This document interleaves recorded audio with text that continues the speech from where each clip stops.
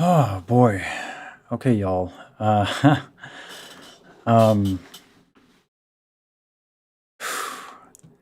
uh, I'm sweating this one. I really wish my oral musicianship were better because this music is, I believe the technical word is dope as fuck. So I'm gonna need to. We're good. I'm gonna need to prepare a lot more than I initially anticipated, which is just a result of the music having a lot of depth. And also, I'm out of practice with my musicianship. It's really exciting. Hey, Top Chugga. Yeah. So, first things first is I tried to listen to the rest of the Fantasia, at least the stuff that's out. And boy, there's a lot of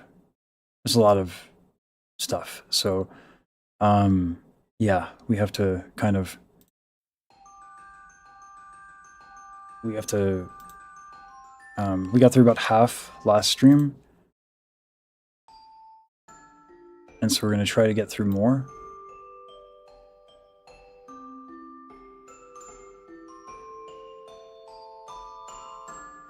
We're just doing here for right now. Next week we're going to figure it out. My god, next week we're going to basically not live stream so that we can figure out a bunch of stuff for the live stream.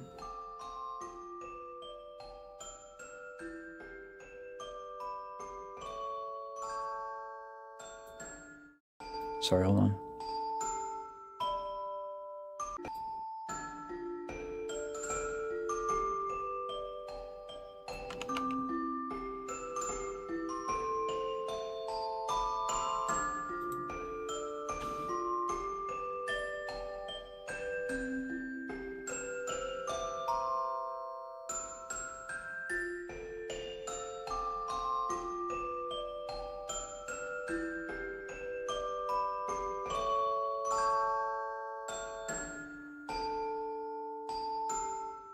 I wonder how familiar she is with mallet instruments.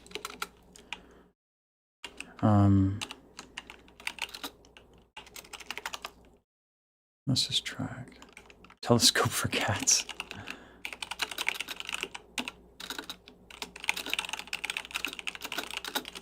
I don't have a structure for this.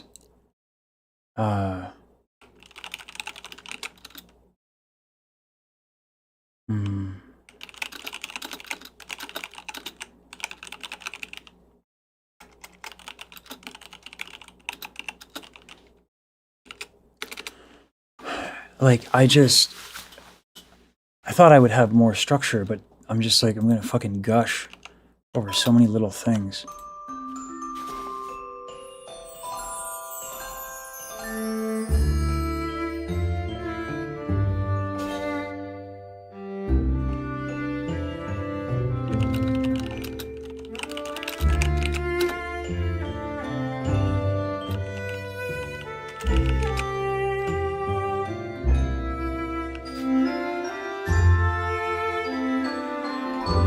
My noise gate is not.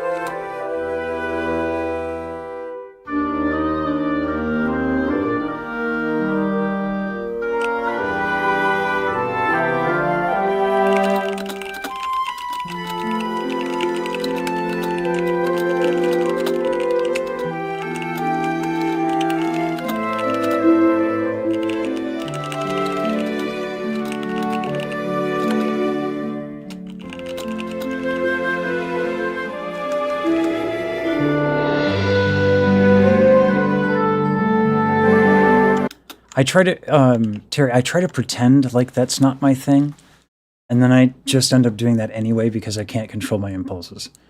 Luckily, y'all seem to like that. So it works for me, right? But like I do try, and then it failed miserably. I like to cosplay like I'm a responsible adult. It doesn't it falls apart real quick. People figure it out.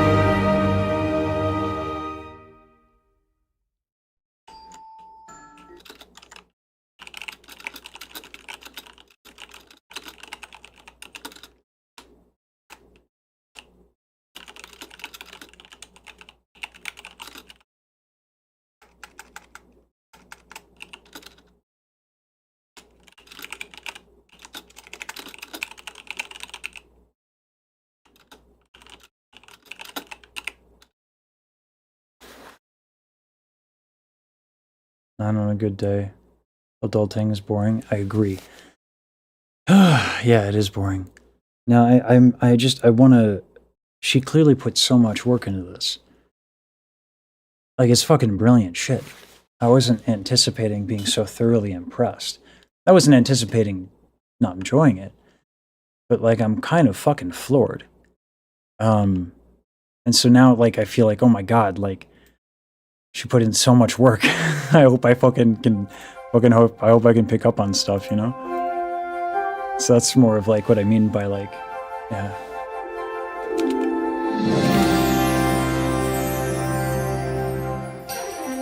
Hi Matt. Hi Mox. Good to see you guys. Thanks for coming to this like more prep oriented stuff. Oh, dog goes back from outside. Let me close the door real quick. And then we get to put on Obsidian's fucking dope ass Be Right Back screen. So I'll be right back. There's a lot of Easter eggs here. I hope you guys enjoy it. He worked really hard on this. Do I need to reload it? It seems stuck.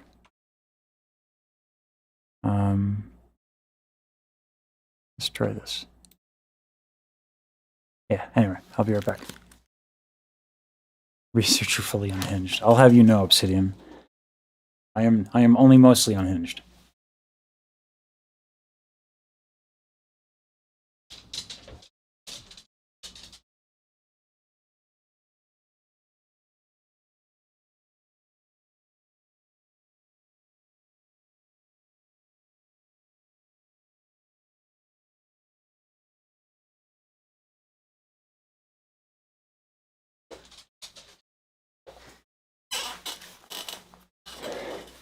Alright, I'm back. I just have to close the door. Okay. Holy flashbang.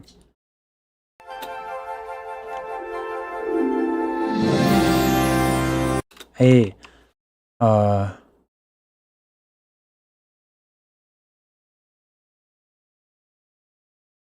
he knows now that I'm not fully unhinged. I don't know. He might be onto something. Yeah. Yeah, let's see. I mean, obviously you can keep it. Her composing streams are so good. She streams her composition stuff? Fuck me. That'd be amazing to watch.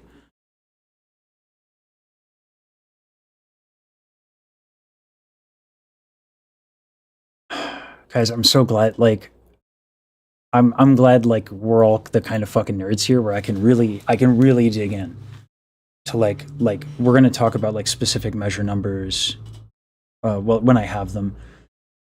She's bringing out her piano for this. So, like, we're really gonna fucking get into it. And, I'll try to translate and stuff if it gets too technical. But, I love that you guys love the details. Because, man, there's so many. And it's so beautiful.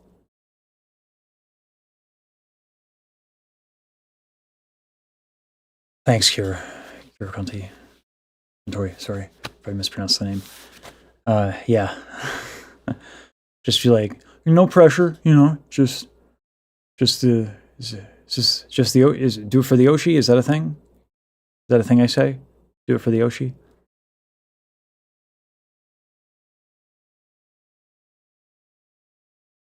Time zones.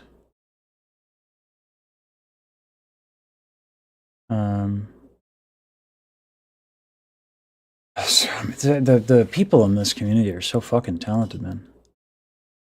Oh, okay. Yeah, I don't know what happened. I don't know what I did. Tell him Too Boring not to worry about it, and to just to focus on the prep.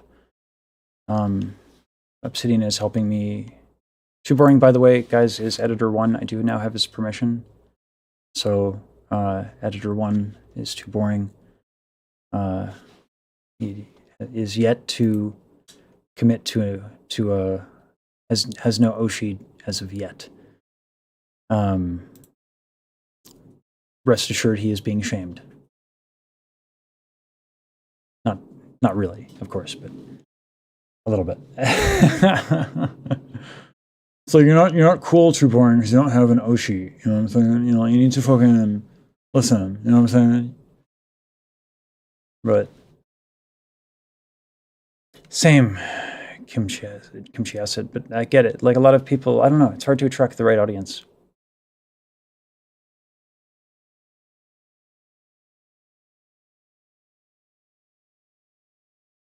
Yeah, Matt.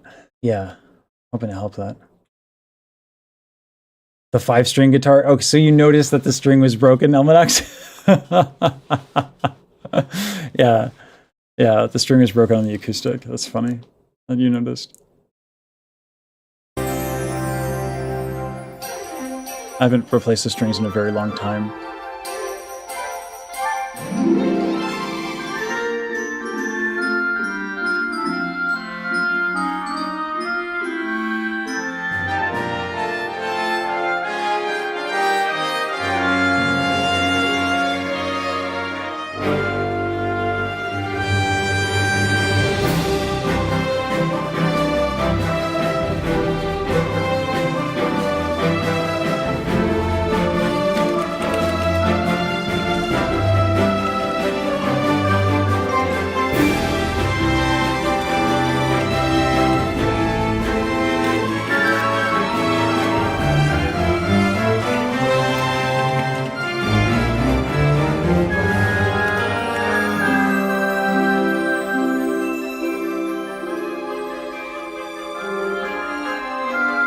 So much John Williams.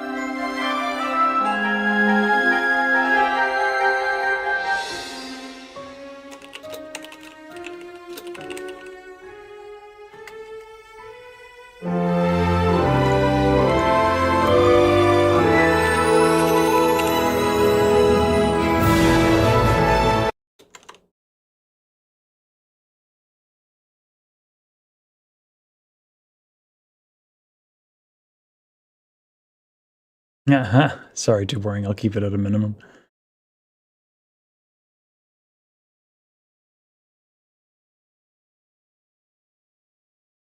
Hey, Daryl, I found my 5-string guitar. I have a whole thing written out actually for the interview. Yeah, I would love to hear her sing. Oh, Froggy. I have to. God, there's so many people I have to familiarize myself with. Like, like it's a good thing. It's a good problem to have, to be sure. Yeah, I'm deep in this. No, we know coming out now. Not that I would want to.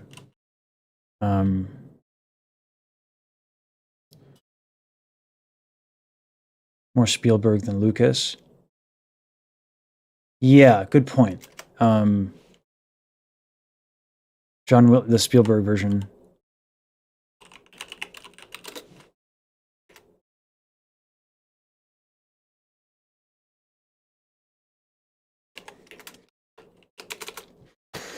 I'm going to have like an infinity amount of questions.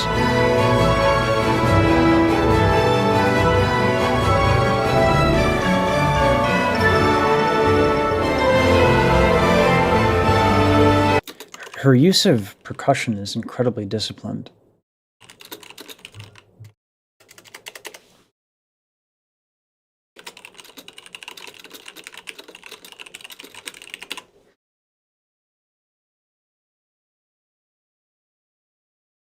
Bring snacks? Oh shit, I forgot to make avocado toast. I mean, I made some this morning, but I'm gonna need something. Let me just check real quick in case my guy said something to me.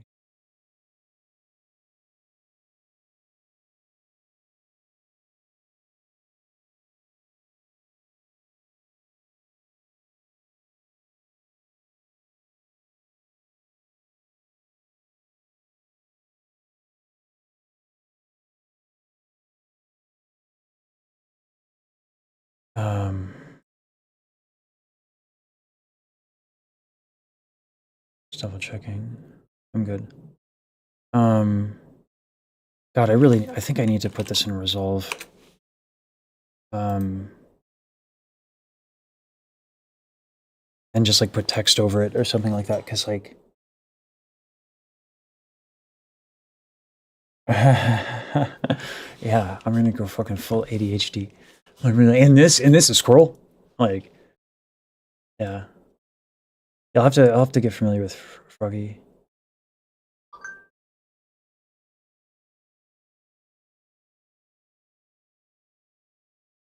Recent quote, I'm the CEO of autism. I feel that sometimes.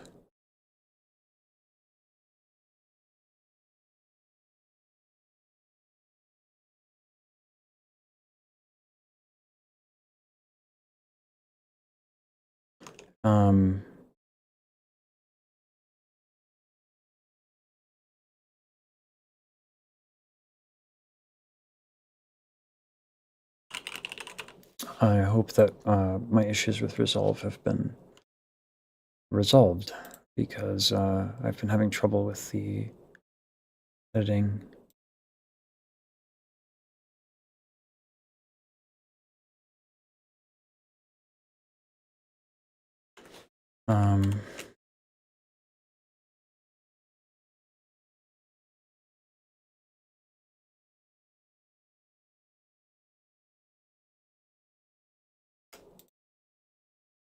Oopsies. How much is in this? I only got one clip out of this. Let me try running this again. Because there are more clips and they didn't download for some reason. So I don't know what happened there. Let me check YouTube DLP. If not, I'll get it. Just having the timestamps is great too. So we usually run a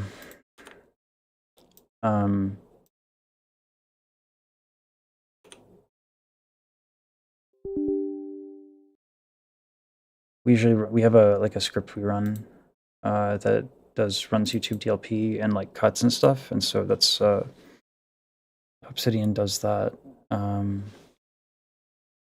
So it does YouTube DLP and cuts using FFmpeg. And it's been a little squirrely. But I do have the timestamps anyway, so we don't necessarily need. We can just use the internet and stuff. Yeah, we have a lot of work to do on our backend stuff. Oh, yeah, I've seen the Michi's dad clip. I need to do that. Wait a minute. No supported JavaScript runtime found. Only, I believe I'll probably need to update YouTube DLP. Let me try that. And then also, I think the fact that they're different links, or they're not different links, is what's doing this. Let me update YouTube DLP and see if that fixes it.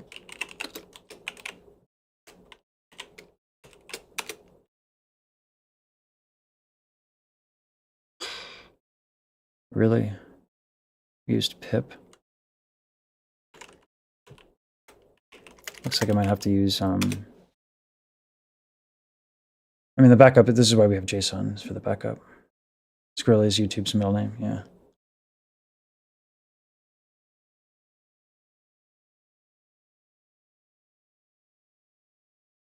I think Mauzy loves that they do. Yeah, I'm gonna be working on. I already handed Rosa an edit to fix some stuff. Yeah, yeah. Usually when there's a problem, it's just like update the thing.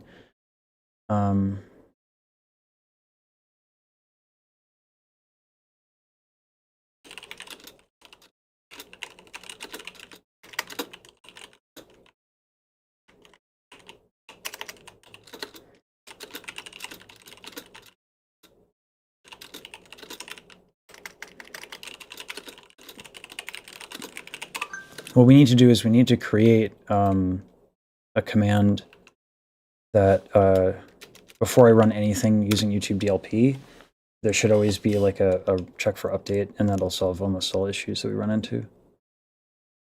Yeah, Matt, it almost never ends for sure. Oh, let me put in my Discord, y'all, for suggestions and stuff.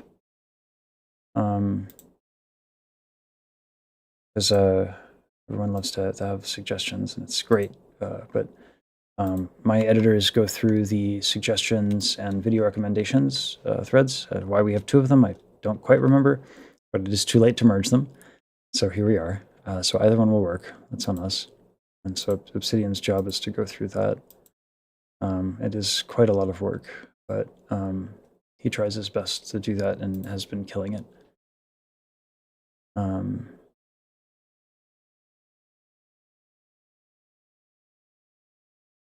Yeah, KD. Also, KD, I made the coding channel. Yeah, when in doubt, YouTube DLP needs an update for sure. Our fucking YouTube DLP God class is so bad. It's in need of desperate fixing. Like, it's really bad. So that'll have to be something. I was going to clean it up myself, but I'm just running pip real quick. In the meantime, I can keep listening to this fucking dope-ass music.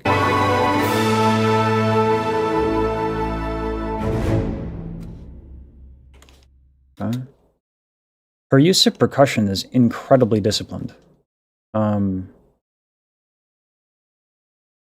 It is wild.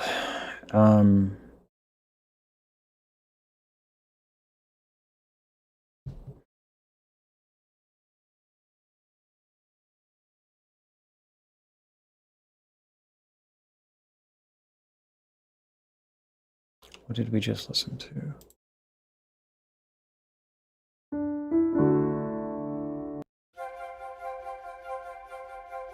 Yeah, that's what we just listened to.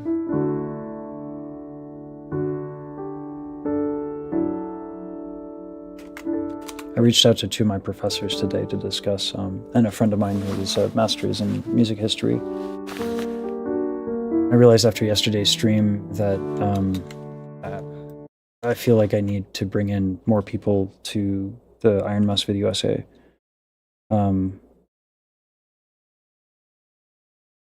Yeah, we need to do a better job.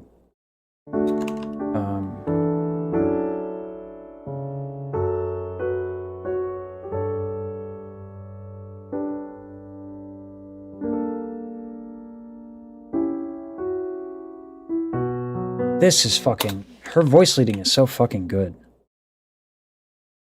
Like this stuff here.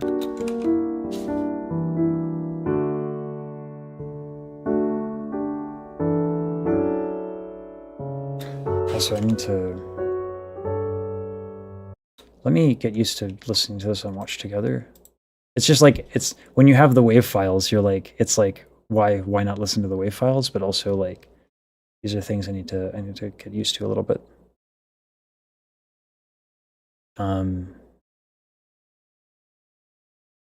Because the Watch Together is how we're gonna do this stuff. So yeah. So I need to put together the playlist.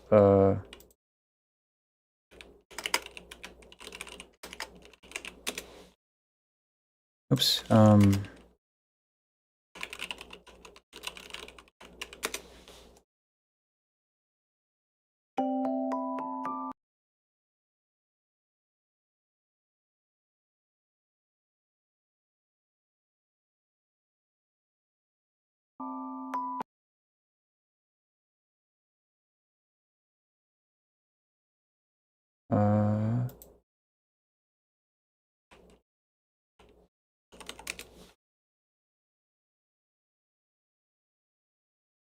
She really should post more on her YouTube. It's difficult to manage, but that's for damn sure.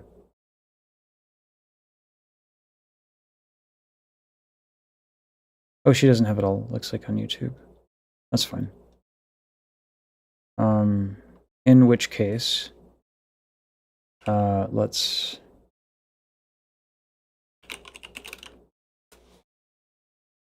throw these things in resolve.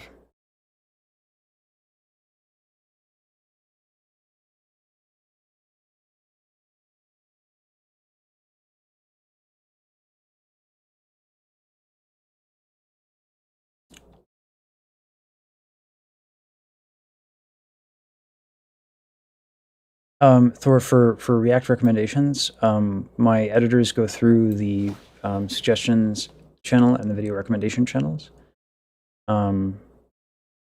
If someone has already suggested it, you can still suggest it, because like the increasing number of like things is useful.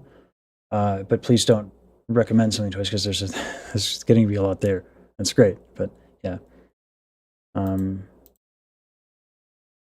At least I'm not vibe coding. Well, the reason why the YouTube DLP God class is a mess is because it was vibed. We were experimenting with it, and we have many regrets. Yeah, we basically started over. Yeah.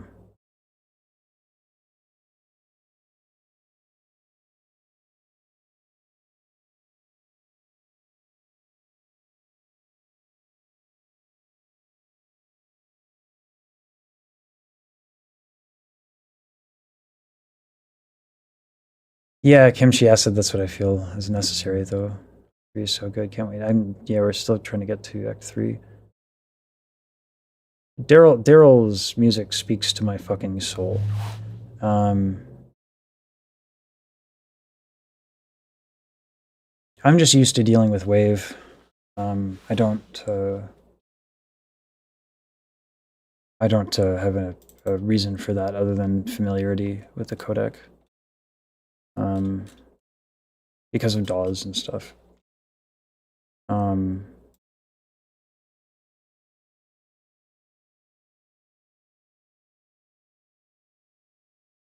Let's see if pip is done. Installing it, I'll run it again.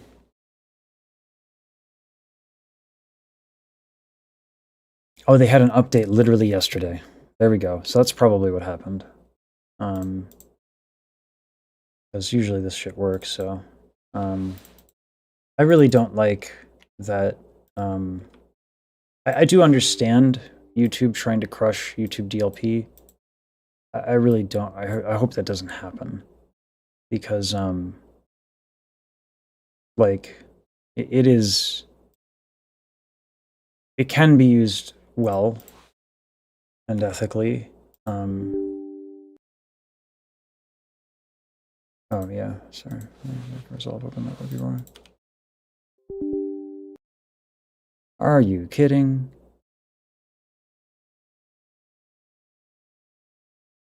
Okay, good.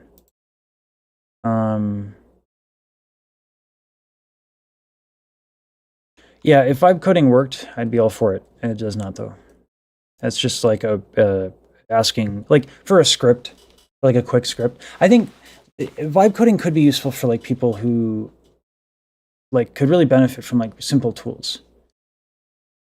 You know, like I would love for people to have less sasses in their lives and be able to just use some open source stuff and, you know, quick throwing together things. But like, yeah, if you want to make anything, you really can't rely on too much on vibe coding. You really do need to. It's either you write it by hand or you spend your time reviewing AI code, and they both take about the same time. So, and if you write it, you're more familiar with it.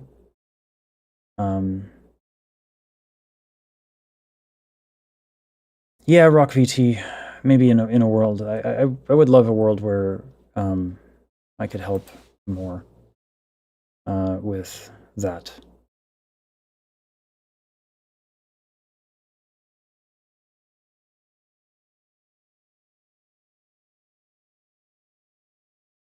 This looks like it worked. All right, let me check.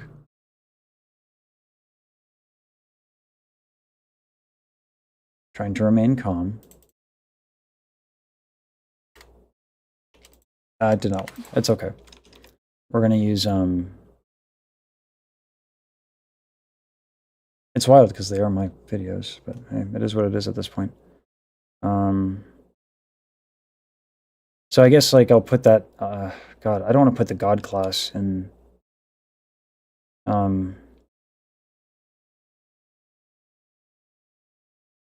don't know. We'll see.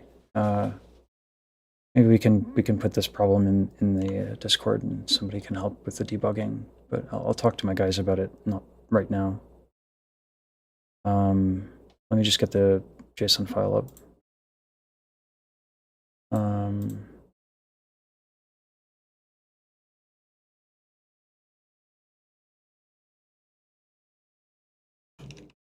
Let me check in with Obsidian real quick. I'm gonna mute the desktop audio real quick.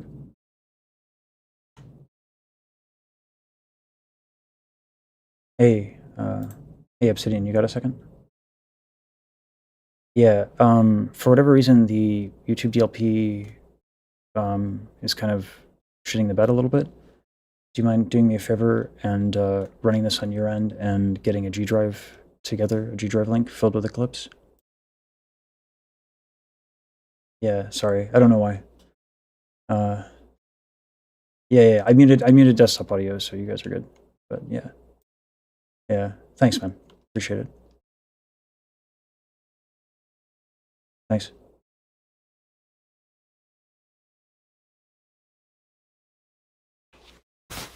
I have people for that.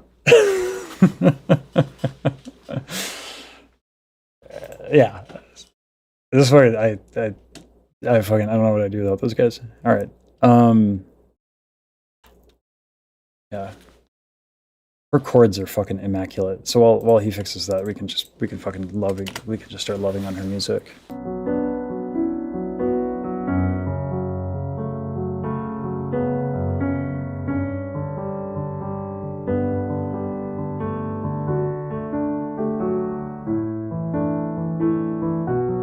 I tend to be Crystal. I tend to be possibly overly rigid with checking if something is safe to listen to, just because I've gotten a copyright strike before.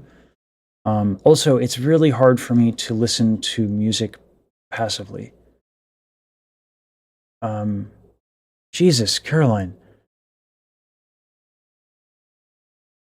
At this point, I feel like I'm obligated to do something for you. I feel compelled. Do you have a specific request that I can prioritize?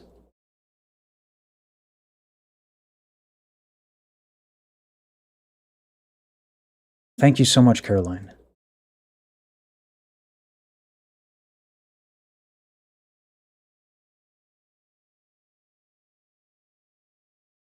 And yeah, Kiriko Kontori, it's been a wild week. Thanks, Katie. Maybe we'll talk about it. I wouldn't mind going over like the architecture as well, because I'm like I want to understand what's done. Not that I don't like. Of course, I trust you. It's more like I have a really hard time because I only ever really worked on my own projects. I haven't really had to work in a large code base before, and this is the kind of the first time I'm doing that. So like navigating what other people are writing has been challenging. So it helps me to understand. If you like, I would need to be educated, I suppose, which might take more of your time than is maybe fair. But I'd love to talk to you about it. Yeah.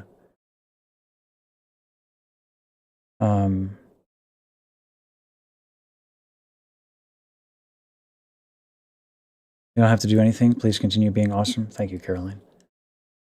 Truly.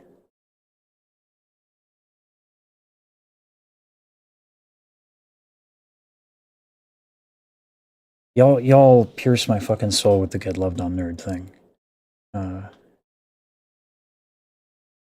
Yeah.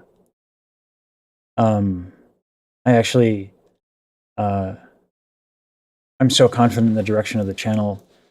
I actually, I'm booking a lesson with Diane because I talk about her enough. So I figure, um, yeah. So I'm gonna do a lesson with Diane and do Music Box of Fate. I think with her. See if I can work out some of the kinks on the higher end. And some of the tension issues. That is definitely my issue more than anything else. Yeah, thank you so much, Caroline. I'm putting it all back into the channel. Yeah, I don't know. There's something going on here that I've been doing this for 8 years, trying to make this work. I've had traction a couple of times, and then health issues kind of came up, and I had to walk away. So I knew I could make it work again, but this is different. There's something happening here that's different. So I'm afraid if I name it, it'll vanish.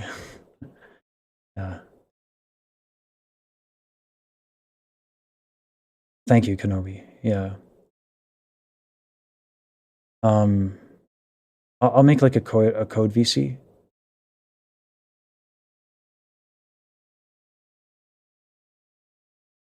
Diane is a marvel and wonderful human.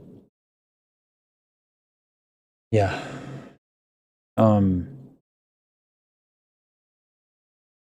I can't talk about all these, like, how motivated I am to get back into singing again and then not commit.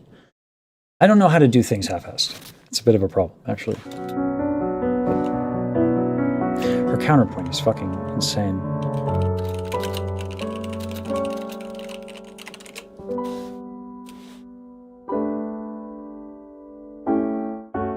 If she tells me she didn't formally study counterpoint, like, read, like,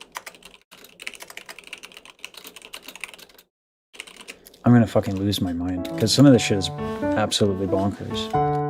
That's funny. Let's go.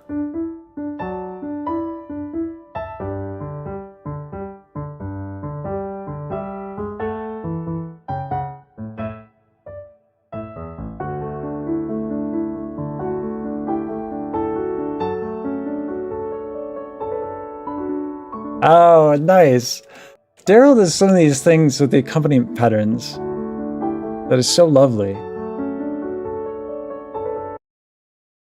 Oh my goodness. I will have to put these in Resolve, because otherwise I can't bring them up. So I do have to do that.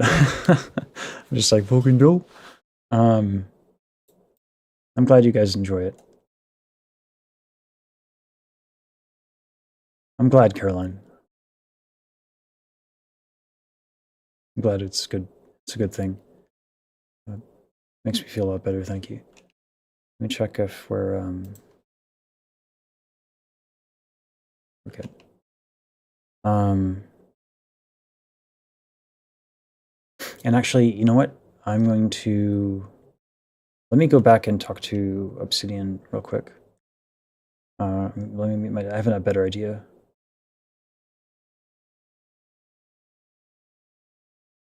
Yeah, I'm muted. Good. Hey, Obsidian, I actually have a better idea. Okay. So, okay. So what would be nice, actually, is this would let me do more, like, write some stuff down. Sorry, I know I switched things up on you guys because we're all learning about this shit, so that's my bad. Yeah, I appreciate your patience. Okay, so yeah, I'll spit it. Yeah, I know, we don't have time. So that's the Watch Together room link. Can you put the videos up unlisted on the channel and then populate the Watch Together? Too boring. I've showed you Watch Together, right? Okay, I'll show you guys real quick. It's not complicated. This is how I'm going to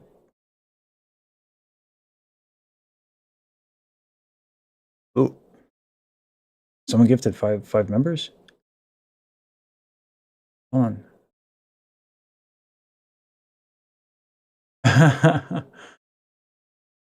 Oh my god. Terry, thank you, man. I deeply appreciate that. Um, wow, thank you. Um, yeah. Damn, guys. Give me 1 second.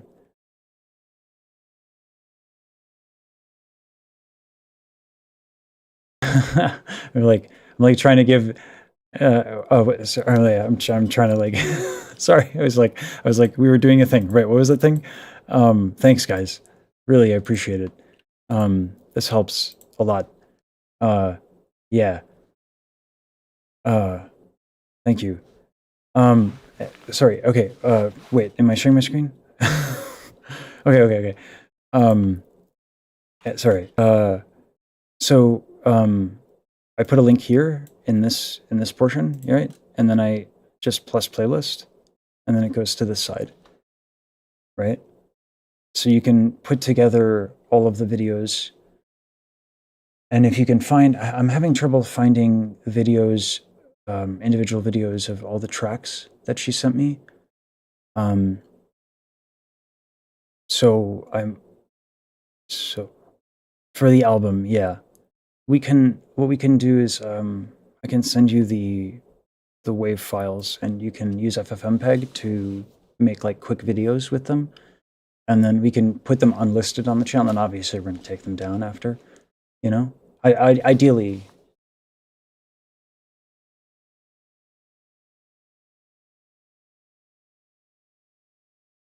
Oh, you already got. Yeah, yeah, yeah. I'm talking about the. You already beat me to it. Okay.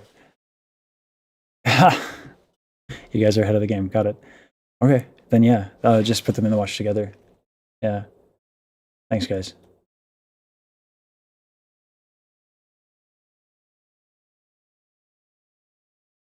Well, it sounds like Obsidian has it, but I'll put it in. I'll put the wave files in just in case. Okay, it's in the chat. Which chat? Oh, code room one. Got it. Yeah, yeah, yeah. Got it. Oh, but that's Spotify. Yeah, yeah, yeah, we'll need YouTube. So yeah, I'll send you the WAV files. Sorry, chat. We're trying to figure this out. This is on me. This is on me. 100%. Yeah. Yeah. W production indeed. Yeah. Um,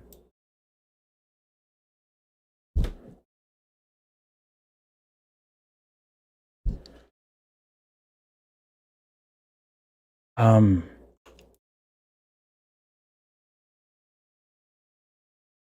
sorry. I'll link these.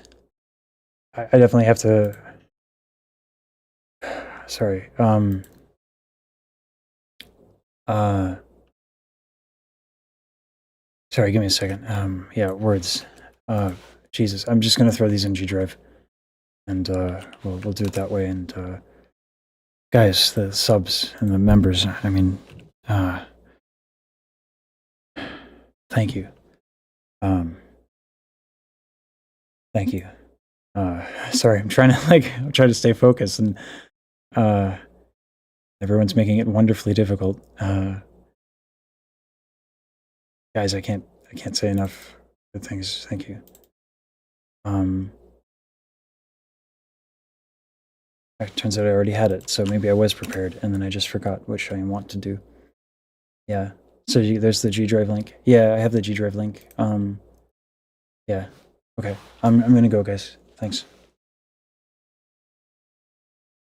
Yeah, yeah, yeah. It's in 31820 in the forums. Yeah. Yeah. Thanks, guys. Yeah. Sorry, guys. Um,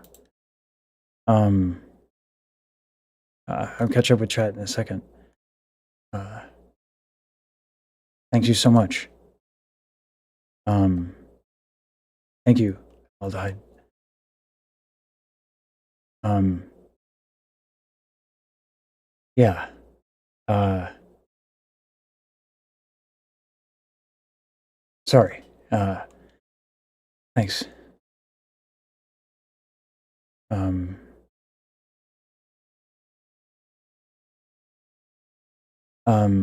so I'm catching with chat now. Sorry. I'm a bit taken aback, y'all. Thank you.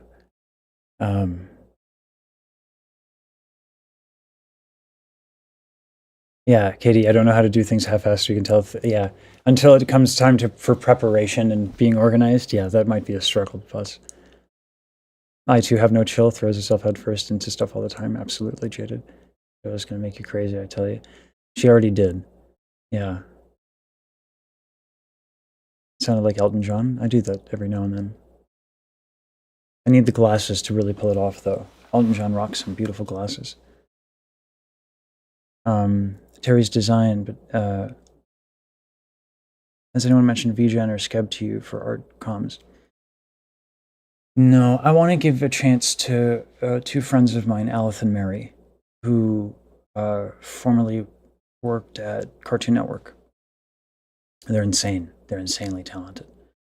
And so, yeah, obviously going through the community is a big deal. But I've been looking for an excuse to commission Alith and Mary for years. They're extraordinary artists. So that's I'm going to talk to them first. See you, Terry.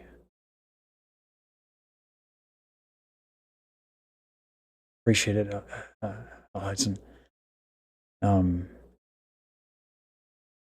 Yeah, thank you guys. Evening, you're sleepy too. Enjoy the poop session, Matt. And thank you for joining, also, Katie. Thank you. Let's get this stuttering full over 100k subs. Oh my god. That would be nice. I'd put the plaque, yeah, right there. That's for sure. Sorry, my heart is racing, y'all. Yeah, it's a lot of green and blue. I'm trying to get to everybody here. So derailing things is what chat does second best. It's such a pleasure, though, to talk to everybody. That's why I love live. I haven't been good about responding to comments on the channel. I'm going to take the weekend to not work. Well, Sunday. I'll take Sunday off. I haven't really had a day off in like 3 weeks. I've been just writing kind of like an energy that I was like afraid was going to go away or something. But like it's not, which is nice. Yeah, I feel like, well, I don't want to get too sappy. Kimchi acid. Look over there, it's a diversion. I just remember that we love lasagna and you're the only here because we suck at spelling. Thank you, Almanax. It's at the chaos when streaming seems to be overwhelmed. I appreciate the emotional manipulation for the benefit of my soul and the channel and my guys, and I will put it back into the channel. I told my guys I was going to do a lesson with Diane on stream, if she's willing. She tends to be very private. And they were like, "Why?" And I was like, "I can't be saying that I'm feeling transformed and ready to commit to singing again, and then not." Diane is the best there is. Period. I've seen a lot and worked with a lot of people, some of them very famous. Diane is a genius. Like, I don't throw that word around often, by the way. I do not. Truly, Diane is a genius. And I would love for you guys to know her her mad scientist brain, because she's a hoot. She's also a hoot. She's a really interesting person. Has Mouse contact you or done a react? No, no, no. I don't know if I'm on her radar, Terry. She's very busy and obviously has quite a lot to deal with, professionally and otherwise. So I joined Marco's stream this morning, and I did a super chat, and I told him that his cover of Alicia was marvelous. And actually, Too Boring is working on that video, as well as because the Iron Mouse video essay is going to take so much time now, because we feel like we can afford to, which is another blessing, because that's a topic that deserves quite a lot of attention, and love, and very careful navigating. So we're gonna try and do that. So I was trying to write it yesterday. I feel like I got the intro to be decent, but the body paragraphs are not going to work the way we have them now. They're too general, and I don't think they're respectful enough of they're too presumptuous on the CVID struggles, which I think is inappropriate. So I'm rewriting it. But like it's good. It's good. This is the writing process, right? You go through a draft and you iterate, and we can go through this process. It makes no fucking financial sense to do it this way, but who the fuck cares? Like, you guys are gonna watch the shit out of it, and that we know that allows us to take time on it. Yeah. Really about health issues, legally blind, a lot of other things. Tried work and streaming, had to put stream on hold 6 years, quit work 2024 after a 12-year IT career. A very similar situation for me, Snacker. Yeah, that's tough.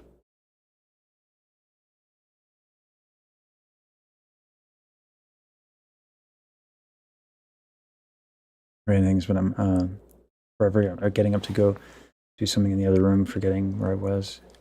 Okay, Rock. Have a good lurk.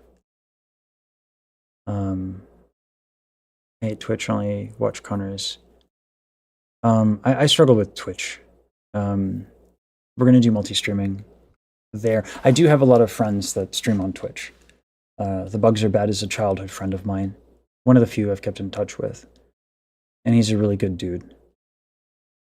Some of my dearest friends, Luna Kitsune and Sismel, started streaming on there as well. So there are a lot of people on Twitch.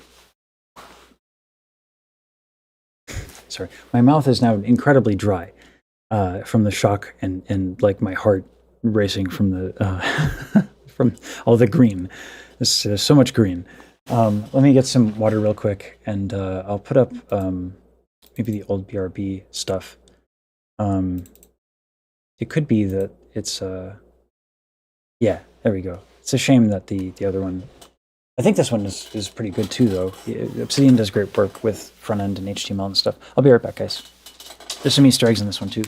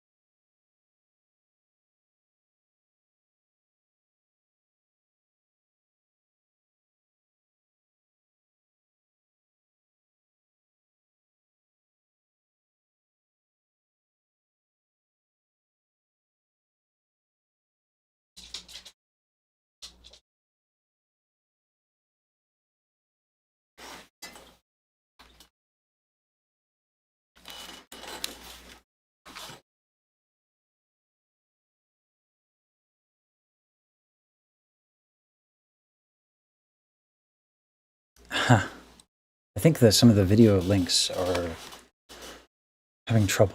So we might want to do unlisted video links. Anyway, so that you were going to have your friends help you with finished design stuff, and they sound awesome. Future arts pieces like for the channel or for YouTube. Yeah, for sure. I mean, like, I don't know if Aleth and Mary are, fucking super fucking legit. I don't know if they have time. So I just want to check with them. Yeah. And I'm happy. I've been hanging out in Riku's voice chat inside his Discord. And the level of talent in there is kind of nuts. So yeah, I know the community's not lacking for it for sure. I really enjoyed your Hey Maka. Enjoyed your reaction to Iron Mouse and the VTuber scene over the past couple of days. Thank you so much for your kindness. Thank you. Yeah, I'm trying to enter this community gracefully and respectfully. Please make sure to get good, proper sleep if it's been a bit everywhere. It's key to health and streaming longevity. Agreed, Kenobi. I'm being mindful of it. Yeah.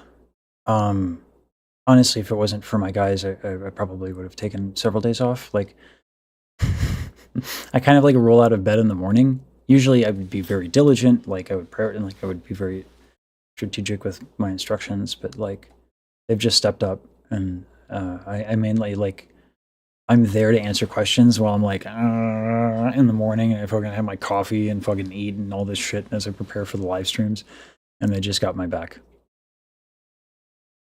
Mousy hasn't been feeling good. She didn't stream yesterday, taking a day off. She hasn't reacted yet. Listen, Iron Mouse doesn't owe me a damn thing, right? She can do everything she wants in her own time. She doesn't owe me anything. Yeah. So if anything, it's the other way around, right? I owe her that, and everyone involved in that. Listening to that, I don't know, it turned something around for me. I don't seem to be the only one who has that sentiment. That's kind of why I've been obsessed with like meeting everyone involved. Yeah, I'm not worried, Cubs fan. Like,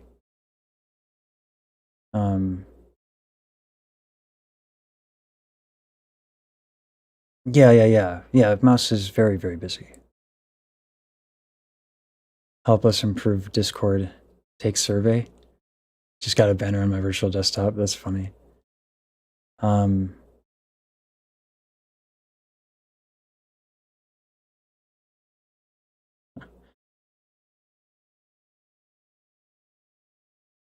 Found Obsidian's folio through their Discord bio. They've got some serious front-end skills. It's impressive. I agree. Katie. Judging by your Discord, I'd say it's nearly impossible for you to not be on our radar. But her health fluctuates. Like I said, Jessica, it's like her wellness, her and like also like I'm now an Iron Mouse fan. I whatever's best for her is what is the most important. I don't, like I said, no one owes me anything. Devoted to talking behind his back to his face. She can just only see someone much and do. Yeah, of course. Makes him it makes him feel. I don't know. I can't speak for him, but it's a lovely thing to say. I agree. I think Obsidian's quite good. I think Too Boring is also very good. And together, with their powers combined, they do some dope ass shit. Riku is a really cool dude.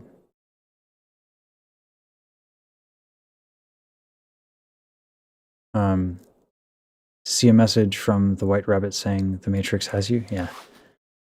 Soon, I suppose. So what is your computer setup? I see you running Windows, but you mentioned VM. I don't think we're running a VM. We're running a VM right now. We're trying to get up a NAS server, but fuck me if I can get it to work. I think something's wrong with the connecting the CPU to the motherboard, and maybe it has to do with the way that I put the cooler on. That's a pain in the ass. I'm just gonna take it to a shop at this point. They are indeed Captain Planet. I want Iron Mouse to see the video because she deserves to hear the praise, but I hope people won't pressure her to watch it before she's ready. Iron Mouse seems like a strong-willed individual. I highly doubt she will do, you know, anything she doesn't really want to do, which makes me happy, actually.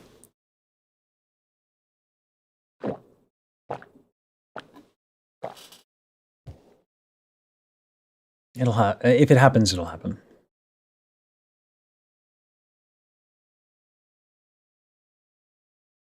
I don't think I did KD, but if I did, I did. Oops. You know. Luckily, it was I think it was 12th gen, i7 or something. So not too bad if it's broken. Lasagna is delicious.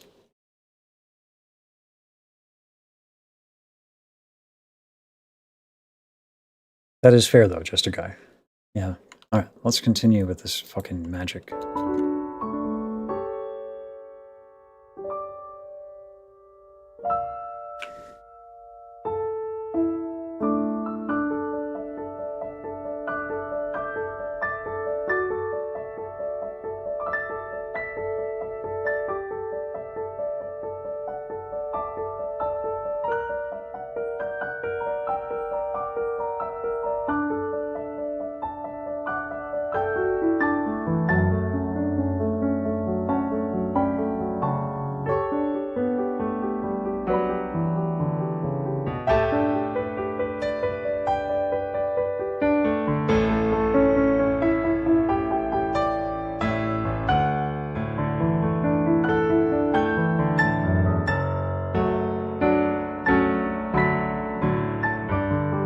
Her like the way she switches accompaniment patterns is so fucking cool.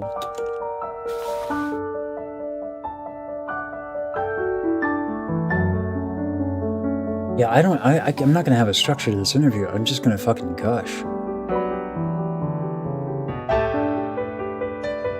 I do have a lot of questions.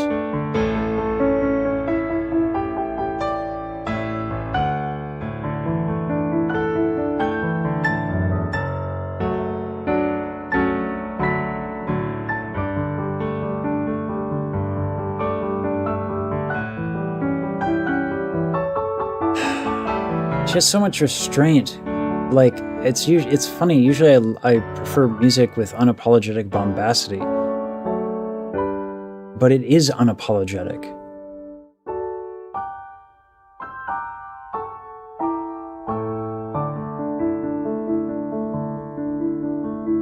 She doesn't use restraint to hide.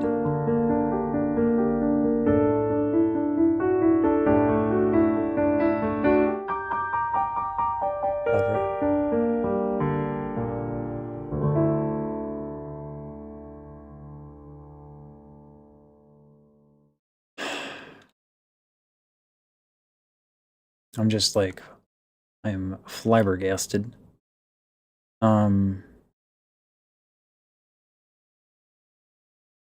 Oops, did I give the wrong? I think I gave the wrong. Give them the verticals. Yeah, I'm not helping my guys. Sorry, 1 second.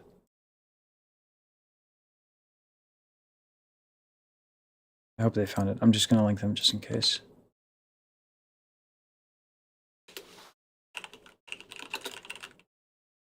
Oh, I did already link it. All right, I'm good.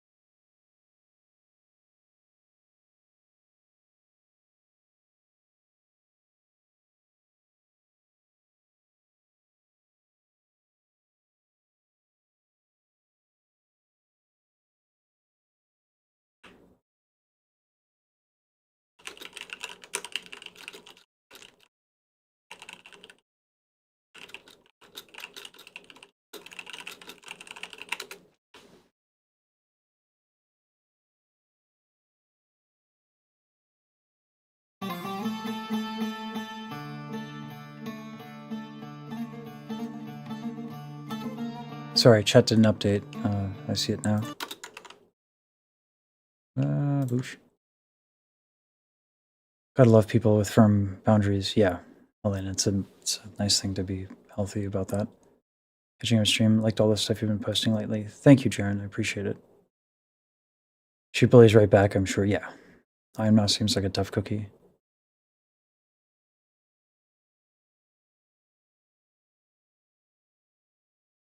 I hear a lot of Final Fantasy as well, Kim said.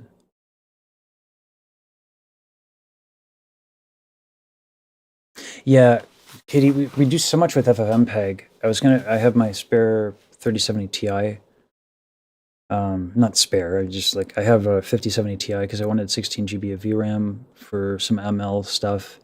We ended up not using anyway, but it's nice to have the VRAM.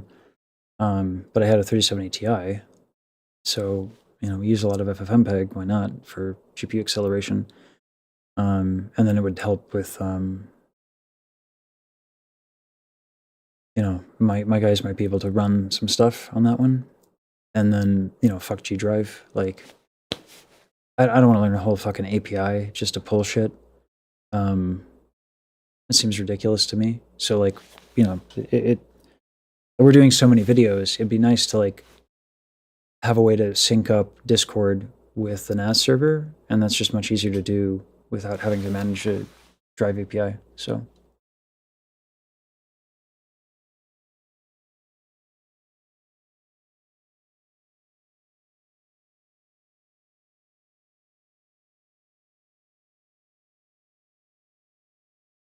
Be honest, did you expect 25 memberships and 90 people watching for just doing your homework? No, Almanacs, I did not. Yeah, it's amazing. Yeah. I don't know why, but I'm glad. I'm certainly not going to fight it. Yeah, it's amazing.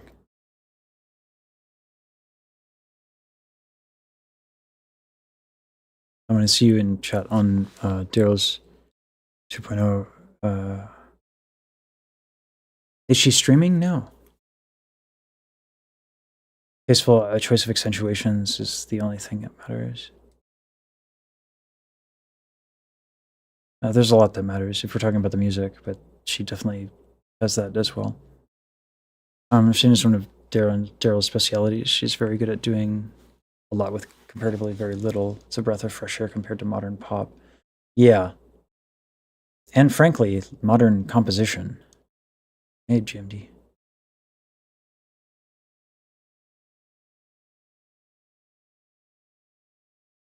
Yeah, Almox. I'm still taking it in. I never look at the view count ever. The thing that matters most is the chat. Both to me personally, and then also like as a fucking, if you want to talk about like business metrics, but it matters. And by the way, no pressure on lurkers. As I say this, please don't feel pressured.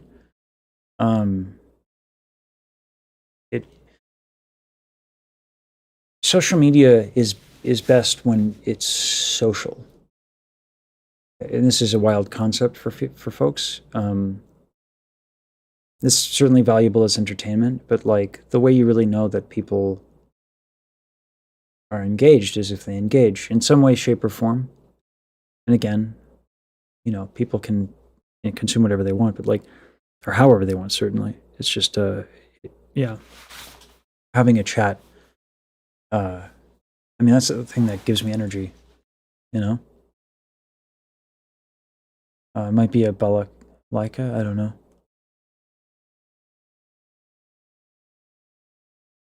I'm glad, GMD, that the mint upload was good for you. If you want a temporary holdover, I can give you a storage instance on my server. 98% uptime last year. Damn, KDA.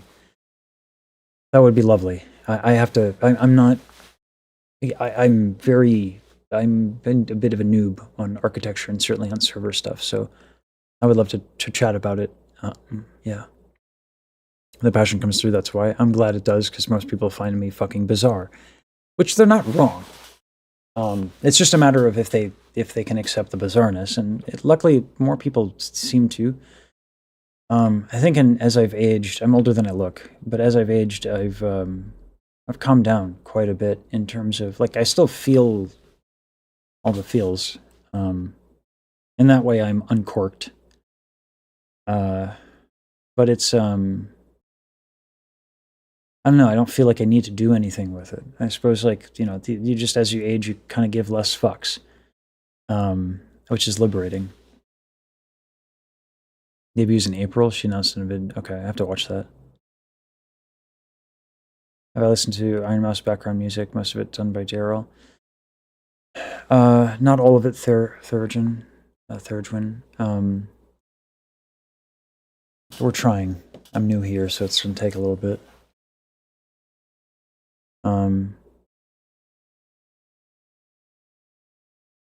Insert suffering from success memes.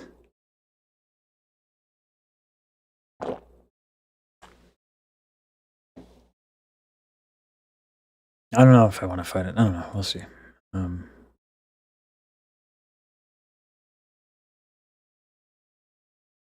I mean, Cubs fan. I mean, that's what I enjoy. You know, I know what it's like to watch a streamer and you type something and you want to engage, and they're just kind of like they're. That's why I don't want to do game stuff unless I'm playing a game that I can easily pause. No shade on. I don't. I like chatting. That's what I enjoy. You know. That's what I'm finding. Snaker, the community enjoys like oddity and creativity, and it's celebrated here, which it's not always. You know. People really like art in this community, and that's nice.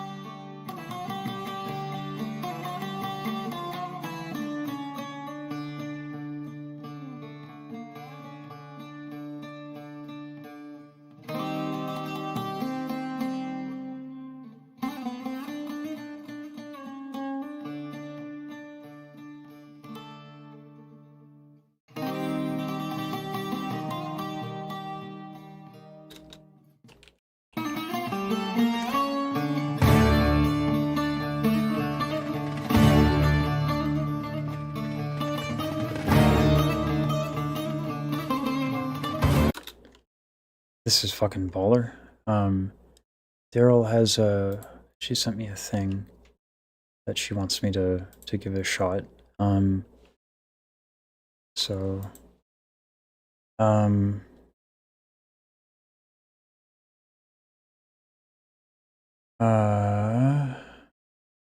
do I do this?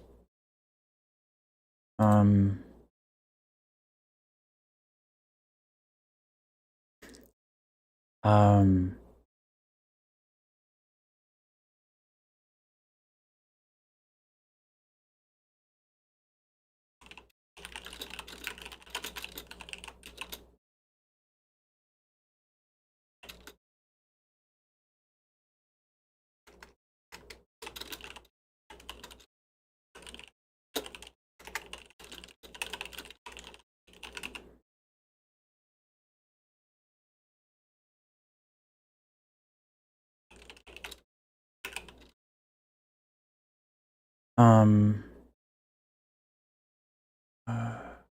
going to close Discord because I want to try and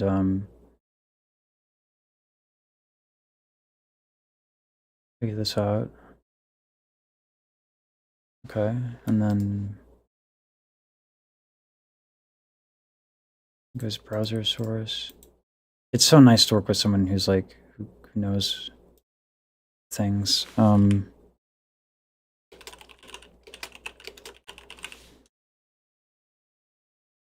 Um,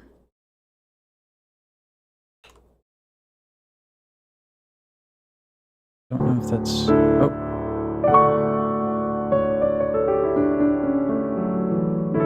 She sounds lovely. I don't know if I've just, like, surprised her. She's, like, practicing. Let me open Discord. Oh. You're still my heart, Daryl. That's beautiful. So we should not eavesdrop on her sound check. Okay, we gotta stop. As much as I would fucking just... Ooh, boy.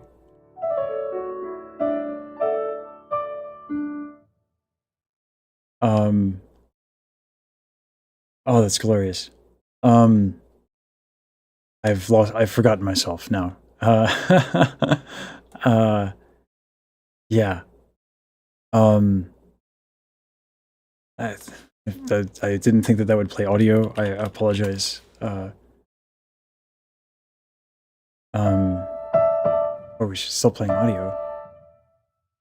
Where is that coming from?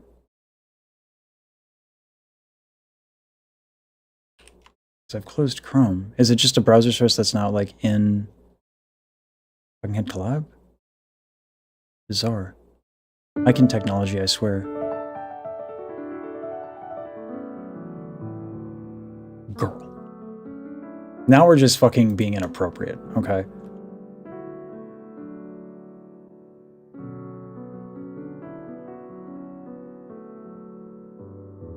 Yo, this is her sound check. Come on now. Come on now.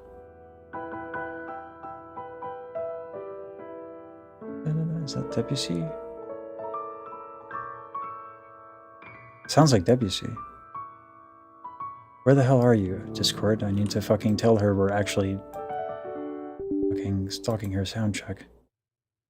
By mistake. Oh, I love the violin. Okay, so you go from WC to fucking ragtime? Okay. I'm gonna mute the desktop audio. We shouldn't be doing this to her sound check.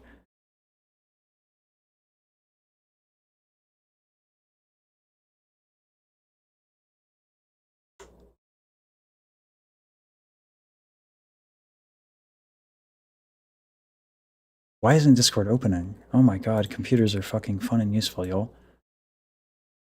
Watch it be open. Yeah, fucking Windows. So it's running for some reason, so I have to end task. Come on. I know it's pretty, and trust me, it's still pretty, but I just, I don't want her to,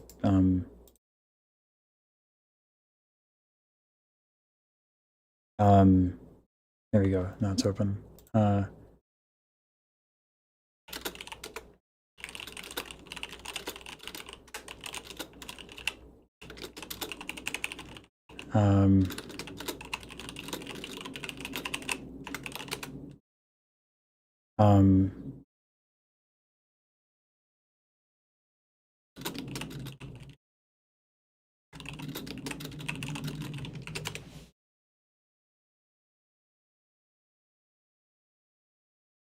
Do I just,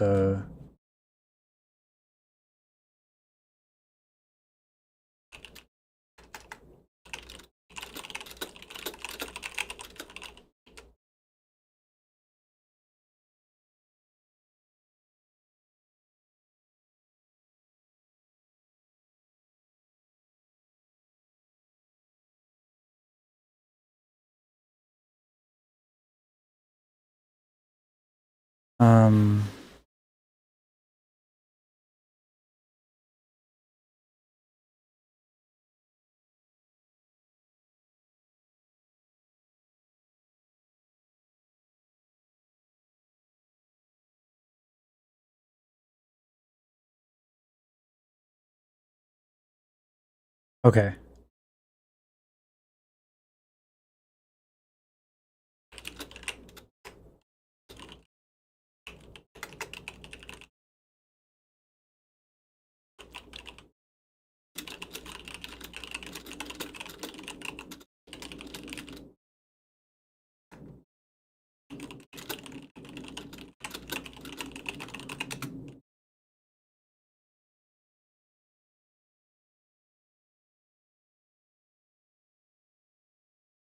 Sorry, I'm talking to her a little bit.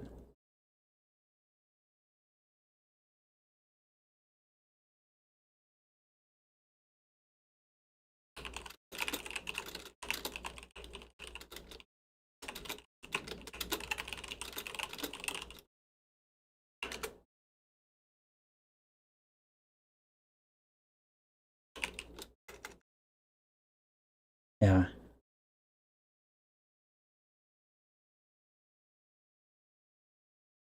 Um, okay. This is gonna be really distracting. Like, I can't like publicize her sound check. You know what I mean?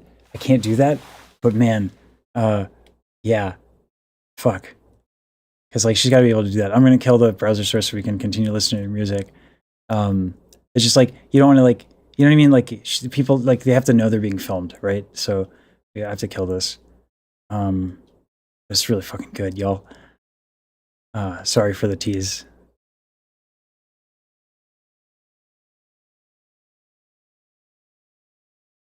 Do I just kill this? Is that how?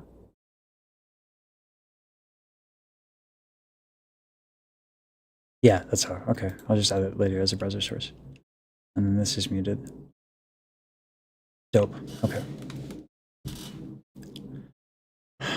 Fucking swoon. All right. Sorry, y'all.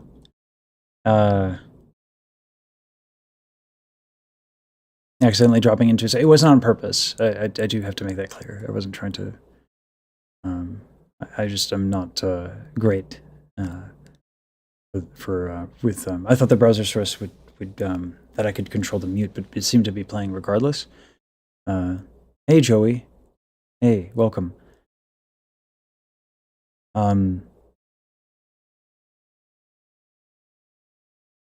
You're sleepy too. That's a good description. Yeah,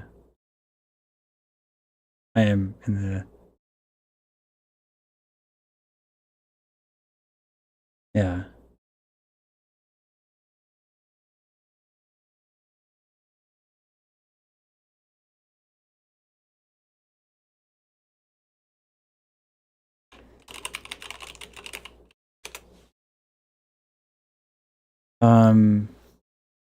I don't. I have a physical mixing board. I haven't set it up. Yeah, she could literally meander, and I'd be fine.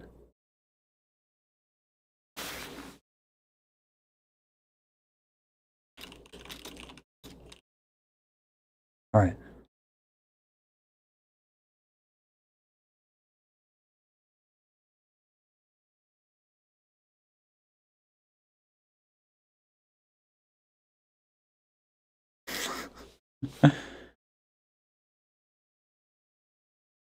Almanacs. Oh, be still my heart. Pass me the smelling salts. My heart doth flutter.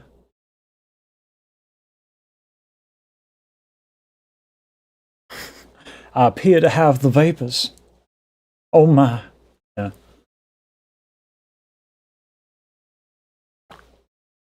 Well, that is most definitely accurate. All right.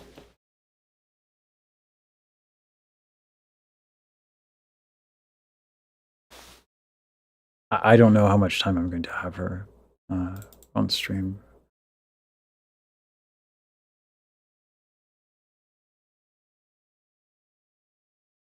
We were.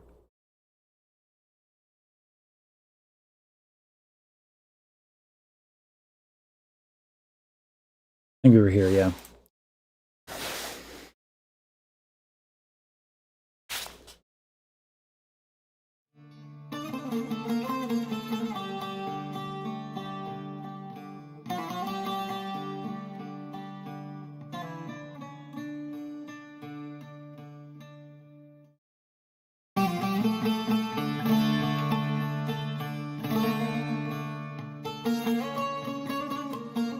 I have a MIDI pad, and then I have another kind of mixing board that is not MIDI, and I don't know how to hook it up to OBS. But yeah, it'd be nice to figure that one out.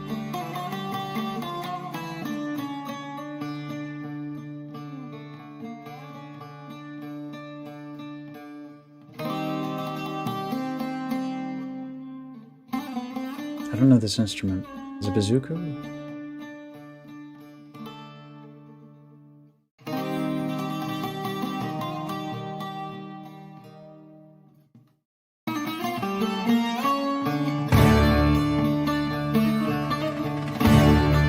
Man, she has a dramatic flair when she wants it.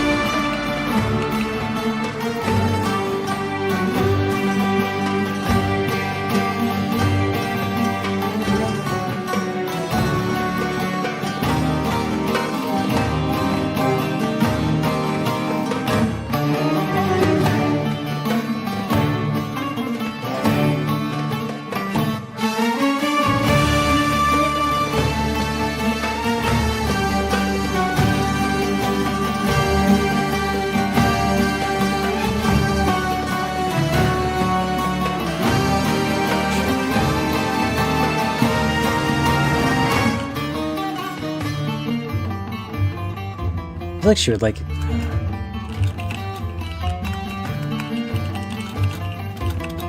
I feel like she would like Aldi Meola quite a bit.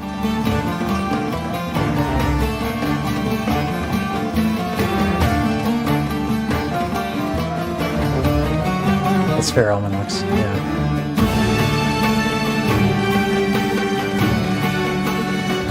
Sounds like in the sitar family, yeah. I mean, it would fit the aesthetic. Okay, Jessica, enjoy your lurk. Oh, jeez, yeah, don't lose sleep, man. Did full RPR route missing an event picking his best?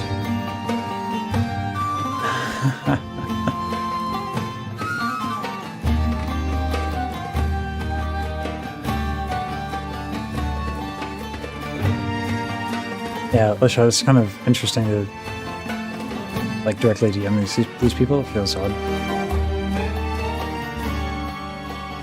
I try not to send them much. Obviously, they're busy. You know?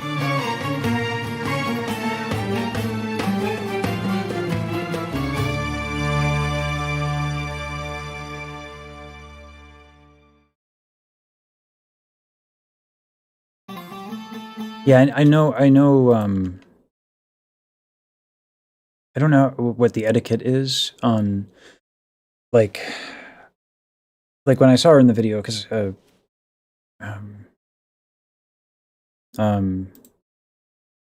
before before I explained like VTuber etiquette, one of my guys pulled up a possible thumbnail image of Daryl, and I was like, nope, we don't do that. I don't know what the etiquette is on calling it out. Like, there's something on her YouTube where she's playing, but yeah, I'm just gonna play it safe and just not point out people when I see it. TV editor 1. Nice.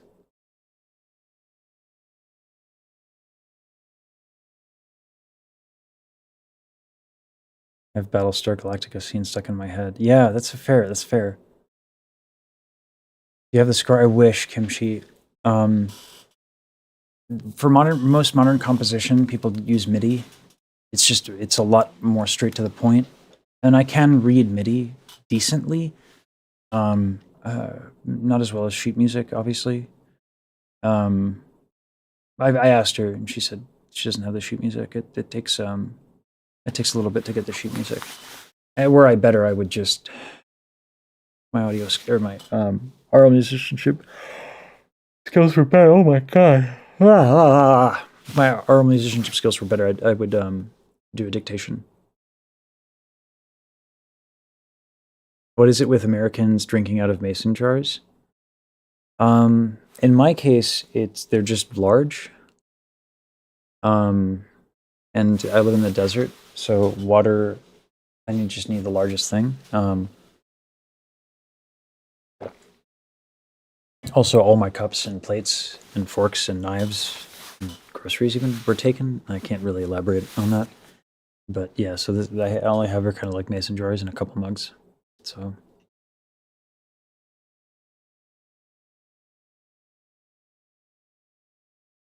Almanac, I mean, she's done so much stuff. You know, she set a lot of music to video. So we kind of do have an idea. But yeah, she would be great. Sounds like someone crossed a banjo with a cither. It's a good it's a good reference. Yeah. Um yeah, there are a lot of yeah, best policy expert. Um sorry, Rock, if I feel I didn't mean to call you out. Uh but it's not got a rim design for drinking. How many times I've seen spilled? I just don't really have a better option right now. So that's why. Aren't there apps that convert MIDI into sheet music? Yeah, but they're terribly inaccurate. Like really, they're really bad. You need to go in and like edit them and stuff. Yeah. I can't music to save my life, but listening to people more talented than me. Everyone's got, you know, everyone's got a talent. Like, you know, I need my accountant. I was telling somebody, I won't call them out. But like, you know, we all have different skills. Yeah.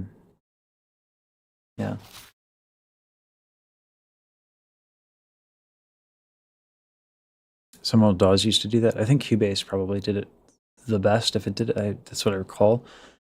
But yeah, like with music like this, and then also like if you use like Ruboto or something, it can fuck it up. Like it's great when your MIDI is like perfect, but if you do anything, if you play in anything and you know play with time or whatever, like the translations don't work. Interview is at 12, so for me that's in 30 minutes.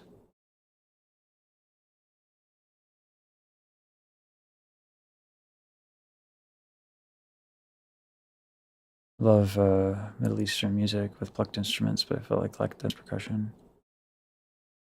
Oh, okay. Sorry, Rock. It's just I felt guilty. You said you were looking at your chat. So yeah, didn't want to have poor etiquette.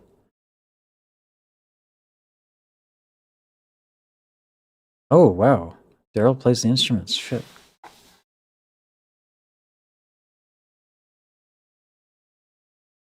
That would be wonderful, Katie. Yeah, that would be great. If you want to let me know your availability, we can schedule something.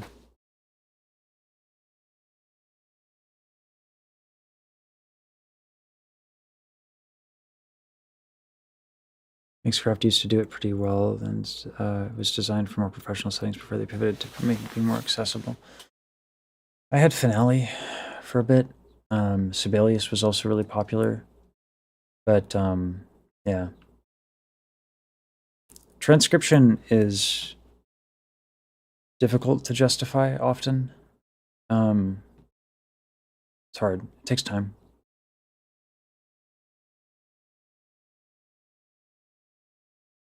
Kimchi acid, you would need to. I don't know. I'm not terribly familiar, but I just know that in my memory, in my recollection of using those softwares, is that they're a pain. Like they will take care of a lot of things for you and make it easier, but they don't do it all for you. Yeah. It'll be 3 p.m. Yeah, I gotta. It'll be a video, Caroline, and the VODs are always available. But yeah, the interview is going to be a video.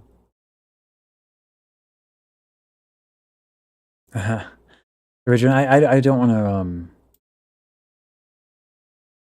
to. I don't want to. You know, like I don't want to ask for anything from you guys. You know, like I want to keep this. I'm trying to make it better for y'all. So I'll get a water bottle. Yeah. I actually enjoyed transcript. That's interesting. I despise it.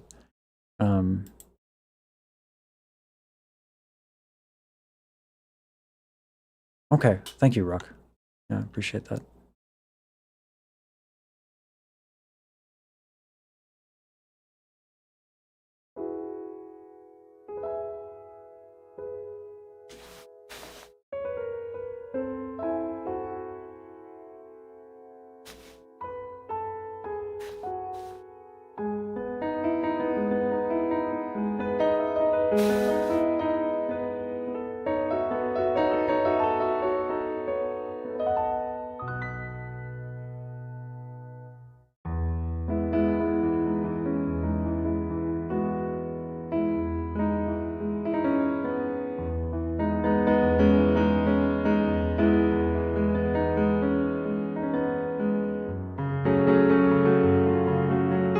Thanks, Katie. I'll take you up on that. Appreciate it.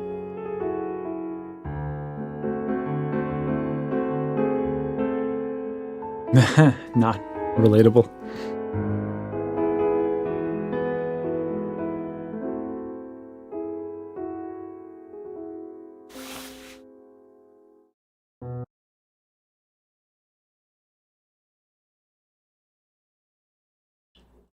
Well, I would say that you know. All right, third one. I'll do it right now. You win. Thank you. I'll do that right now. Thank you. Um, um,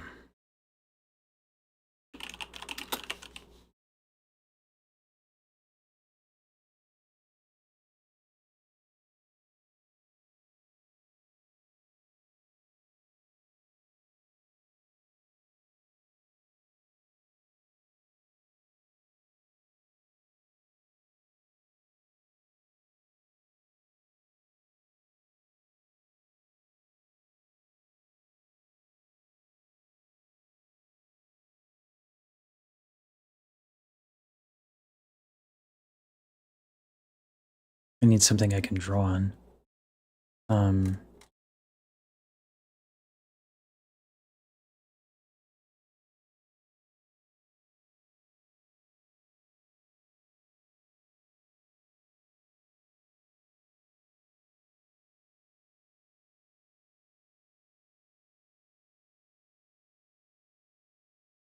This looks good.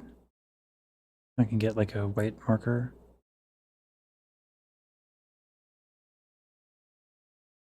Um,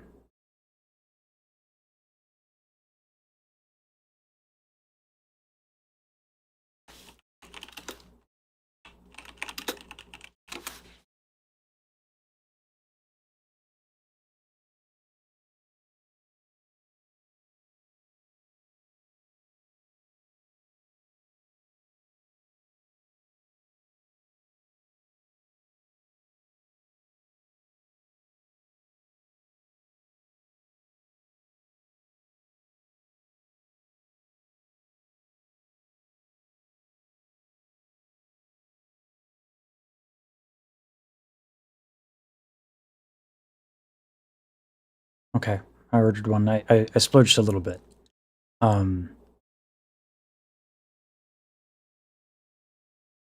I got that in a white marker so that I can start putting people's names on the cup. Thanks.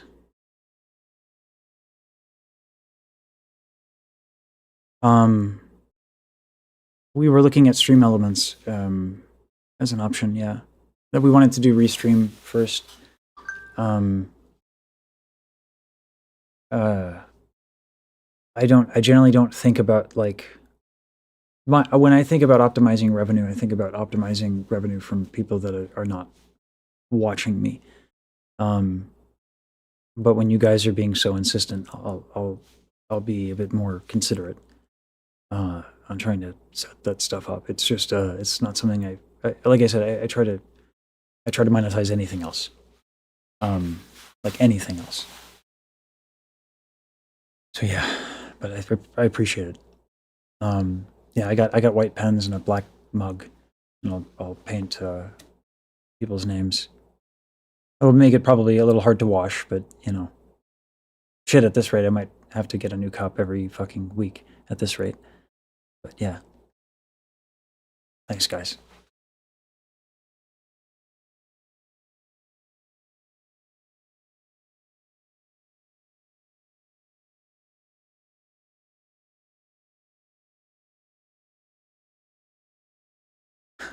That's. I was thinking about something like, hey, I hope you don't mind, Thurgeon. I was going to put your name on it as a thank you. Is that okay? Um,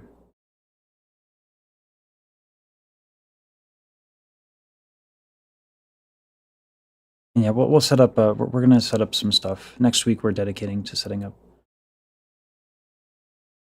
Oh, I can seal with spray. Oh, that's a good idea. Let me put that in our thingamabob. Our Discord.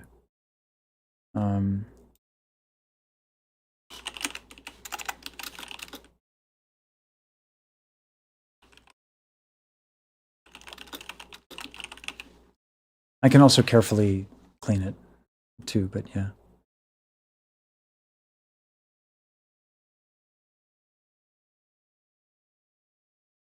That's a good point, Thurgeon. It's also around all of my gear. So yeah, having a bottle will be nice.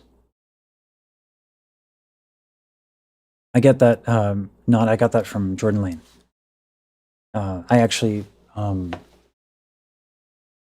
I was taking off the first time before like health things got in the way, I actually wrote everyone's name on my guitar. Yeah. So I got that from Jordan. Jordan Lane is great. I was supposed to do a video on her, and then all this started happening. So I'm overdue for that one.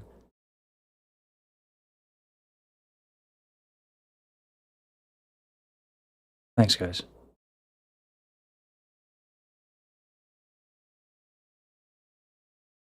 Yeah, Cure Conti. It's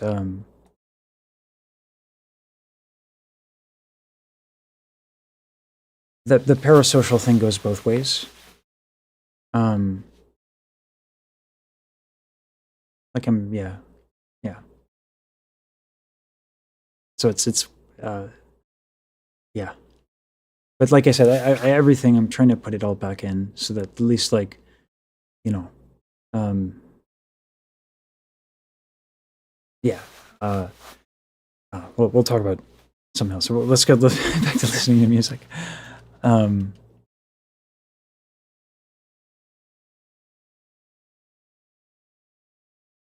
That's what I'm thinking. The kitty. Anyway, yeah, like maybe not a varnish on what I drink out of, but.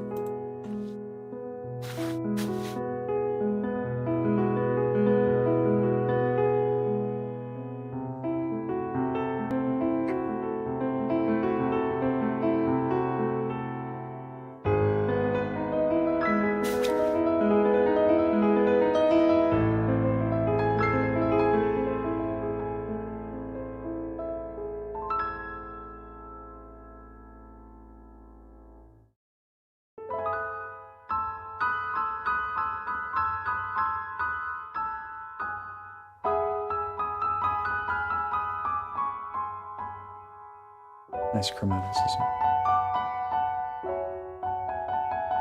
She has to listen to some WC.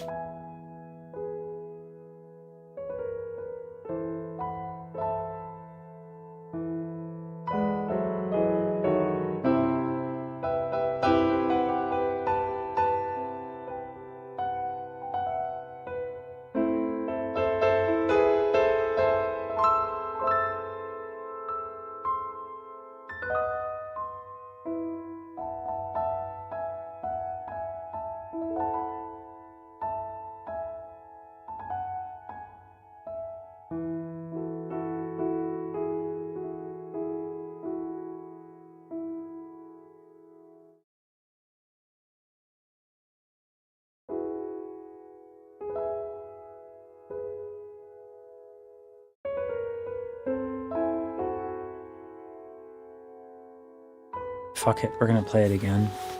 This is stunning.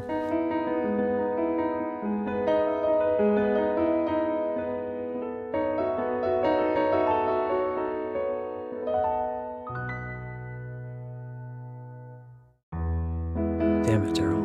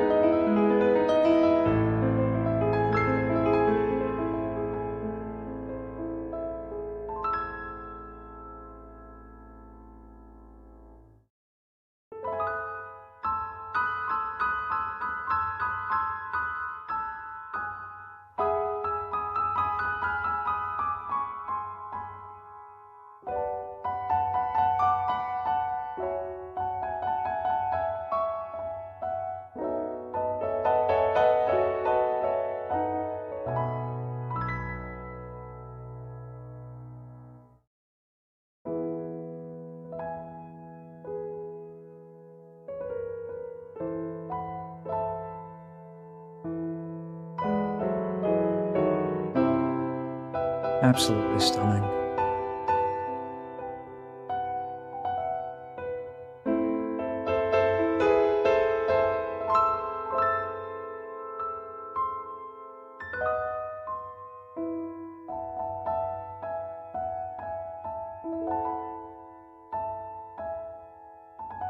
There's so much whimsy in how she switches around like accompaniment patterns.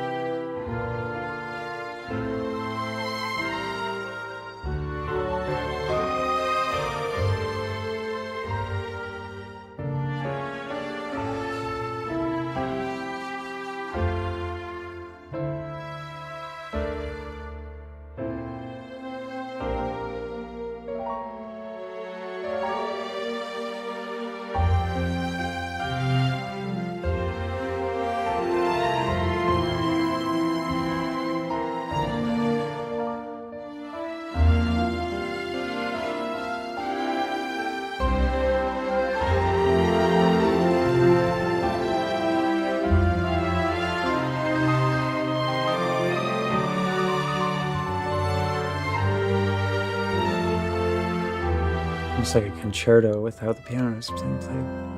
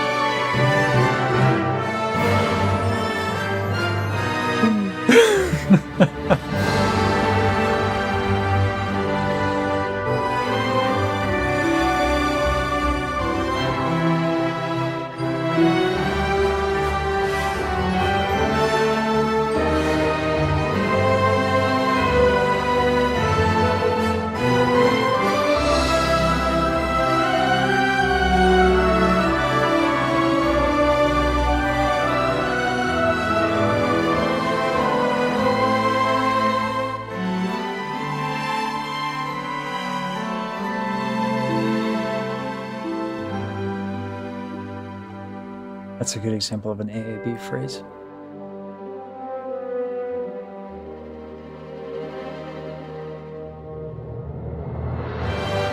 I don't often find them when I want to explain something.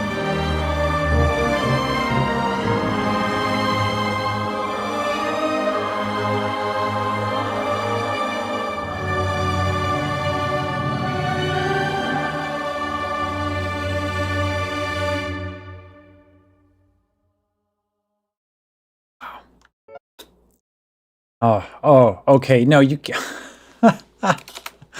you leave me without a cadence?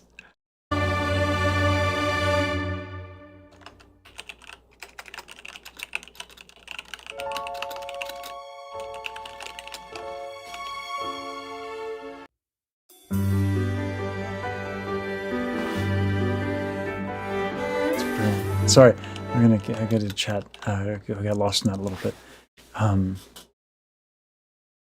Why does this really pretty piano make me crave hugs? I've been trying to think of adjectives to describe a similar thing. Not that's pretty damn close to being on the money of how I feel. Used to love classical, then I had piano lessons and put me off entirely. I have to say, Daryl's recaptured that for me. She writes with so much hope and joy, Nobi. Yeah, there's something about it that's like infectious.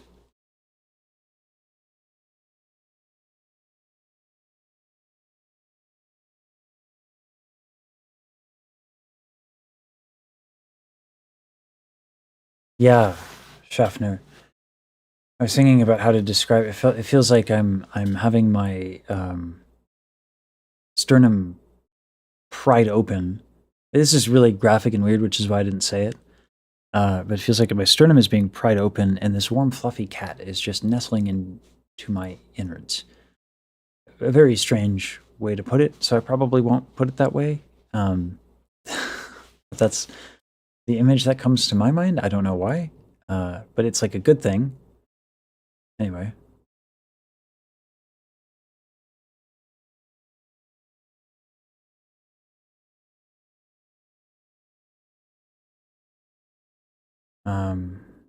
Yeah, about 15 minutes. Yeah, Terry, Daryl's got a lot of things to say and a lot of ways to say them. And yeah, this is mouse up is it's a 12.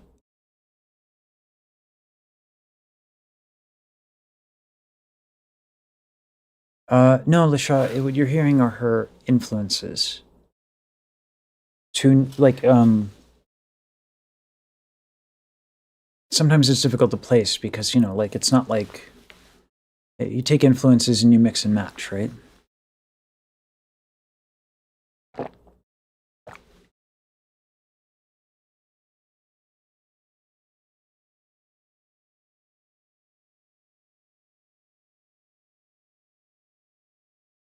Does that end unresolved as well? Possibly.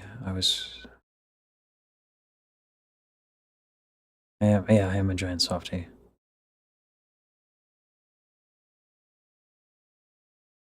We don't resolve in this house. Yeah.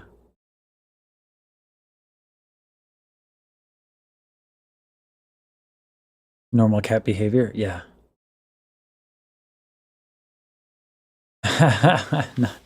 Yeah, cute metal.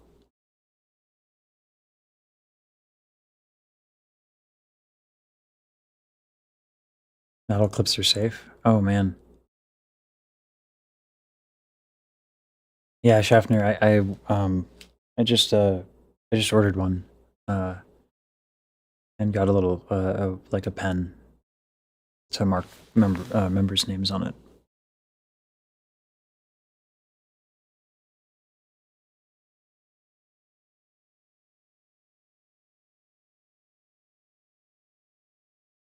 The Holomyth bad ending? I did. I rarely listen to music outside of my streams because I always feel I need to pay attention. But I saw it and I couldn't resist. And the art, the animation is incredible. Um, and I love the little segment of like, did you just call me a noob or whatever it was? Like, yeah. And there was like, it was like fucking metal, which I didn't anticipate. Yeah. No, she has a tremendous amount of versatility. I hope I can bring out the details. I don't want this to be the normal interview of like, you know, like, when did you grow up? How did you grow up? What are your influences? I want to talk about the details of the music. Thank you, Thurvision. Again, thank you. Oops. I had a little gas.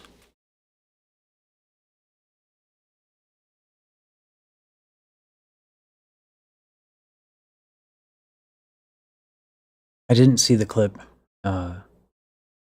of her singing for the VTuber concert. This is the challenge right now that I'm having. Is I want to be hype for the interview, but there's something so soothing about these EPs, these pieces rather.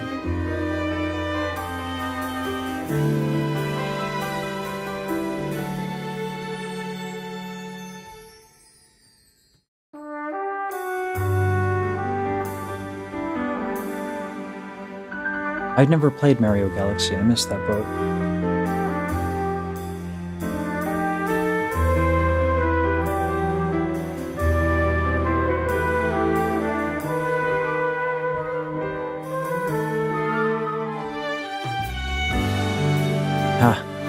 Akira Kantoe, the suggestions and video recommendation channels are the channels that I mean, by all means, DM it to me. Yeah, I don't mind that at all. It's just a matter of being able to get to it. It can be challenging.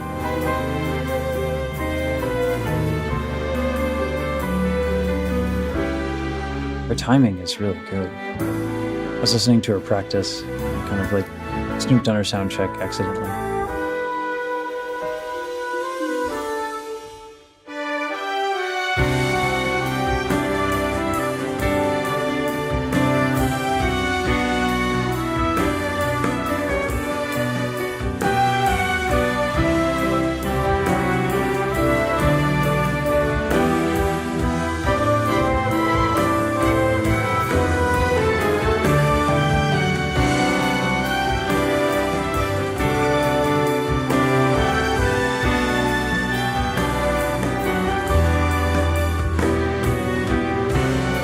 Thank you for understanding, but I definitely try to check it out.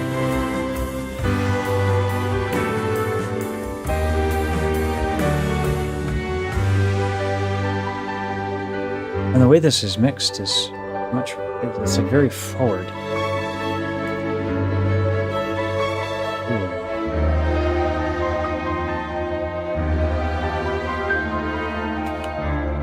This makes me want to listen to Daphne and Chloe. I wonder if she would like Daphne and Chloe. I don't know if I can play any Daphne and Chloe. I think it's Ravel's Ballet, if I recall. Wonderful. The choral parts remind me of that a little bit.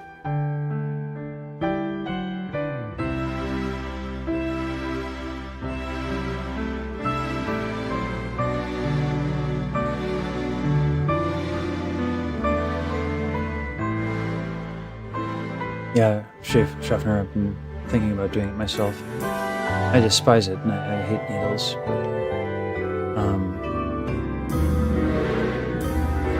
as I like to say, Iron Mouse teaches the lesson of don't be a bitch, you know? So I gotta figure it out, I think.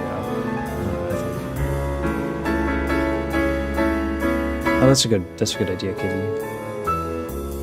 Yeah, I should do that. I haven't gotten a physical in years, so I should probably do that.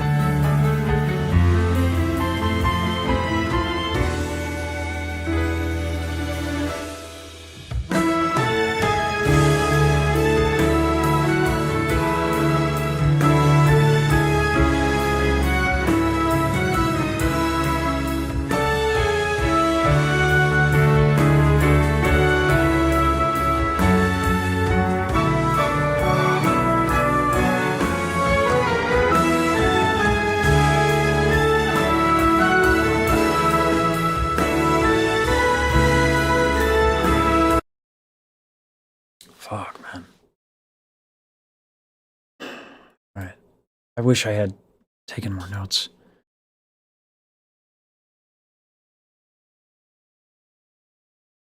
All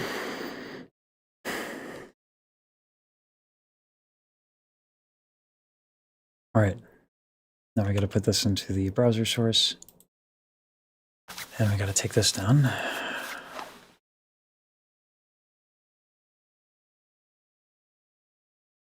I'm nervous. I want to do this justice, man.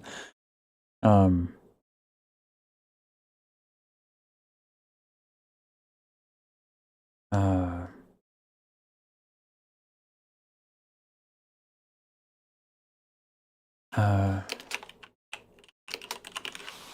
so that.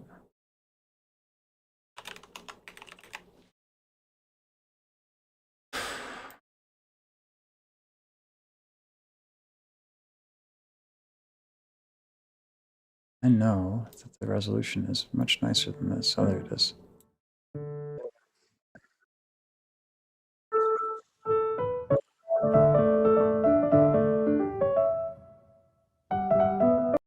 We cannot film without permission here, so it's just not, it's uncouth.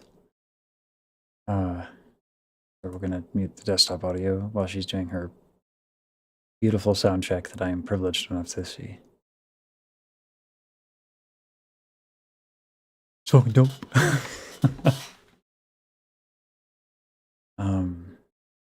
That, and then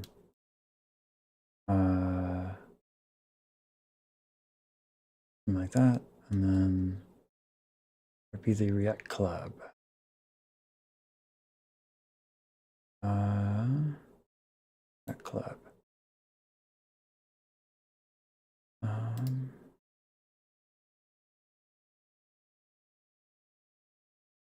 Sorry, we're just gonna turn that off. Again, I don't feel comfortable filming folks. I don't know they're being filmed, so I just need to set these up. I should have set them up earlier. This is my bad. Sorry, Daryl.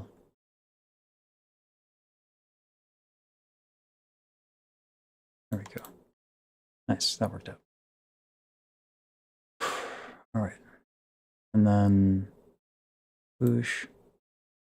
Okay, we'll go to the watch together now. Okay. I'm talking head collab, turn that on. Whoosh. Whoosh. There we go.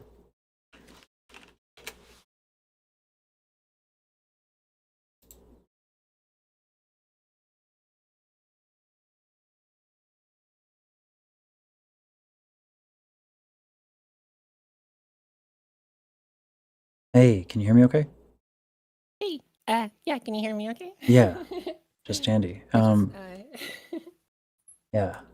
I was trying You're only to. coming in through my left ear. I don't know if that's if there's a problem on my end or not. I don't know. Trying to think. I might be coming in mono, but it's good on my end. I wonder actually if I could do a pen real quick and test that. Wait a second.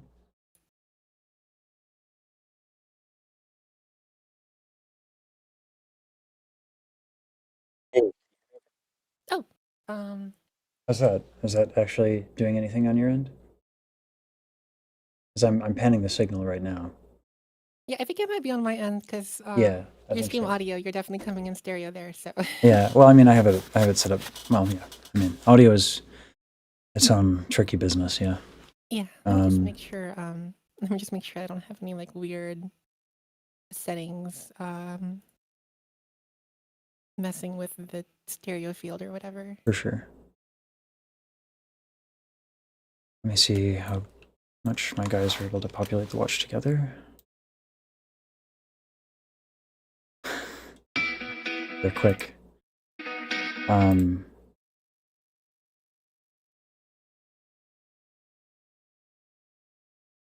Let me see if they're in the room real quick. No, they're done for the day. Good. It looks like they didn't get to put in your WAV files or your EP stuff, which I should have been more specific about that. So I'll have to let me link you the watch together all the same, because there's a lot to talk about. Yeah, I was like hoping I would be like way more hype, but as I was telling Chad, and this is like a really weird description, which I apologize for this. Your music is it's as if my torso is being ripped open and a small fluffy cat makes its way inside and nestles next to my soul. Oh gosh. I can't Yeah, do that. yeah, bizarre description. I know. Oh, apparently I'm coming in mono on your chat. Oh, really? Weird. You know what? Let me try something real quick. Sorry guys, we do a little bit of scuff. Yeah, I have stereo on my end as well, and the signal seems to be coming in on OBS as being stereo. So. Well, if I mute my Discord mic, and if I go in through the Video Ninja, can you still hear me okay? Yeah. In fact, actually, it might have Okay. been the phase from both signals on my end that did that. Yeah, maybe. Yeah. Yeah. Well, I can just go in through Video Ninja. Yeah. It's probably simpler that way. For sure. And actually, your voice is coming in much more clearly now. So Oh, awesome. yeah. Man, I have so much to fucking gush about. I was trying to come up with a structure of how I would do this, and I gotta be frank with you. There's so many little details. I just like I just need to know all the fucking like little decisions you made. Yeah. So okay, the first question I have: who is the man? Was this you or Yam on the Music Box of Fate? I'll get you the measure number. It was in the piano. It's just an F sharp octave, and I think it's doing the whole pattern of that. Like, but in the orchestration, one of the brass players is doing one of the crazy distortion things to make that sound fat as fuck. I could not believe it was an octave. Who is the mad genius that conjured that idea? I actually can't remember if that was me or Yam. Let me look at the score real quick. Though it is probably also partially attributed to the fact that just Budapest's brass section is just really fucking good. Yeah. Let's see here. I know I've got the score here somewhere.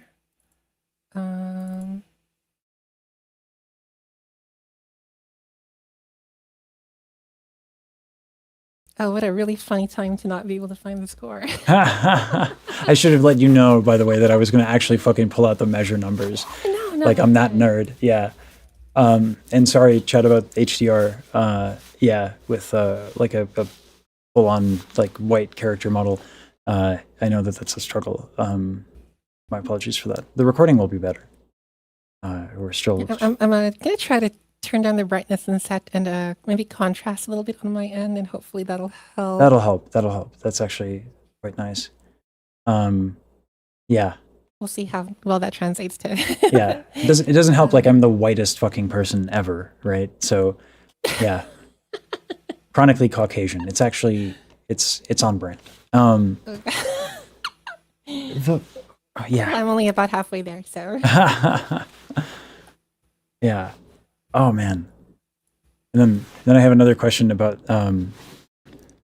the complete kind of insanity of your voice leading and the measures that follow. So yeah. It's not insanity, but it's clever. It's clever as shit. So while you're looking up that score, I'm gonna fucking gas you up like crazy. Your fucking voice leading is super good. It's so clean and like deliberate.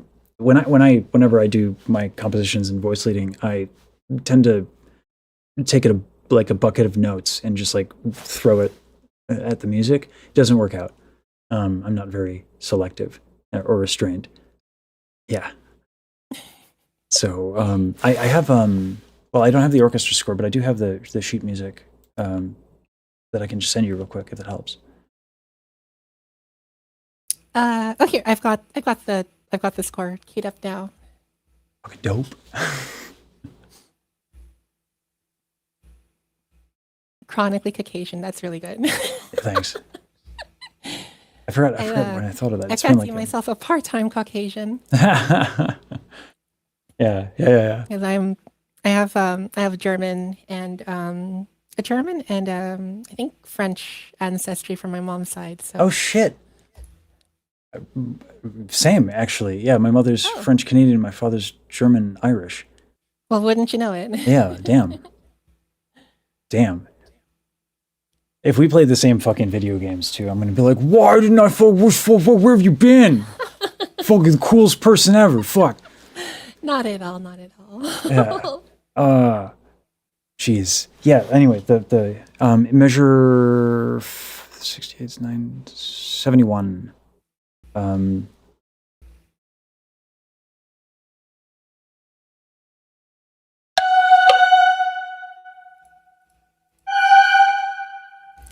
See here.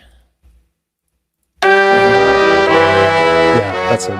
Oh, is it the part that's like where it goes like the trombones? I think are going like dun dun dun dun dun dun dun dun dun, but like go down. No, it's Oh wait, actually, yes, I think you're right. It's the measure afterwards. Eternally bound to you. Yeah, like see in that score, in that what you have there, it's just the octave, right? And then, but when you did the orchestration, I mean, it's still just the octave, but that brass distortion, the overtones made that fucking so fat with a pH. And as we've established, chronically Caucasian. So I'm sorry that physically pains you to hear me do the pH fat, but it was pH fat. This is taking me back to my childhood. Yeah, don't ask me to rap. It doesn't go well.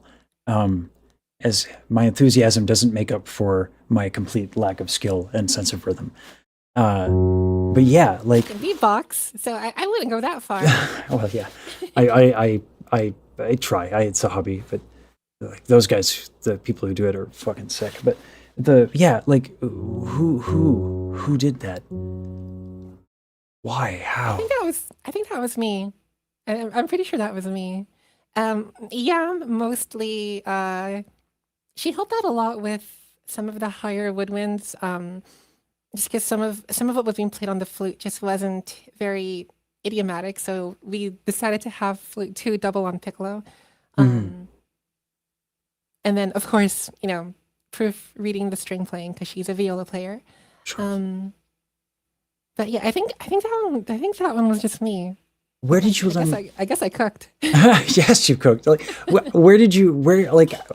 how are you so familiar? Do you play brass? Not at all. Fuck me. Because your French horn writing is really good too. Like it's Thank you. you're doing I love writing for French horn. Yeah. Oh, it's a fucking wonderful instrument, but it's hard. Like some of the arpeggiations that you have in there, like if you don't know what you're doing with French horn, you're gonna make that player's fucking life a nightmare. And yet you like the descending line that you did in counterpoint. I forget the measure number. Shit. Well, this is where the watch together comes in. So I sent you a link on Discord. So I don't know if you've used Watch Together before, but Oh yeah. yeah. Oops. Always all right. So again, there's so many of these things. I told my editors to cut out. What's that? Hacker voice. I'm in. Yeah. I don't. Well, this is just a weird angle now. But hold on. Let me redo this scene here. Yeah. I hope you don't mind. We're gonna get into the fucking moments of magic that you guys just fucking, wizardry. Just need to fucking do this here. Okay. I don't know why they kept my face in. I think reflexively my guys just like work with my face all day, so they put my face in things. That's But, fair. Yeah.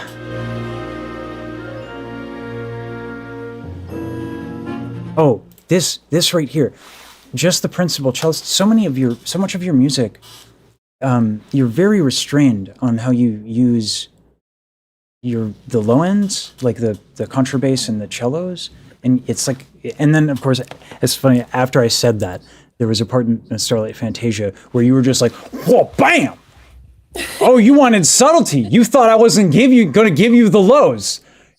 Oh, okay, all right. Well, I set this expectation. Time to drop kick you. It was fucking glorious.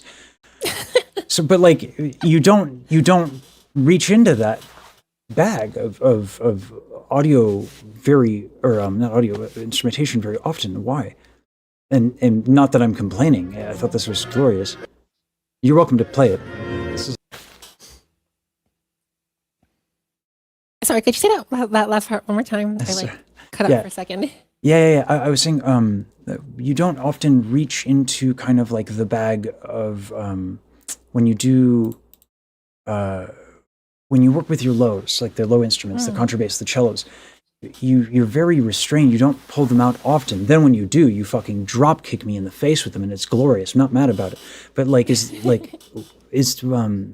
there a reason for that sonic palette? Is it deliberate? Probably. I think in the case of Music Box of Fate, I really wanted to lean in on like the dynamics of the song, and I think that a lot of the bigness that we perceive from when you've got like the whole tutti, like lower strings going all together at once, right? I think a lot of the bigness that we perceive from that comes from the moments that are smaller and quieter in scale. Yeah. Like everything is relative. Yes, absolutely. I remember hearing something. This is not like orchestra related, but I remember hearing that like John Bonham of Led Zeppelin, that the way he was able to get his drums to sound so big was that he would not hit his cymbals nearly as hard. And so by comparison, like his drums sounded a lot bigger because they weren't being drowned by cymbals. So I guess kind of a similar concept to that. Okay. I mean, that makes sense. Yeah, because like this, I mean, I always say like, don't start at 11 because you have nowhere to go. Exactly. So, yeah, so it makes sense that this would be, because it's, and you start with the Glockenspiel of all things. I suppose, I mean, that's not like super irregular. That's your use of mallets. Music Box. Was that? Oh, okay. Well, okay. Well, shit. Well, doesn't that make sense then? I mean, I've thought about it, and if we were to do a live performance of this song and we didn't have access to like a performable music box, I'd probably have either the Glockenspiel or the Orchelesta do it. Damn, that's on the nose right there. Yeah, but it's this is like one of my favorite things here. Yeah. She did. The attention. No one cares about you, guy. We're here to talk about like fucking Starlight Daryl. She's way cooler than you. Stop it. Yeah. This was the moment.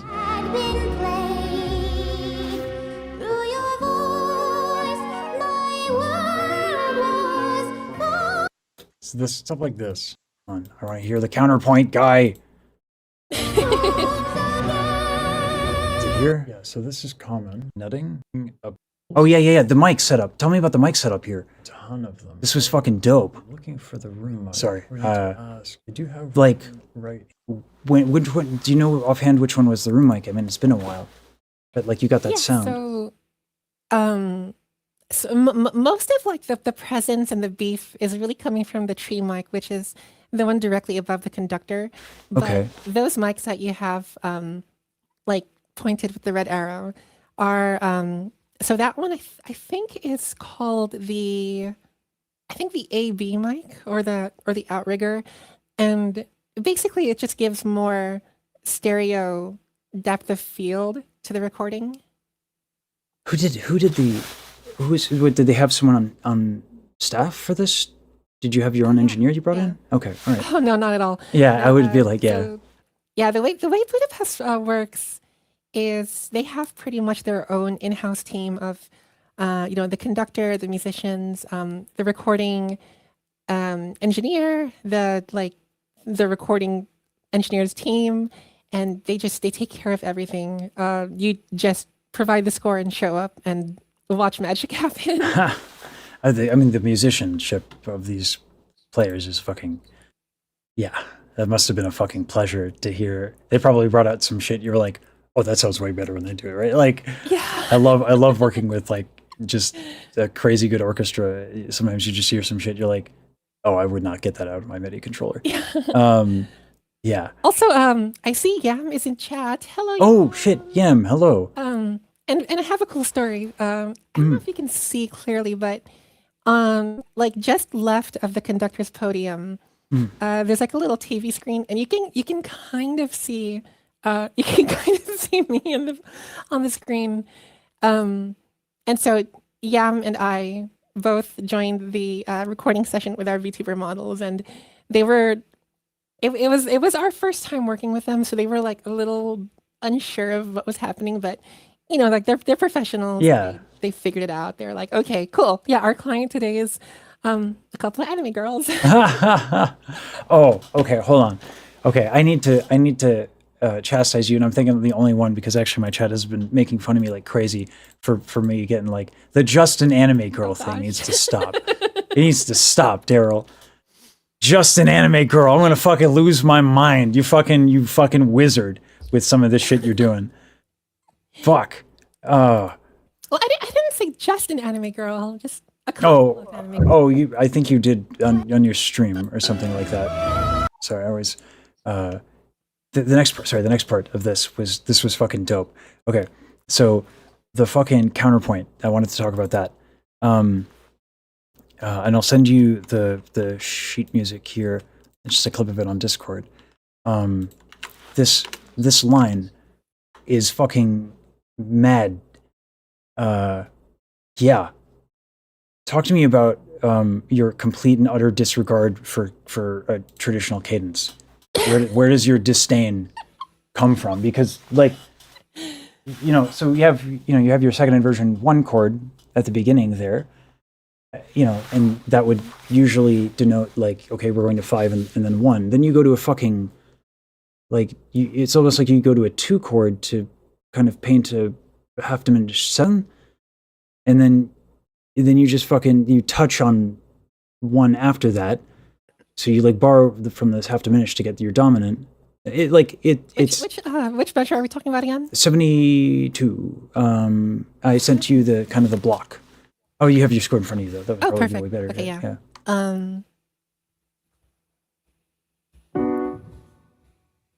Yeah, much better for you to play the piano than me. Not that I can play it particularly well, but let's see here.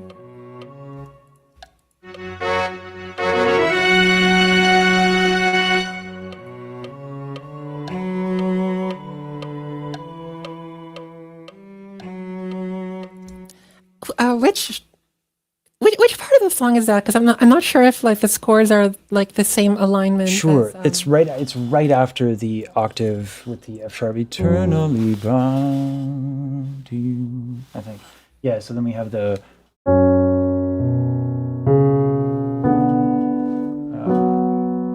Oh, got it.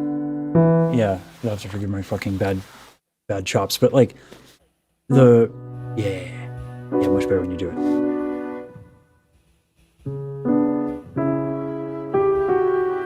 Type shit, right? So, like, what were you when you were outlining those harmonies? Like, what did you study counterpoint? Like, did you read any treatises? Like, how did you get your counterpoint chops? Because your music is filled with some really interesting stuff. I've not read anything like in particular depth. It's a lot of it was just the like surface level stuff. No. But I think No. Do you know how hard I have to work for mediocrity in my counterpoint? You're fucking kidding me. You just vibe out your counterpoint, Daryl? What the fuck? Girl, the shit is dope. And you just fucking vibe it? You gotta be shitting me. No way. Fuck off. Oh my God. here I'll put a fish on my head.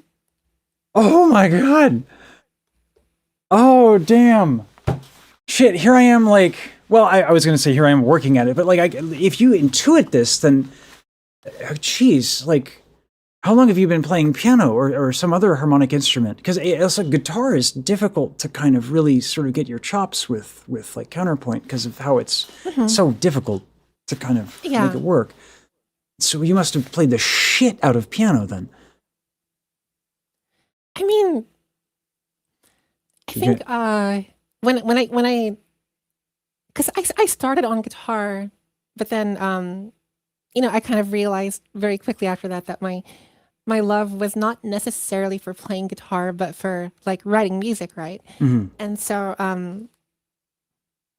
when I realized that, and I tried picking up the piano, I've technically been playing the piano for about 20 years, but I don't have piano technique. Like I play mostly in the key of C and I transpose on my MIDI.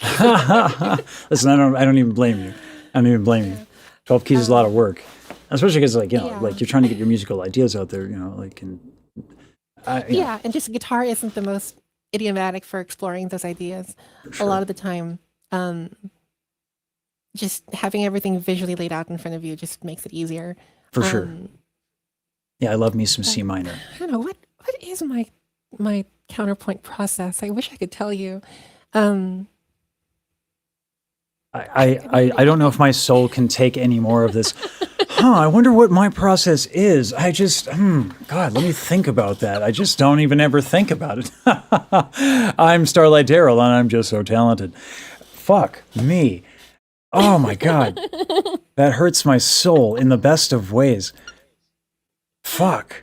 Because there are other questions I have. Like, here's the thing. You'll do that, and then you'll play in Starlight Fantasia. You just crack out an electric bass with 8 notes and a pick, as if punk music and symphonic orchestras like always belonged together. Where do you get off? And don't get me. Totally do. I didn't know until I listened to it that they do. It was a revelation. I was like, she didn't just do that, did she? Oh my God, but she did. Why are you so wonderfully disrespectful to tradition? Like, what? How did you think about that? This is a really okay. I'm really glad you bring that up. So before I got into like classical composing and stuff like that, so obviously I played guitar. I was in a band. I was in several bands. We sucked ass. It was great. I love those. But a lot of that like punk rock sort of mentality, like really, really stuck with me. Even if I don't do a lot of it nowadays. Sure. But just, I remember being like, 16 years old and like in a punk band, and I was like super like anti-establishment, all that fun stuff. And I feel like that spirit never really leaves you. And so when I got into like scoring like for films and eventually writing for stuff like Music Box of Fate, which I think lyrically and thematically, I think a lot of it is very punk rock. Really? You think Music Box of Fate is lyrically? Maybe so. I think lyrically I can see that. Yeah. Well, I guess there's also the angle that Music Box of Fate was kind of made by a team of people who were sort of locked out of, gate-kept out of classical music, for one reason or another. Mouse has had her battle with, Sivid, and, because of that, she wasn't able to pursue her dream of doing opera. Yeah. And, for me, it was, I grew up in poverty, and my family really didn't have a lot. And, we're first generation immigrants. So there's a lot of baggage that comes with that, where it's like, you're this immigrant family coming to the land of opportunity. And then, your kid says like, I want to go to music school and be a composer. And then, like they're like, it seemed like the most, stable thing. And, like we kind of came here to be not broke. And yeah. No, I had this conversation with my mom when I was 13. I was like, I want to be a singer. She's like, I don't want you to be a singer. was like, why don't you understand me, Mom? Jeez. Yeah. Um, and she's like, well, I mean, like my yeah, yeah. go for it. No, you're more interesting. At least to me, I've lived my life. I'm fucking fuck that shit. What's your life? Like, I mean, my parents have always been like supportive, insofar that like, we all think music is cool and we were a musical sort of, DIY musical mm, household. Like my dad, a self-taught guitar player, and I think I inherited a lot of my kind of DIY mentality from him. But there is also that very real sense of, hey, we're really broke, and if you go to music school, we might never stop being broke. yeah, yeah. It's yeah, Yeah. And then, Yam and Riku, of course, have their own stories as well about, their experiences kind of being gatekept out of classical music that, I think would be far, I wouldn't be doing their stories justice if I was, retelling it. yeah. But, this is all to say that Music Box of Fate was kind of made by a team of, in a sense, like classical rejects Rebellious or ne'er do or like wells. outlaws, renegades, like. Oh, I like Renegades. We can go with Renegades. That's a good one. Yeah. Uh, it's funny because I don't. Um, I mean, I never got along with the much of the classical scene anyway. I had I think I mentioned this last time. I had a teacher who was from the San Francisco Opera House, and she gave me free voice lessons like 5 days a week, and that got me a Mhm. scholarship. Without that, I couldn't have studied. Um, she was so generous. So I like the yeah. But when I went, I was like, oh, these people have not been out of sight of a practice room since they were 3. So like no, it was like they all followed the rules, and I'm not that guy. So I could not. I didn't. I like. I've had. Like, I don't have like a lot of friends from conservatory, but like, yeah, it sucks because like, yeah, it's. I don't like it that it's gatekept. That's the whole fucking point of the channel. I Right, want right. it. I want this stuff to be available for folks to understand because like, what a fucking crime it would have been if you guys didn't get to do that. It would have fucking been horrendous, an injustice, and like part of me is yeah leaning into the hyperbole of that kind of a statement, but like what you guys have done with that alone, and we'll talk more about Starlight Fantasia. You bet your ass we will. But like, and sorry about the swear jar. We're not doing a swear jar chat. I'll go broke. Um, uh, very fast. I'll have to dip into my 401k, which is actually not that big anyway. So anyway, but like the fucking you guys have helped so many people with this piece. The story, like I told my story, and of course, like with streaming is such a wonderful way to connect with people. People tell me their story. Like what you guys put together was like healing in a way that it was difficult. It's classic, Oh, yeah, really special. thank you. Um, okay, time to gush more about your fucking music here. I fucking I fucking wish we could put it. Oh, God, I do have to. Okay, my guys did put a lot of work into some of this stuff, so we'll keep watching, and then I'll have insane amounts of questions as I want to do. So Oh, don't worry about it. and shit like this, the descending line. This is the one, the counterpoint. Common motif. Like, come on, yeah, buddy. Like, like the French horn in contrary motion to her vocal line work when you're like Yeah. hyper specific. And Yeah, but I don't know. The French horn is just so much fun to write for because oh, it's I feel beautiful. like I feel like it just suits so many different roles. Like I don't know. I feel like I never run out of ideas when I write for French horn. The sound is intoxicating, and it's perfectly like one of the things orchestrating for singers, particularly when you have an individual soloist in mind, their Hmm. tone. How do you approach Hmm. orchestration? Because like the pairing of a French horn and mouse was Hmm. beautiful. Was did you like when you Do you like hear these things in your brain mind? And if so, Yes. okay, well, fuck me. All right. Okay. Um, yeah, because when I started writing the song, I always knew that it was going to be for mouse, and um, so with that in mind, I a lot of the orchestration choices did kind of revolve around the just where her voice naturally is placed within an orchestra. Sure. Um, I think I saw another YouTube reactor mention that like the high strings do a lot of doubling with the vocal melody in some parts, and that was pretty much because I wanted the strings to kind of support Mouse's vocals during those big sections. Um, and then for stuff like this, where the French horn is kind of intermittently like coming in and giving a little bit of extra oomph. Um, I don't know, just like I kind of I don't know how to say this. I view the orchestra as kind of every instrument has their own built-in EQ Yeah. that I you know yes. I like described that. Yeah. Like yeah, it's yeah. mixing. It's mixing.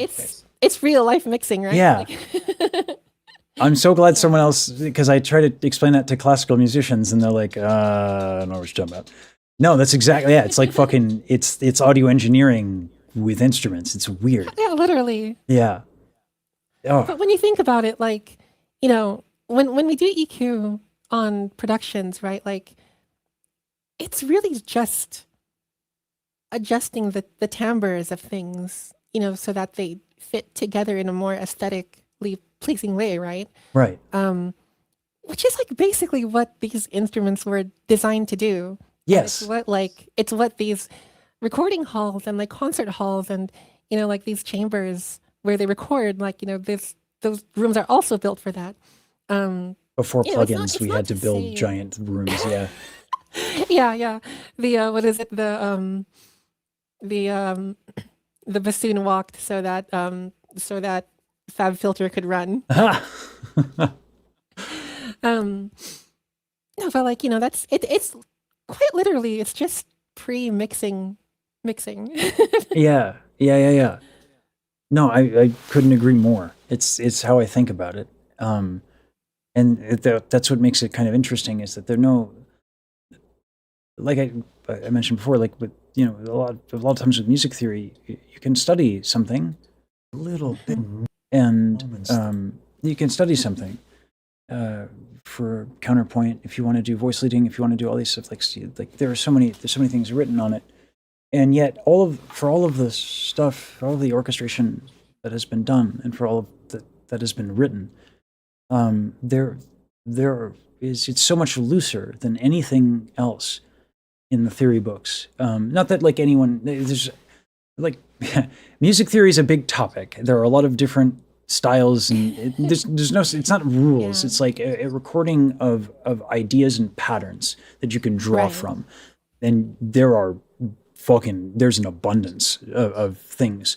But you want to sound like Bach, we kind of know what the fuck we're doing. Even if you wanted to do like counterpoint like Debussy, you can kind Right. of reach for like Naughty Boulanger's stuff. But like the orchestration, nope.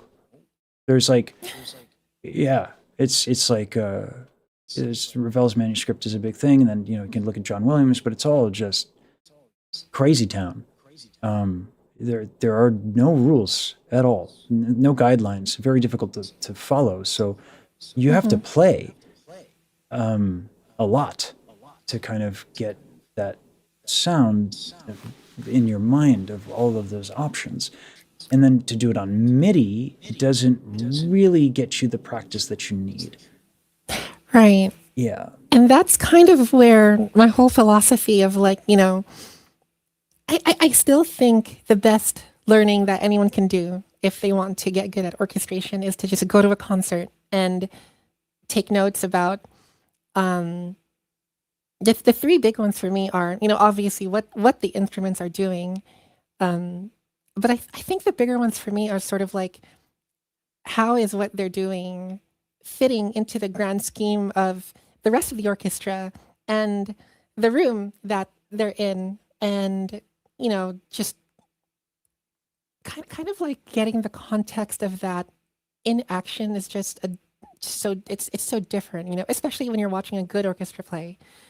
Um, and then the third one is paying attention to how those parts make you feel, because I think that a lot of what I do, like I say like I vibe it out and stuff, but like um, when I say I vibe it out, I really do mean like, okay, well, this particular melody made me feel a certain way at some point. So why is that? And just kind of examining that. Yeah, so to be clear, when I suggest that the idea of you vibing it out, it is your decisions are, I mean, pardon the redundancy, like decisive. When you make it like when you change an accompaniment pattern, it is purposeful. Mm. It is not like I'm going to insert variety here. I wanted to look at Ride the Stellar Winds because you brought something up. I'll send you the wave. The clips are not up on Watch Together, but so Ride the Stellar Winds. You're talking about like going to see orchestras, and the most orchestras do not perform Dragon Quest and all of Right. these other things that and this is presumptuous of me to say that like Dragon I hear some fucking Dragon Quest. So Hey, like Dragon Quest goes hard. yeah, there is a bit of an echo bleeding through. Do you mind turning me down on your end? Oh, sure. Uh, Is that better? yeah, Try. testing Okay, cool. testing. Doobie doo. I'm just coming through a little bit still. Oh, Testing. maybe that. Testing. Oop, ba-da! Yeah, we're good. All right. Okay, cool. All right. So Ride the Stellar Winds. Literally, I feel like I just got the air like craft in the JRPG, where they got the you know what I mean, like, but like you can't go to a video game music concert, at least not often enough, to kind Right, of get right. the intuition that you're speaking of. So how'd you do that? Are you gonna fucking tell me that was just fucking vibes too? Because I'm gonna fucking flip a table. How dare you be so talented? Fuck. Well, I mean, not nowadays. Video game symphonies are more common. Mm, So it's a bit easier to get contextual performances.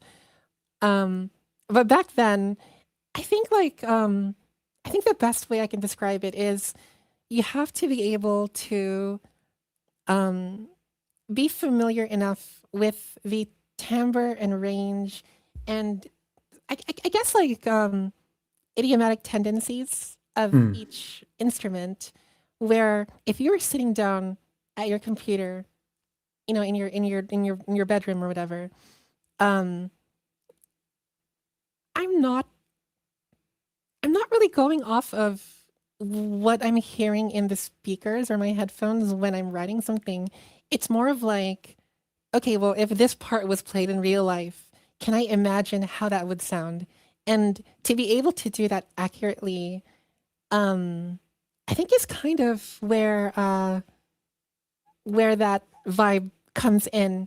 Like if I'm writing a French horn part and it sounds good on MIDI, like I'm also thinking in my head like, okay, well, if the French horn player was actually in the room with me right now and played this exact part, how would it actually sound? You know what I Right. mean? Right. And I think a lot of that you just really intuit from being exposed to live um, performances, uh, you know, frequently enough. And then in terms of talk to me about Starlight Fantasia. Like what was the there's a lot of different shit in here. There's so many different styles, so many different influences, instrumentation, Yeah. a fucking bass guitar, you fucking villain ne'er do well. Like what is the people were telling me there's like a story. Like, how did you guide this? Because you can't just throw shit at a wall and then have it work. This is too deliberate. So So the way I describe Starlight Fantasia is basically that it's me being the most indulgent I can be, because in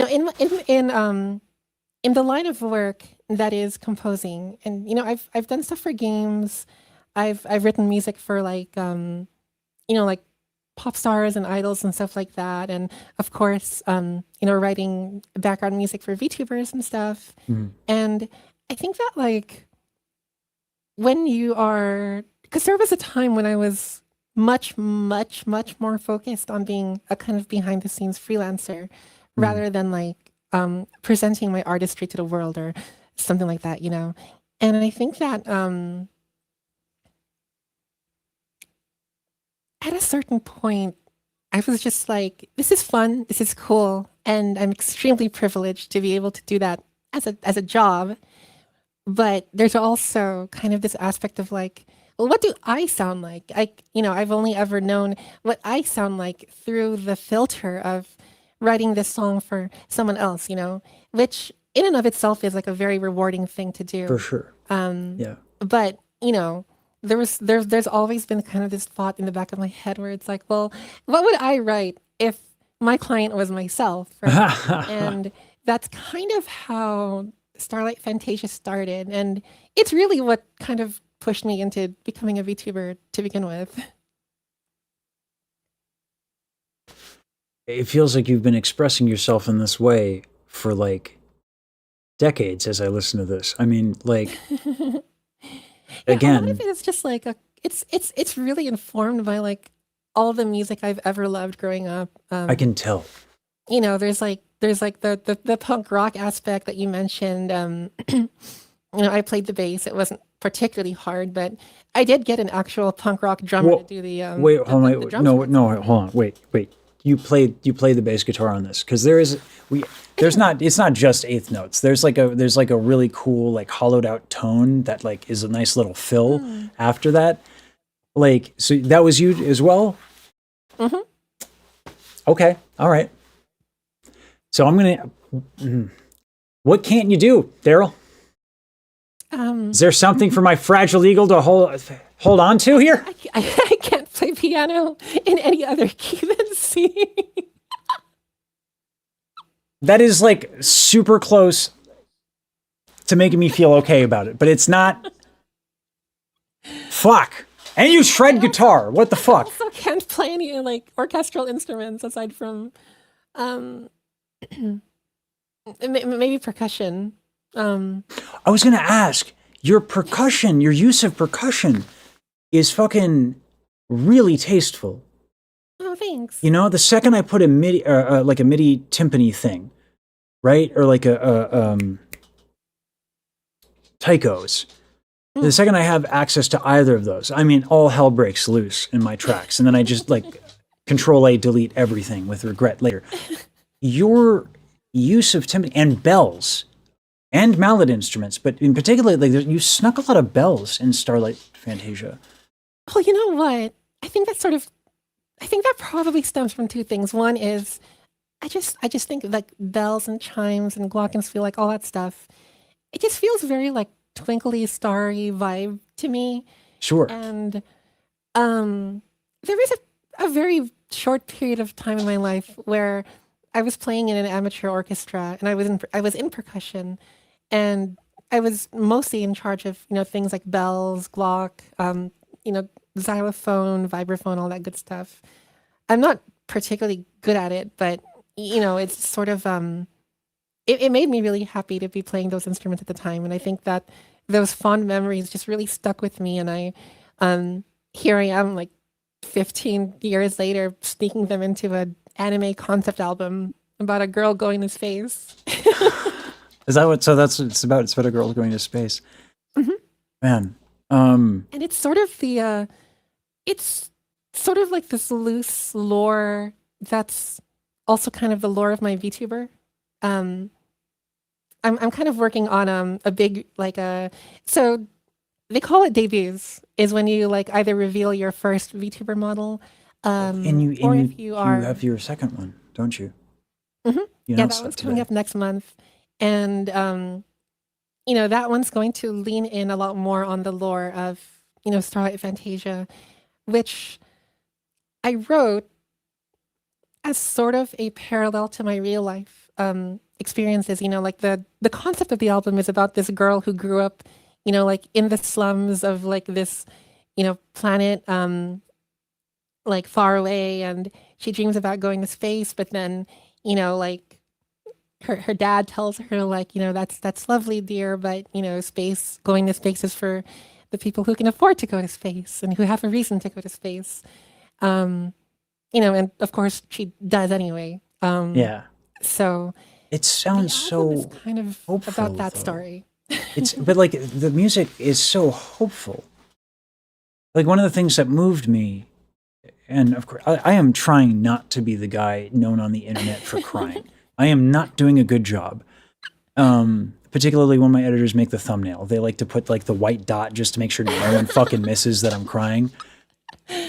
And Well, I think it's wonderful that you can like connect emotionally and in such a visceral way. I think it's such a rare thing, really, I in this guess day I and don't age, know. I think. Maybe I can't help myself. God knows I try. I fail miserably. The yeah, it's fucking, but it's so hopeful. So you have this like where do you channel that? Is it just like am I conflating hope with defiance? Do you derive hope from defiance? If you could lay down on the couch and I will get my notepad out. Did your father hug you? Yeah. Time to psychoanalyze, but like the yeah. Sorry, same question. The like this I'm almost I would almost like vehemently disagree of the idea that there's not hope. So like where does that come? Where am I getting that from? Because it's so deliberate. You know what I'm saying? It's a That's little hard such a when good question.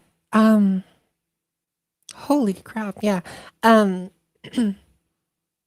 because I think prior to this conversation, I don't know if I've ever thought of hope as being something that you can derive from defiance, but I think you hit the nail on the head with that one. Yeah,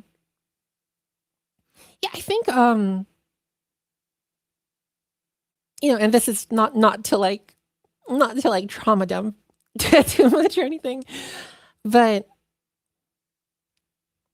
growing up, you know, I didn't have a lot, and even when I did, my family eventually got to a point where we weren't, struggling to keep a roof over our yeah. head and stuff like that. But even after that, I quickly learned about the harsh realities of being, in the middle class or lower middle class. And I just always think about like those times that like my dad would take me out and we'd like lay on top of his like shitty ass car and in the middle of like a field and just look at stars and just kind of be filled with this idea that like um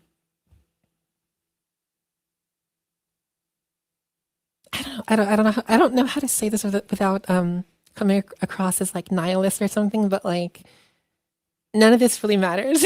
Ha! Like um and I find a lot of comfort in that. I think it takes a lot of like the pressure um off from being from like doing something incredible Yeah.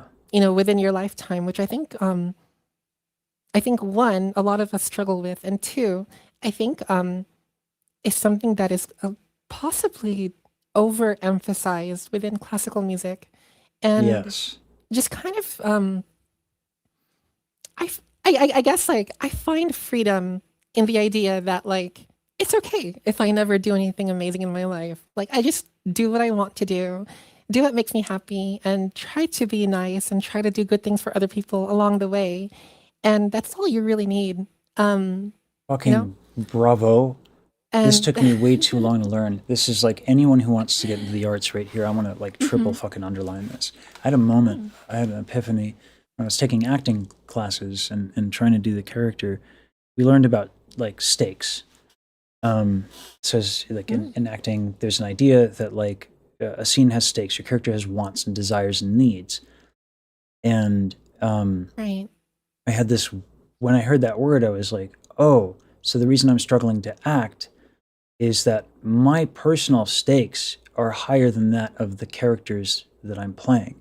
Like I need to, I'm my desire to be impressive and or good is being Mm. superimposed upon the scene and the character. And Mm. it was one of my rare moments where a professor was like, "Well, I'm going to use that." I was like, "Well, you know, sometimes I say some smart shit, but like, it's so true that if you're focused on what you want and what you're trying to do and your accomplishments and you and you and you and you and you, you're not focused on the music, you're not focused on the piece, and more importantly than anything else, you're not Mhm. focused on the people you're writing for, which is a Exactly. difficult balance because, like, it's a struggle as an artist doing what it is that you want to do, but also writing with an audience in mind. How do you balance Yeah. that one? That's a tough one. I Because think, sorry, good. um, no, that's a really good question. Because, especially in this day and age of, in order to become a successful musician, you also have to be a content creator Yeah, and, maybe even a live streamer. Um, you don't, you can't really be just a musician for the most part these yeah, days, right? And a lot of that just kind of comes with the territory of, me, like follow me and listen to my music and like buy my music, stream my music, do all this stuff, right? Um, I think that the the flip side of that though is that as content creators, we are kind of in this position where we can directly talk to our audiences and, cultivate our audience in a way that I think like traditional artists don't really get to do. Like we have our own Discord servers or, um, whatever space that we use for our communities. And I think that being able to be a part of your own community is so important as an artist. yeah. And I'm not really a big fan of the whole like, oh, I'm too cool to talk to my fans Oh, kind I of hate thing. that Like, shit. no, fuck that. Fuck That that is all the such a way. load of bull. No, that's one of the I like Yam's making a video essay, and her and I had an opportunity to talk last night Oh, on nice. Discord. It was great. Yeah, there's a lot of fucking really cool people in this community, in the VTuber community. And I would know what cool is, says the chronically Caucasian individual. But like the fuck that all the way to Sunday. The whole point of social media is to be social. Hmm. So like no one, if you're the asshole in the room, you're just a narcissist, and people know. So yeah, it's crazy that people think they're too cool for the people that support them. That's so ridiculous to me. Yeah, no, my favorite thing is talking to people. It's a fucking privilege to be able to do it Hmm. in this way, and it's liberating, and it's and, you can even go to like the business logic of it. Like you want to know who's rooting for you. You want to know your consumer psychology. Talk to people. Crazy. Like yeah. Um, or you can just use AI and then burn it all to the ground. But we're not going to get into that. So Burn the ocean. burn it all. Yeah, just burn it. Fucking, we're going to Mars anyway, apparently, right? So we'll just fucking fuck this one up, and then we're just gonna fucking hop across the galaxy. This got dark. Let's move on. So, but you're not just like in the into the dark eternal ocean in Starlight Fantasia. You're using some audio shenanigans, right? Like the Hmm. muffling of the higher frequencies to get that like underwater feel and vibe, right? So you know Yeah. your way around a DAW as well. Hmm.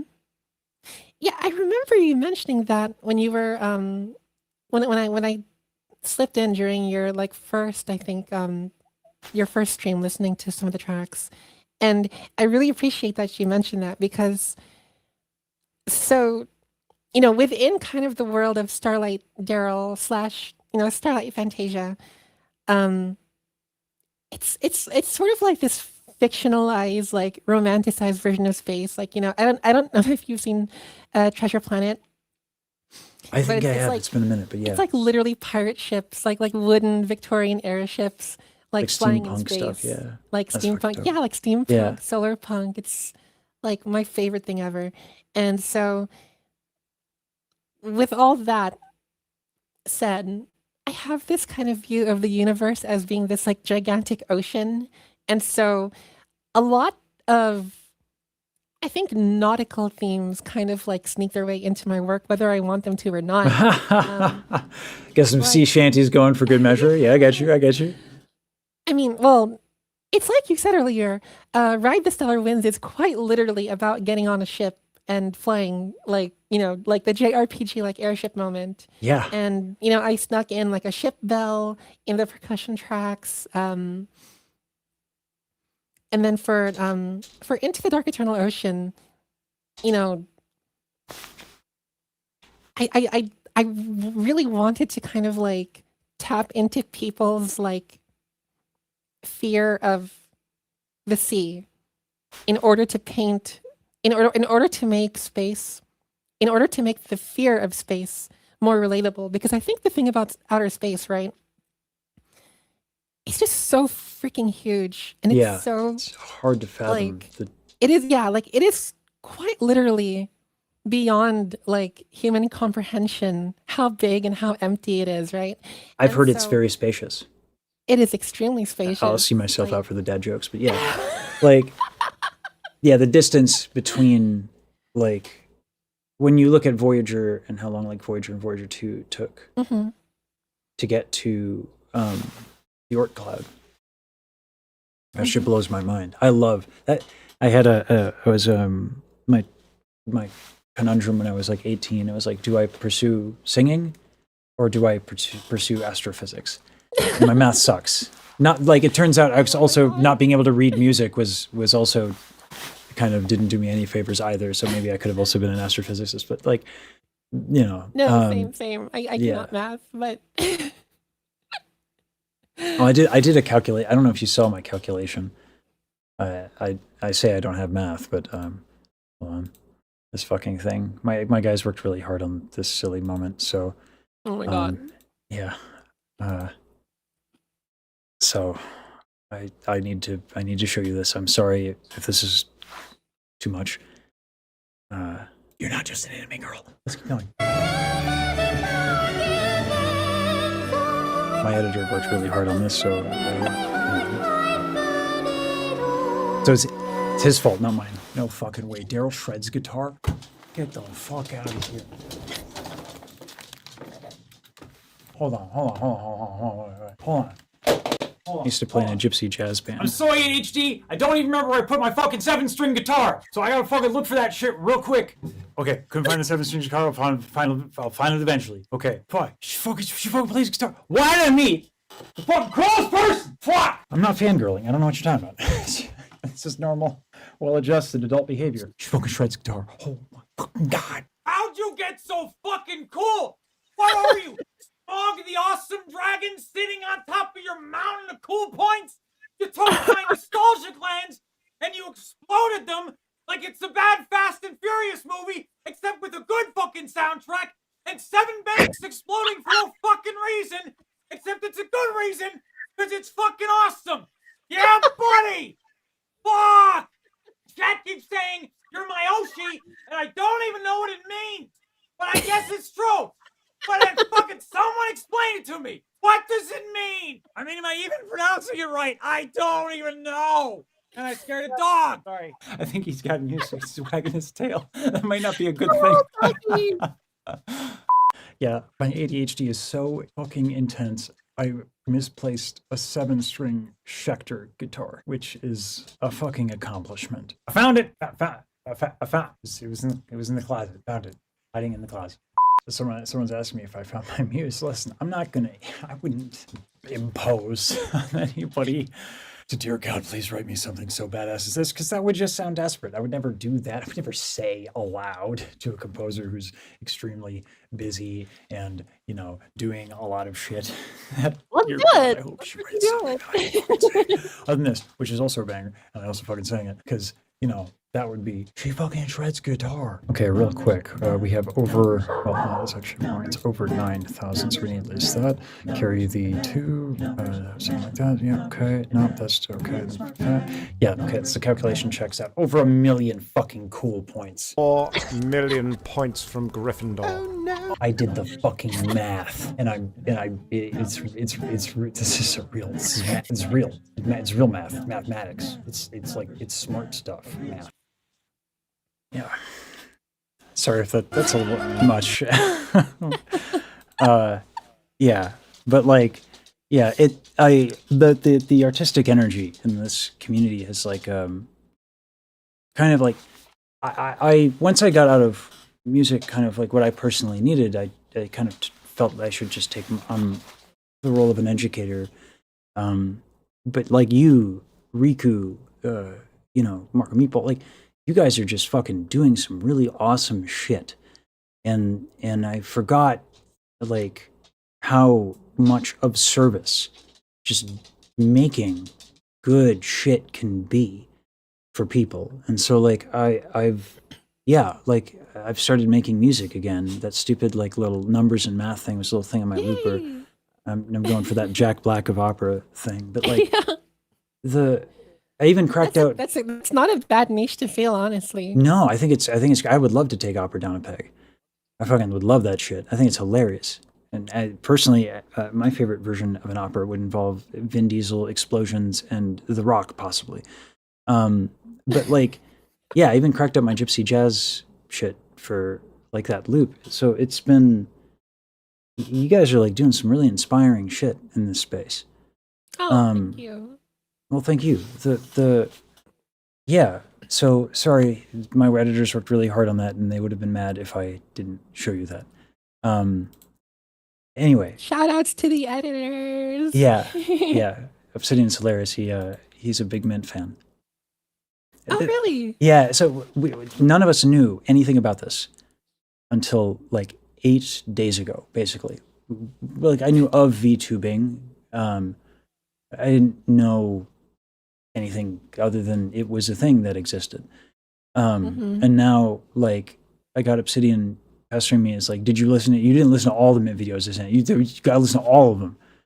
When are you going to do it's just hilarious. So, you guys are pulling in people doing some magical shit, and it's crazy.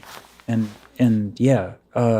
some of the piano on this, you say you only play in C, but you're familiar with changing keys, clearly. So so how often? It's truly a struggle, because I'm just it kind of goes back to the whole, if the actual instrument and the player were in the room playing the part you wrote, how would it actually sound? And then you do your best to envision that.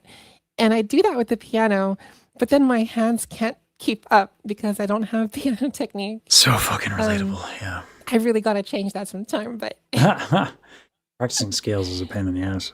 I know. Getting through all the keys. I used to do it. I used to just spend the 40 minutes a day doing all my scales and all of my fucking, cadences and shit. And it's 40 minutes of your day to just do your shit. The hand exercises, right. Fucking, and not to sound whiny or complaining privilege and this, but I already do that for guitar, and I'm just I don't want to do that for 2 instruments. Yeah. Ain't nobody got time for that.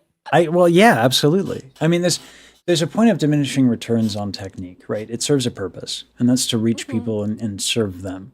Right. And it can be a bit of an indulgence to overly focus on technique. I tend to be very indulgent. I like my anatomy graphs and all my, larynx Olympics. You are the educator. Yeah, but I mean that stems from a phase in my life, a period in my life where I totally missed the fucking point of music, and I was just like technique. I wanted to be Goku, basically. I was like, I want to fucking fuck just normal training, get me in the fucking gravity machine, so I could just go ha and fucking hair turns blonde for some reason. But like, you're talking to me about sitar, because you play other things. So now we got bass guitar, we got guitar. By the way, I would love to hear you shred at some point. If you can play the shit out of Mega Man X, you are my fucking hero. I'm literally going to fucking. I love Mega Man X. Wait, hold on, wait. Bring up my repertoire sometime. How?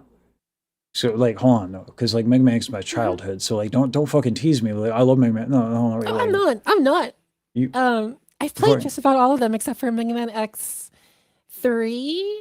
Oh, but that's one of the best ones. I know. X3 is so fucking good. You gotta fucking play it. It's so fucking good. That's what everyone tells me. Oh, so fucking good. Yeah. No, we fucking play shit out of fucking Mega. You get to fucking have Zero's lightsaber as X. You get to fucking, it's like, this is the ultimate unlock. Just like the fucking Shoryuken and the Hadouken and the 1 and 2. You get to fucking use Zero's lightsaber. And you get to go to the bosses and like act real cool. Oh, fuck, when? I want to be there. Fuck. I will contain myself now. Fuck! One more, sorry. I'll stream it. Oh, God. Girl, why are you so fucking cool? You could wear sunglasses indoors, Starlight, Daryl. I'm gonna fucking... Fuck! I actually do sometimes. Why?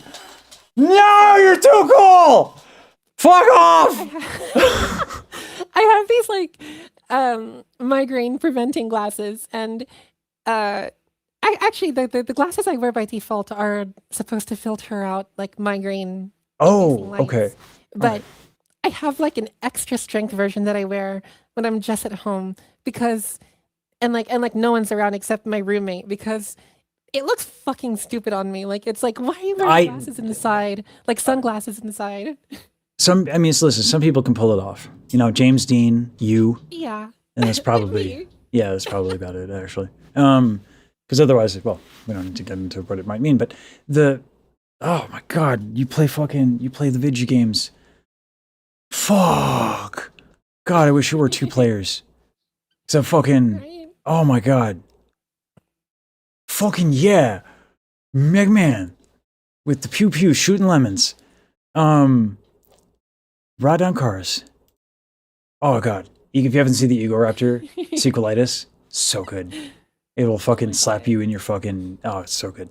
I feel like I've seen that. Oh, it's such a good video. Just so many Ego Raptor videos, I lost track. Yeah, right? Like for us who grew up on Newgrounds, Yeah. Yeah, Ego Raptor has a special place.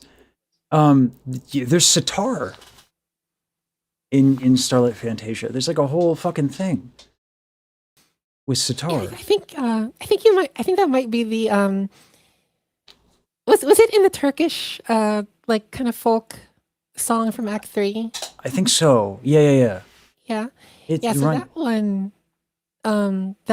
one is called a saz, or bailama is the other word for it, and it's I really wish I could tell you how I got into that instrument, but I just kind of started playing it one day on a whim. Wait, hold on. That's not MIDI sampled? You're playing a sitar. No, it's not. It's live. What the fuck? What the fuck? Hold on. Fuck! All right, I'm good. All right. Chat is sorry, Blitz. My poor fucking dog. You're good. Yeah. Yeah. Sorry, hold on. What the fuck, Daryl? Can we go back to what don't you do? You're good. It's a good thing. Sorry. I really fucking... Well, truly, I don't play sitar. I play the saz. I play the bouzouki. I play the oud. Sitar is not on that list. I'd love to learn, but Um, I'm running out of space for instruments, man. Like, Listen, I feel that so hard. I feel that so hard. I have two. I don't know why I have two keyboards. Why did I do that? I felt like I needed a MIDI 88 MIDI keyboard. I don't fucking play that well. Like why did I do that? Fuck. I just like use it for pitch references. I could have used a fucking tuning fork. It would have saved me a few $100. Yeah, and like I didn't need the Schecter 7 string.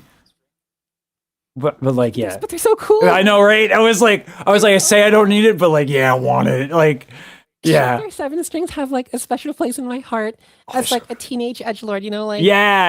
like everybody had one, everybody wanted one. It was just like, oh, if you had one, like you were the cool kid. Yeah, absolutely. Absolutely. You're okay, man. You're okay. Oh, you're okay. Yeah. Sorry. I really scared the bejesus out of him, I guess. That's my bad. But like, damn. I love Doggo. Oh, he's so cute. He's the cutest. I got him when he was like a third of, he was like this big. Oh. And he fit right on my lap. And now he's like not much bigger. And I spoiled the shit out of him, so he's a rotten little mongrel, but I love him. Man. Fuck. So, oh my god. Tell me about, I guess, like, the VTubing thing is so not easy to do. There's like a major investment. Like we're looking into it because not just like, you know, Terrence the tenor of terror, but also like, you know, I talk about my guys on stream and content a lot because like they work hard, they're part of it. I hate the idea of behind the scenes because like, you know, without people like Saber and Rosa and Lightshard and so many other people, like, you know, it doesn't work. So Right. we were gonna thinking about getting them some like VTuber like things so they can make an appearance. But man, it's not easy. So why this, as opposed to something a bit more straightforward? Like being an IRL musician type. Yeah. I think for me personally, because for a lot of people, the allure is to be able to put on this character that, you know, you can just kind of play, and that people don't have to know what you really look like. Sure. You know, for me, like my real life appearance is already out there, and like my full name is out there. I'm not really too concerned about any of that. I think it's more that I find creative empowerment by being this, you know, to just like break immersion for a moment, to be this kind of fictionalized version of myself, right? Like, I don't know if I'll ever go to space, or I don't know if the woman behind Starlight Daryl will ever go to space, you know, like she may not, right? Yeah. But the fictionalized version that, you know, which is still very much like a real person, you know, just anime, right? Yeah. Like that version of the VTuber self version of myself can go to space and go on all of these like ridiculous adventures, and you know, I kind of try to tie that into my streams a little bit, you know, like I play games like I started playing I think it's Universe Engine, and it's literally like a physics simulation of the entire universe. Yeah. No, I fucking stuff watch like that. videos casually about Yeah. Universe Engine. Like, yeah, no, Yeah, right. like when people set up like the simulations of like, let's fucking leave the galaxy and like time lapse Right. yeah, no, I What'll love that happen thing. if we replace the sun with Jupiter? Yes, Gee, I wonder. yes, I think we watched the same fucking dude. Yeah, fuck, yeah, no, yeah.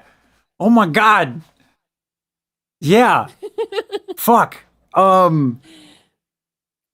damn, yeah. So there is a part of me that like for the longest time I've been trying to have you watched like Blue Lock, like, or Hajime no Ippo or any of those animes, the way that those folks, the creators, love the shit out of every single detail of like I don't know if you've ever I used to box a little bit and like just to practice and stay in shape. And also I was in Philly, so it felt appropriate. So have you ever seen the Dempsey roll? Like actually, like have you ever seen? There's footage of Jack Dempsey doing it. It's not that there's no. I'll spoil it. There are no jet engines winding up in the sound effects like there are in Hajime no Ippo. It's very kind of basic in that like you're loading up. It's almost like the peekaboo style with Tyson in a way. Like you load up and you break someone's guard with just absolutely loading up and barraging them. And the way that those animators and the sound designers and all that, like just like fucking like I was like, can we do that for singing? With the fucking like God, it would be so fucking amazing. Just fucking like, and then his vocal cords were like steel, like there's so much possibility for that. So I've like for the longest time I've thought about doing that. So there's I don't know. Like I can totally see the appeal. That makes a lot of sense to me. There are things that you want to say, not to bring up like Wagner or anything like that, but to bring up Wagner, like every opera production has tried, and theater's not the right visual medium to have writing Valkyries. Like people have tried. It's weird. It doesn't work. Actors need to have safety.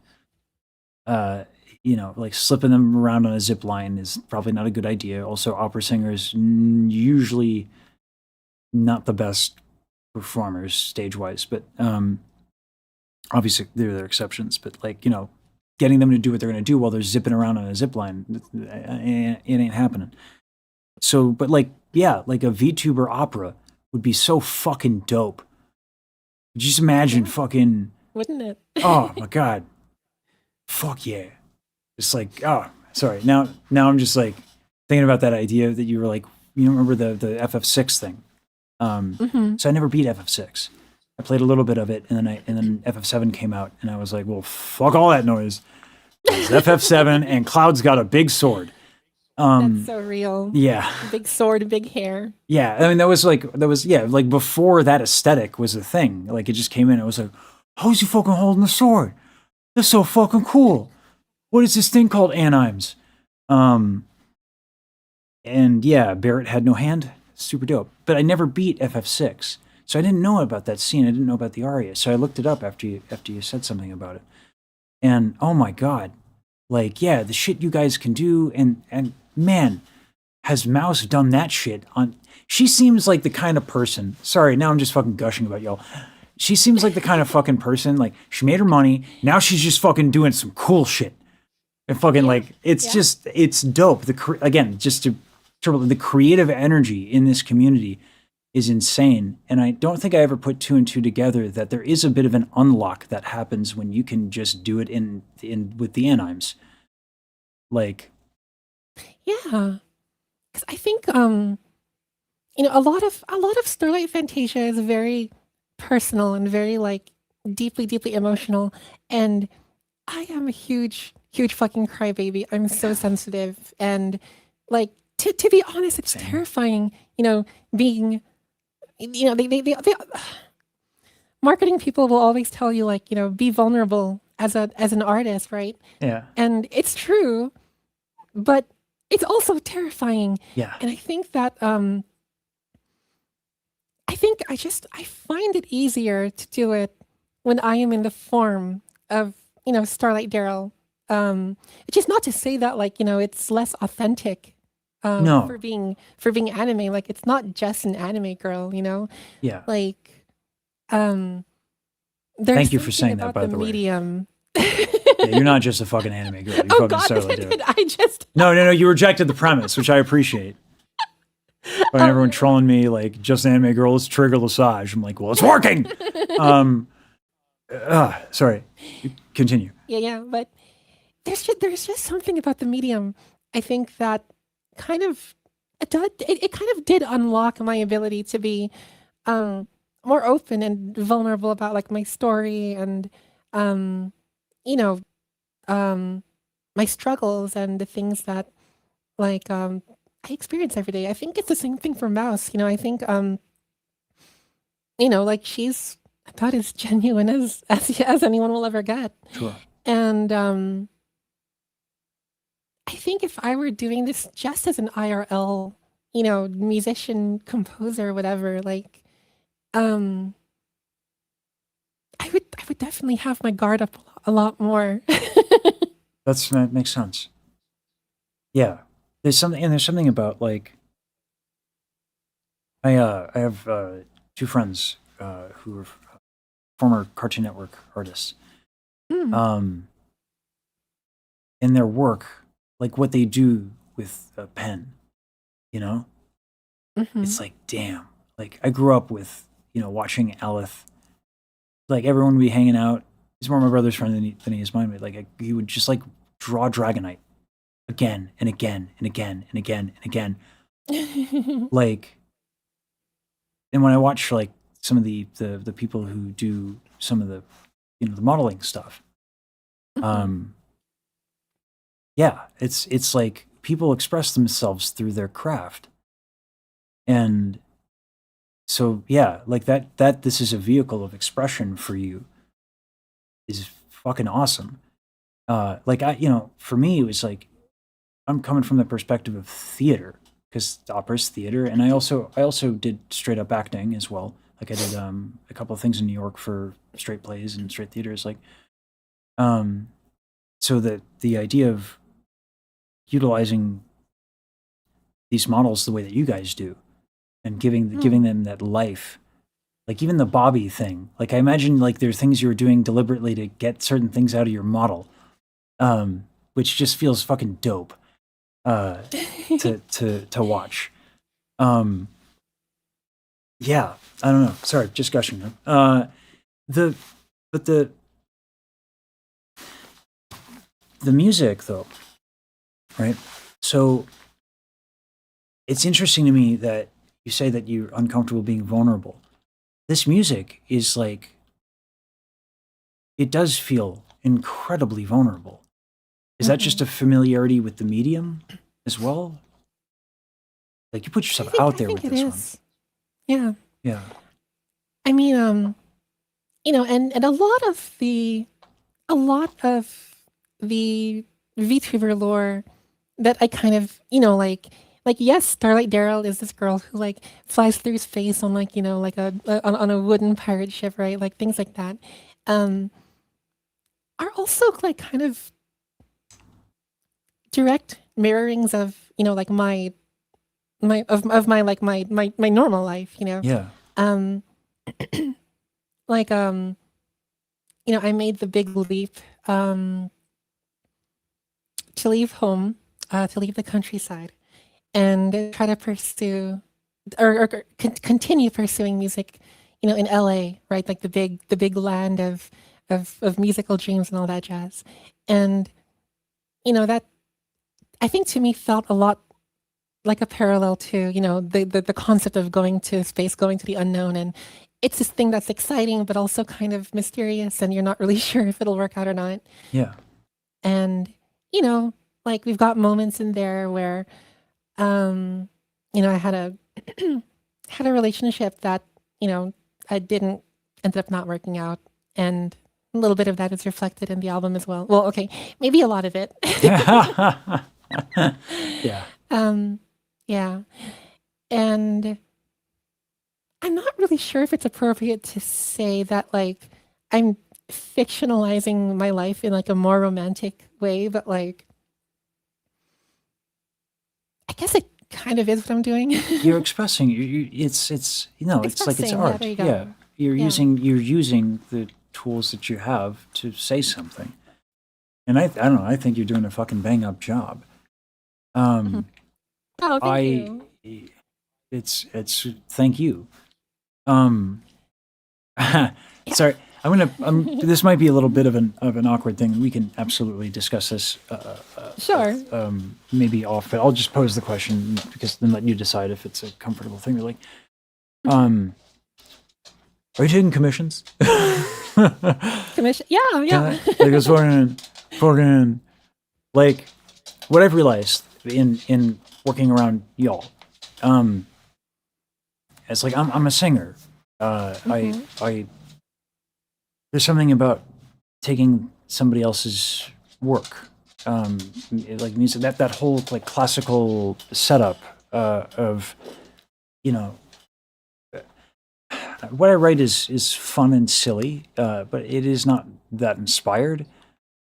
Maybe it will be one day. You know, maybe I should release like Do It for the GDP just for the memes, but like, it's it would just be an honor to fucking sing your shit. Oh, thank you. So yeah, and of course, like, you know, compensate you for your fucking top tier skills.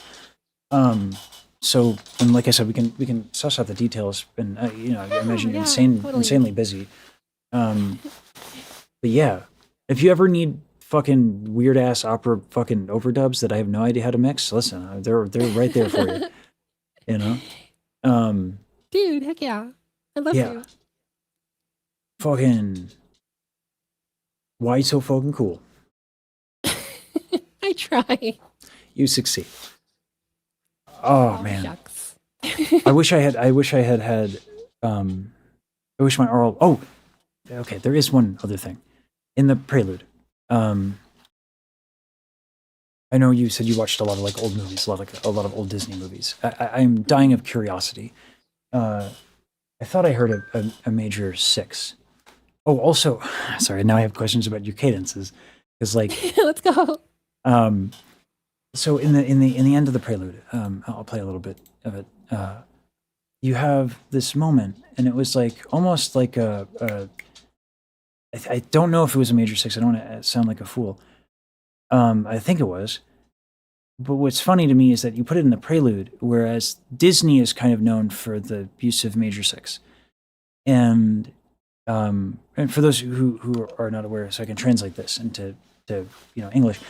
Generally speaking, the 6th chord in major is a minor chord.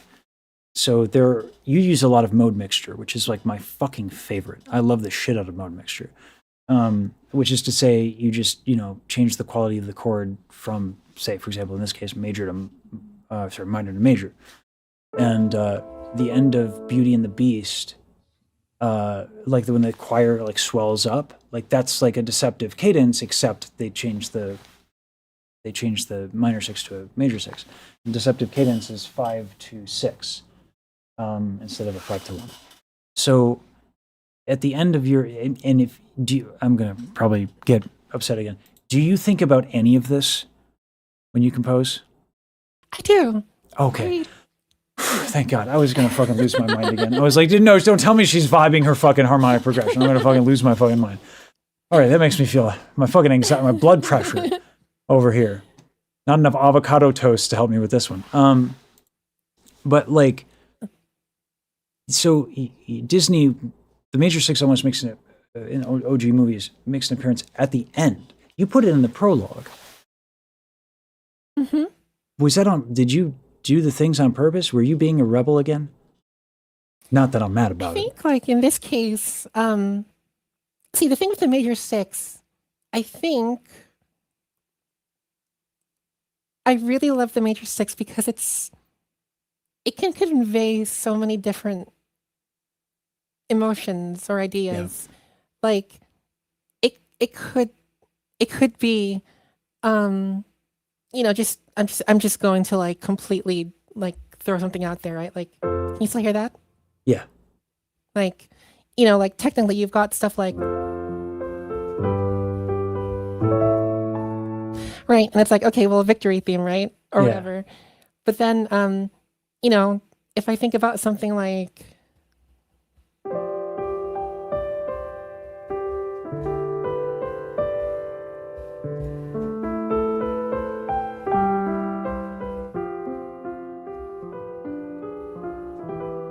Oh, behave. And then my heart like shatters into a billion fucking pieces, you know, like Fuck and so yeah.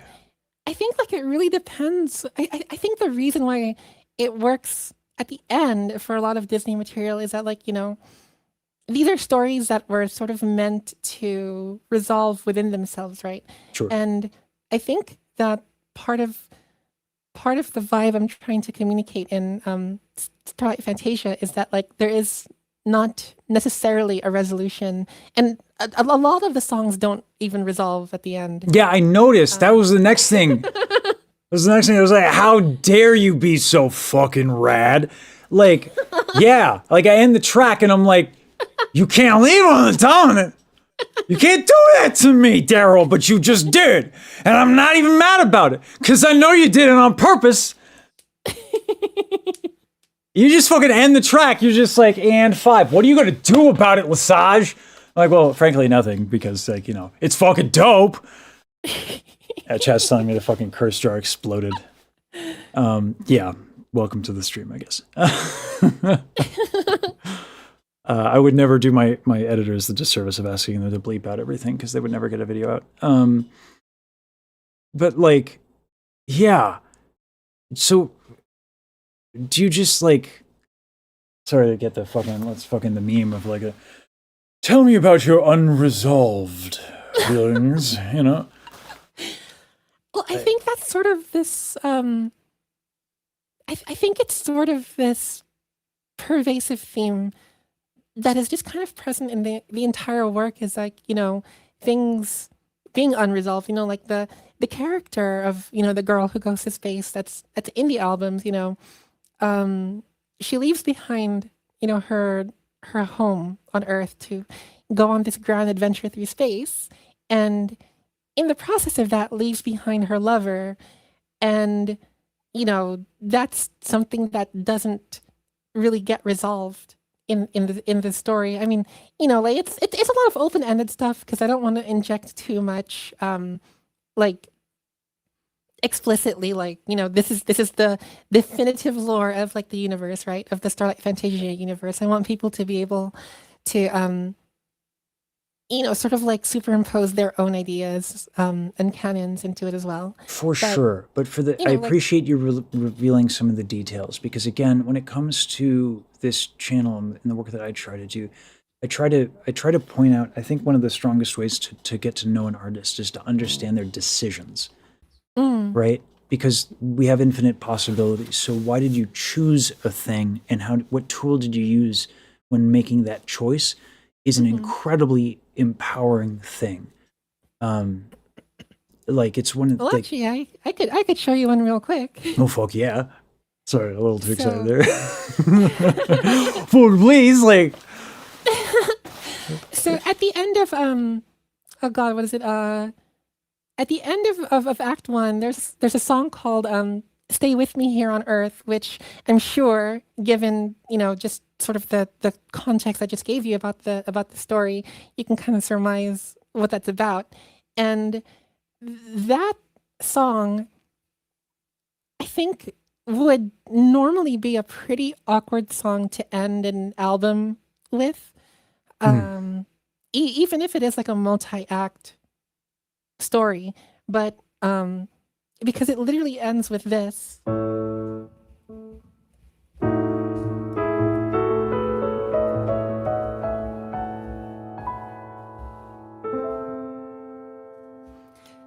You know, that minor fourth, right? Yeah. And I wanted to kind of like paint this image of, you know, like literally like ascending upward into space.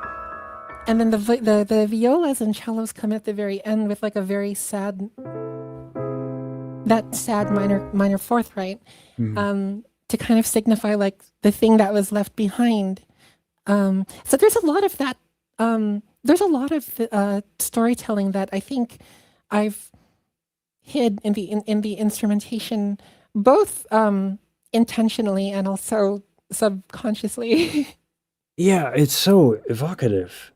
Like, it's like images are being presented in my brain as I listen to your music. It's kind of wild. The the how much Debussy have you listened to by chance? A fair amount. Yeah, I was like, oh my god, this like, yeah, there's a lot of that. I get that a lot with his music too, of just like if feeling like I'm almost like the scene is being painted for me Yeah, with the piano, you know? yeah, Impressionism had a lot of influence in that time. Reading about that time period is actually really interesting because France was the kind of like the mecca at that point. Like Paris was the mecca, the way Right. kind of New York became, and so like all of these incredible artists, like they're all around each other at the same time, and so Debussy, yeah, kind of took a lot from Impressionism, and yeah, it was very, fuck that tonal music, and did some amazing shit. Yeah, can you play that minor four chord again? Can you? So That chord comes up. I just realized that chord comes up a whole fucking lot in Starlight Fantasia. yeah, I don't know. It's just, you know,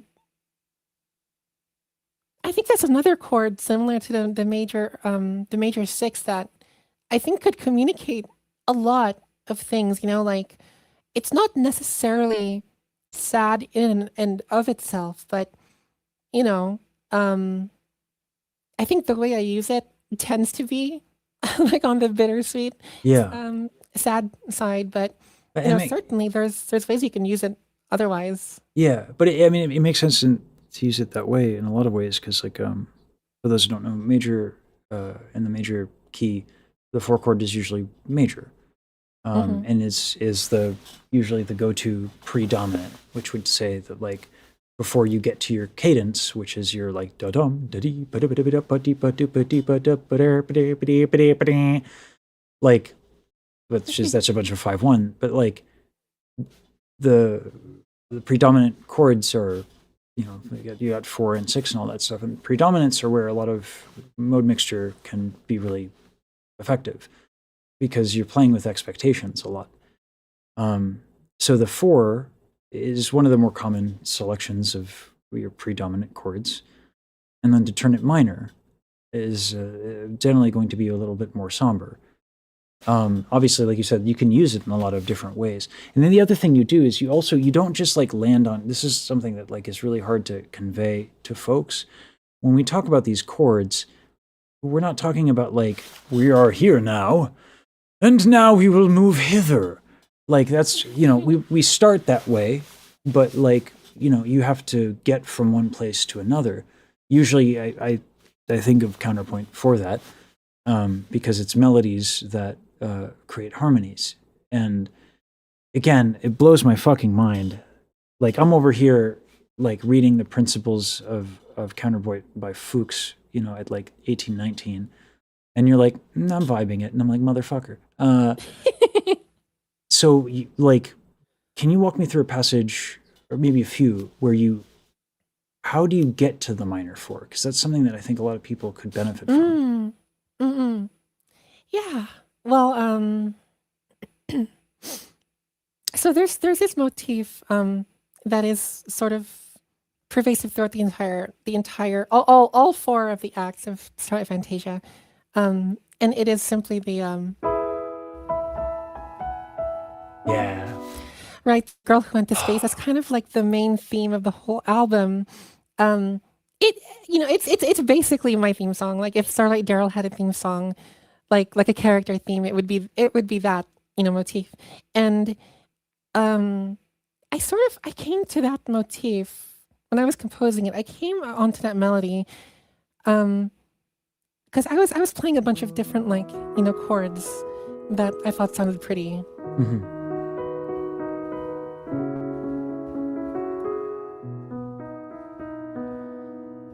right? Yeah.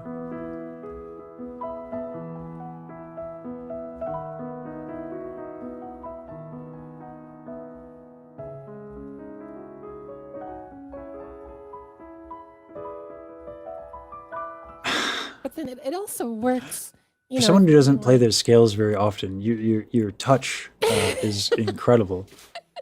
Oh, thank you. Yeah, that touch is the relationship the pianist has with the keys. It's yeah. So yeah, the original the song originally was gonna have that like kind of, you know, you start on the tonic and then you descend, right? Yeah.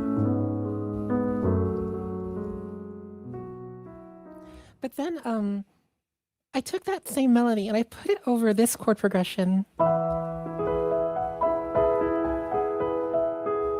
So then we have a borrowed chord here. And then that naturally led me to the fourth.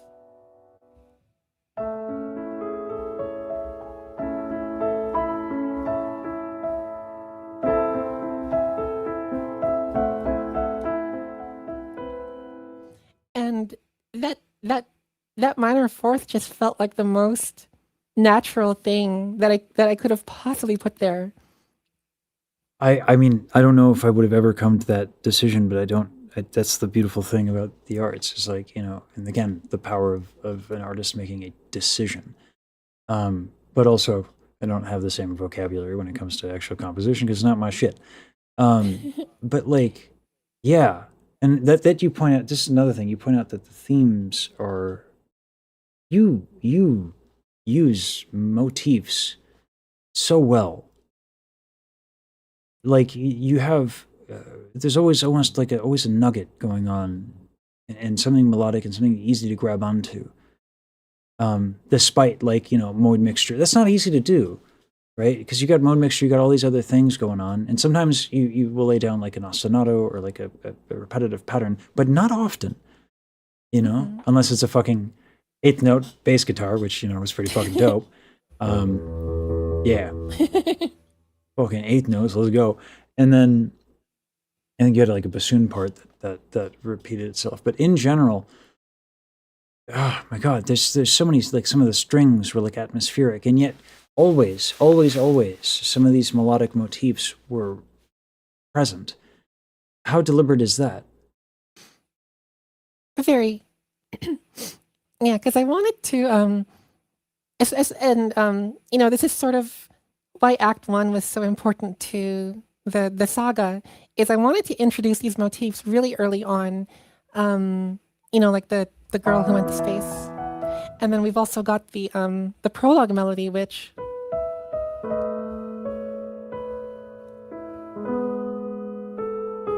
right, which that also comes up a lot. And you know, that prologue melody kind of it doesn't really represent like a character or like a thing. It's more of like, to me, that motif is kind of the spirit of like space yearning, you know, like that Yeah. that sort of like innate desire in all of us to know what is in the unknown. And you know, when I think really deeply about that stuff, and I go out stargazing and I look at the sky and wonder what's beyond the stars that we can see, you know, that's what pops into my head.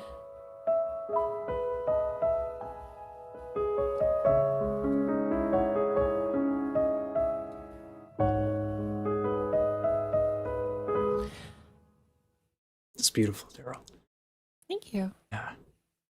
Fuck. It's so, I think it's so easy, I think, in life to be bitter, right? I think one of the signs of like a mature human being is like everyone goes through something.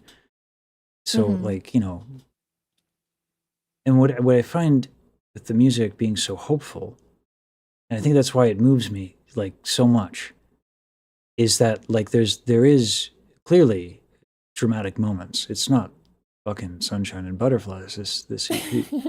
And yet it's like, yeah, the positivity, and not a naive kind of positivity, you know. And this is where it's weird, like we'll go from, you know, technical to like the art, like, you know, again, technique is a means to an end, right? So Right. and all this technical shit and jargon is a means to an end.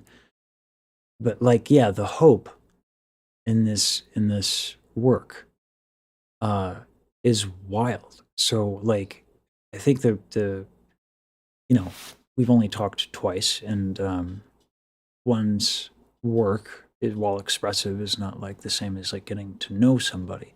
So I want to be careful about being like, you are this way or that way or another way. But luckily, I can interview you and find out. That's why we're here, baby. Right. You talked about hope and you talked about defiance.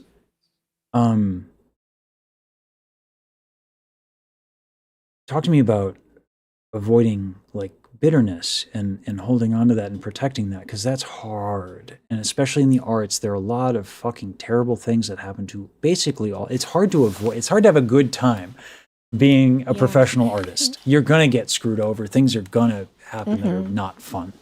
So like, but from the composition, I get the sense of resilience. How? I know that's probably a very difficult question. One we could Like, bench possibly, but speaking more like in sort of like not necessarily within the context of how like that idea is conveyed in like my music, but more like in general, right? Like on a practical level. I think I guess my presumption is that they end up kind of being one of the same. That is, see, you're a smart guy. You really get this whole VTuber thing. I work out. That's actually not true. That's not true. I go for walks on occasion, but yeah. Yeah.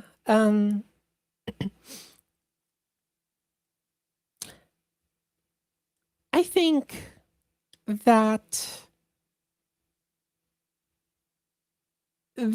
okay, so let me think about how to word this. Take your time. It's a bit of a two-part thing for me. I think one part being it's very easy to slip into bitterness and like anger, and those things are things that turn into hatred, right? And hatred is very often given more of a platform than kindness and positivity nowadays. And but I think that the thing to remember is that like I think that kindness is something that transcends that. It is enduring in a way that like hate never could be. And so, I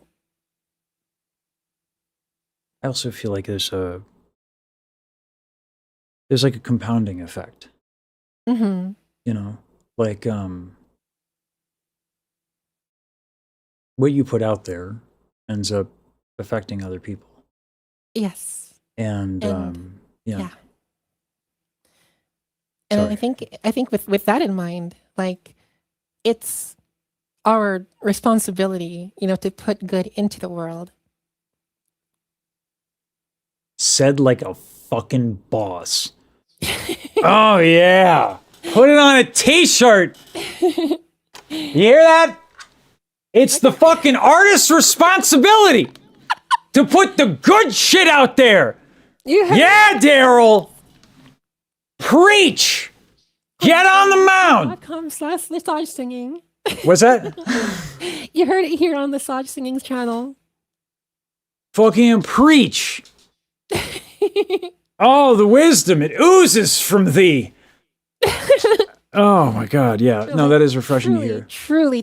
Like, I'm very much a proponent of like kill him with kindness, Yeah. Like, I think the other part of it is that like, and I made sure to lead with the other point first because I think that's like probably the more universally easier to accept point. But there's also kind of this angle of like the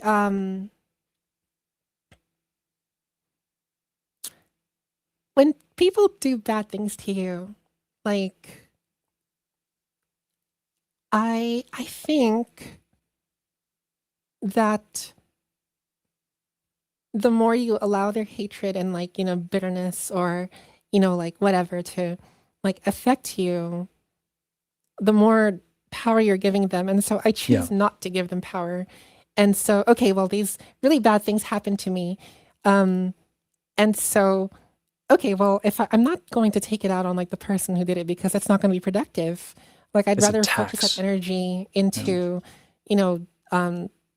continuing my own productivity and continuing to try and put good things out into the world, right? Yeah. And in the grand scheme of things, like the universe doesn't care, like none of, Yep. again, it kind of goes back to like, none of it really matters that Yeah. much. So like, it's nothing personal, truly. Like, if you don't let the person give you power over that, then all that's left is the universe, and the universe does not give a fuck, So like, truly, why would you waste your time letting bitterness consume you? Yeah. Yeah, it's also soul crushing. There's that too, but like that can really you can get to dark places if you indulge in it. Yeah. And I mean, certainly this is stuff that I've learned the hard way. Yeah. I've done my time being, someone who's filled with negativity and bitterness and, like, Yeah, I was a dick. I talk about my parents being supportive and stuff, but, we definitely had our moments of like, we didn't bring you to America to, be a broke ass composer, like go do something with your life. And then Yeah. I took that really badly for a long time. And, things worked out, thankfully. And I figured out ways to, make it work. But I think the important thing was to just not let the negativity like overcome me. Like it doesn't have to be a part of who I am in order for it to be a part of my growth.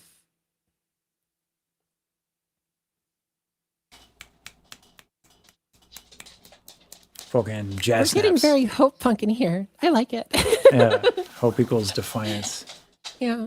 Yeah. Absolutely. You got poopy? Oh, he's giving me the crazy eyes. Okay. Should we take a break? Yeah.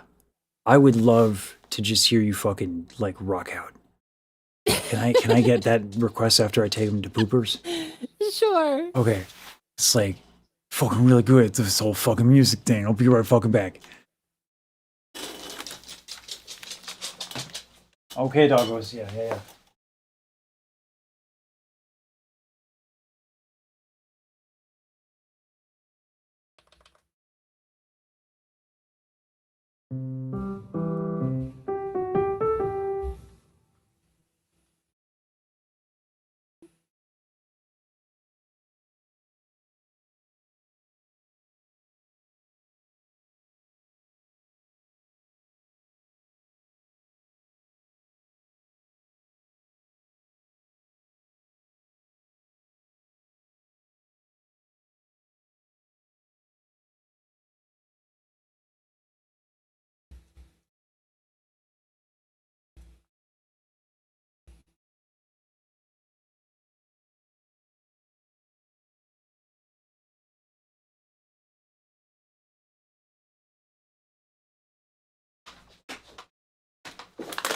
Okay, alright, okay.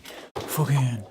Alrighty then. Let's fucking get to part 2 where fucking Lesage indulgently and selfishly just fucking is like, can you just fucking rock out into the fucking, like, I'm just gonna fucking hear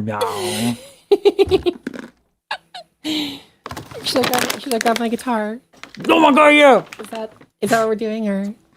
I was going to be totally accepting of the piano, but like, if you fucking with the fucking, if you want to fucking do the Storm Eagle, it's not actually, it's just a power chord. It's just a power chord.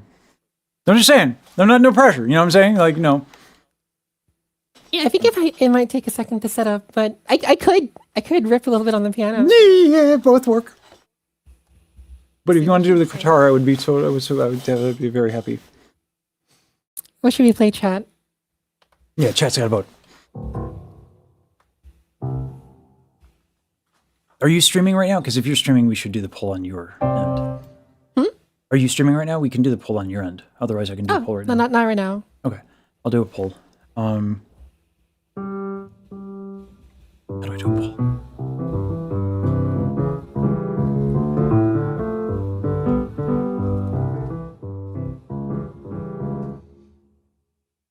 Okay. I was just like, yeah, what do you do? All right. It's fucking dope. I'm fucking excited. Fucking, you're pretty good at this shit. I'm happy that you're fucking doing this shit live with the fucking pianos and the guitars. It's a fucking good time. Yeah, buddy. How do I do the poll? I swear I know how to YouTube. I'm a creator, everybody. Oh, it's literally the fucking plus button. Okay, that says start a poll. Yeah.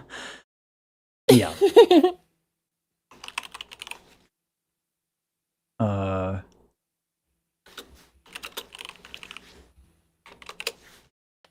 gotta change it.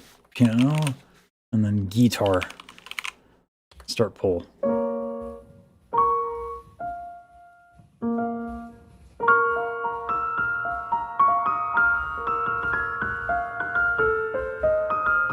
Okay, just gonna fucking just casually rip that out and fucking play my heartstrings.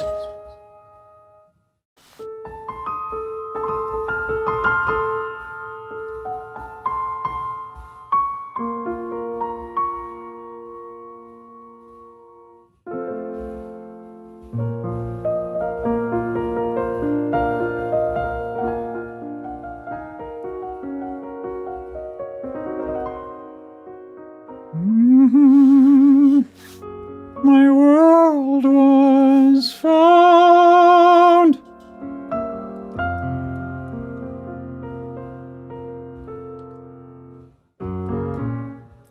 I forgot to play the part. It's an interesting change. I mean, it's like a empty space. Yeah. In its place, and this is a rounded play or something like that. I gotta fucking loop the lyrics.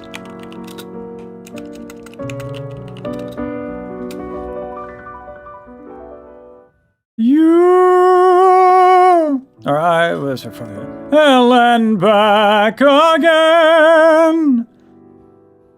Now tirelessly I'll fight till I see your face again. Amen.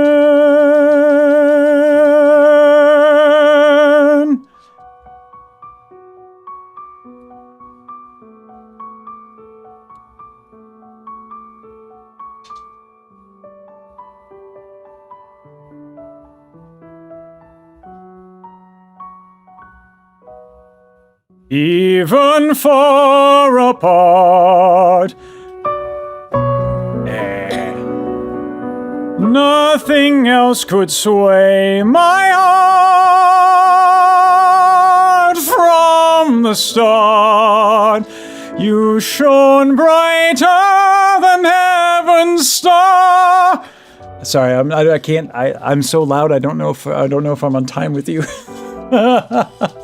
It's very hard for me to hear over myself. It's the wheels of God's wheel fight, chasing the sound, or how your song resounds, eternally bound to you.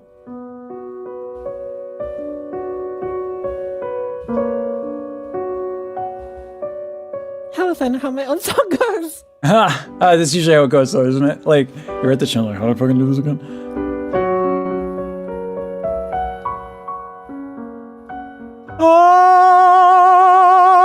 I'd go to hell and back again. Heaven and earth I'd move, and then for you every single sin, every single sin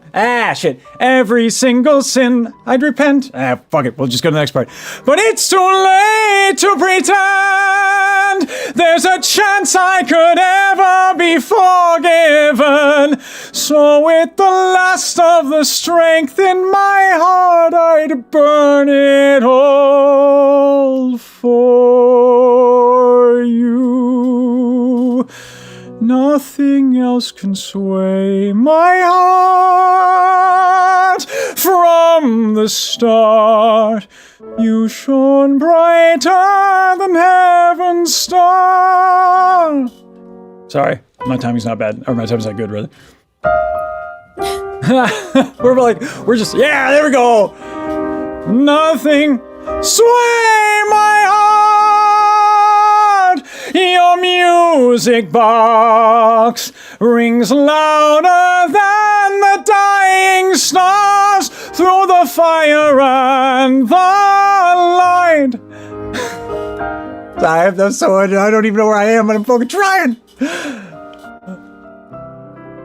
I sing the sound. Ah, yeah.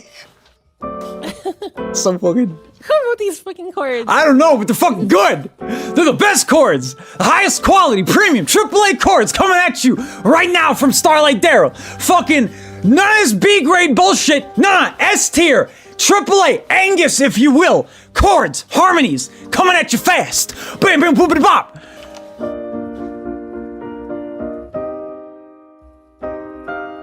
Last of the strength in my heart. Yeah, this ain't happening.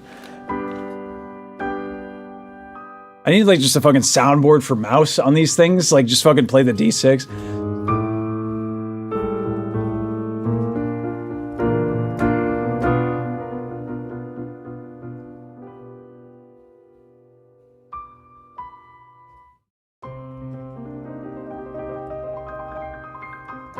Ooh, okay, alright, okay, alright.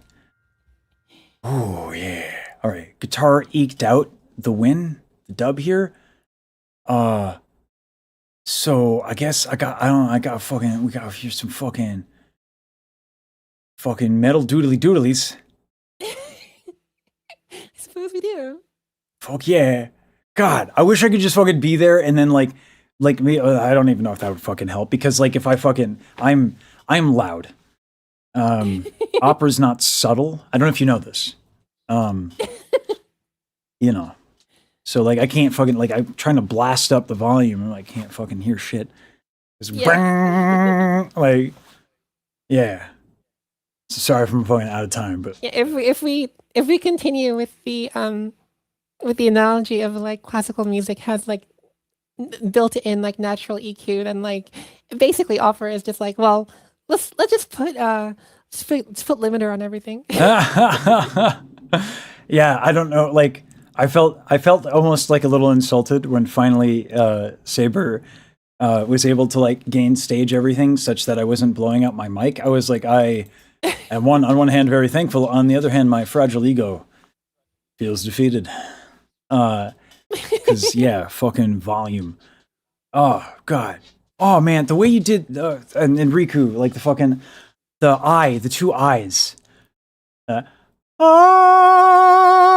I go to hell and back again. Heaven and earth I'd move, and then for every oh fuck yeah. Oh yeah. Oh fuck it, you guys fucking cooked. Some magical shit. Fuck. Whew. Sorry. Fucking I get excited. I can't. I think that was our first collab. I think that was the first collab. I love how you said you put the wrong and fastest on the wrong syllable, and I don't even care because it's so adorable. It's our first collab. That's what we're doing. That's what I'm calling out. That's actually how you say the word. That's how you say the word. What Starlight Daryl says goes. Period. It's the collab. Emphasis on the co. We're labbing. Pizza's pretty good. What's that? What if I say pineapple pizza is pretty good? Okay, listen. All right. If you caramelize, here's the thing. You caramelize the pineapple so that the acidity that is like kind of natural, like that chemical, because the concept works. The problem for me ends up being that enzyme that ends up breaking down the meat is so acidic. But if you caramelize it, I do think it can work. That's a good take. Yeah, that's my like Switzerland take on that one. Because like that can end friendships, you know. And we're just getting to know each other, and I'm not going to be like, I'm going Switzerland on the pineapple pizza question. You know what I'm saying? Like we're playing it safe. Yeah. Nice. I think chat's judging me. What's that? I think chat's judging my pizza preferences. Yeah, open back headphones don't exactly help. Sorry. Everyone's been trying to encourage me to eat on stream because I'm really like self-conscious about it. Because I don't like the sounds. But that's totally fair. But yeah, if you want to take, I'll fucking do some shit and buy some time. You want to fucking plug in your axe? Sure. Fuck yeah. Oh my god, it's so cool. Fucking Starlight Daryl gonna fucking play the boo metal metallic turkey sounds. All right. I'm gonna buy this champion some time. I'm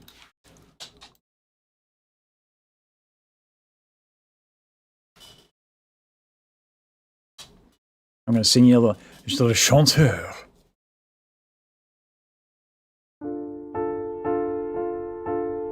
Dans ce sommeil que charmait ton image,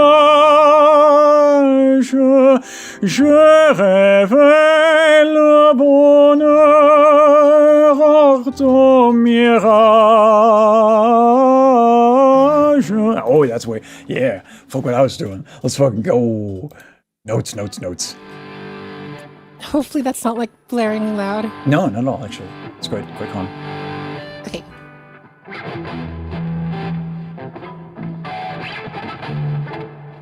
I have no idea if this is in the right key, but Oh yeah, buddy! I'm so happy! Yoo! Yeah! Oh, can you turn up? Can you turn up? turn up? Okay. Turn up, yeah.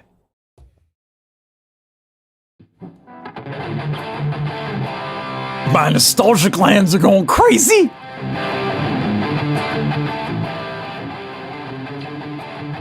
Woo!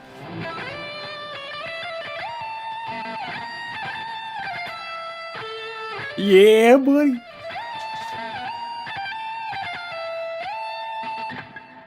How's it go again? Yeah,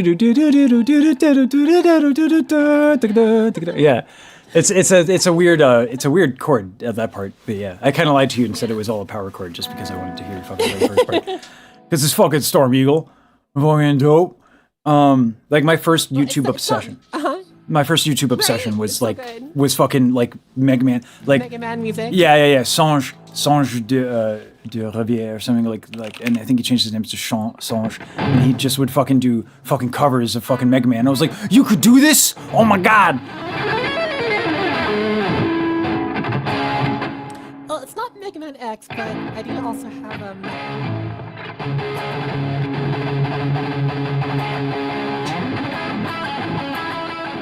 Oh yeah! Doot! Doot!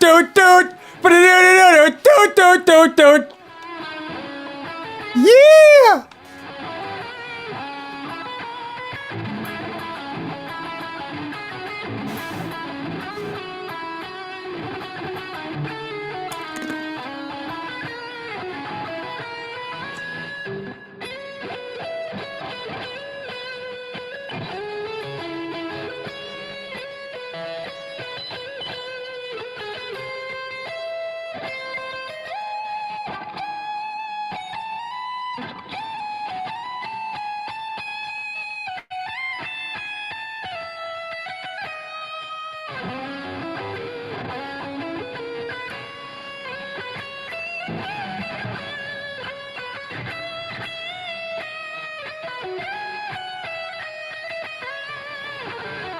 Oh my god! Why are you so fucking cold, Daryl? Oh my god! fucking, you're playing the Mega Man! Woo! Oh my god! With the fucking Dr. Wily and the lemons!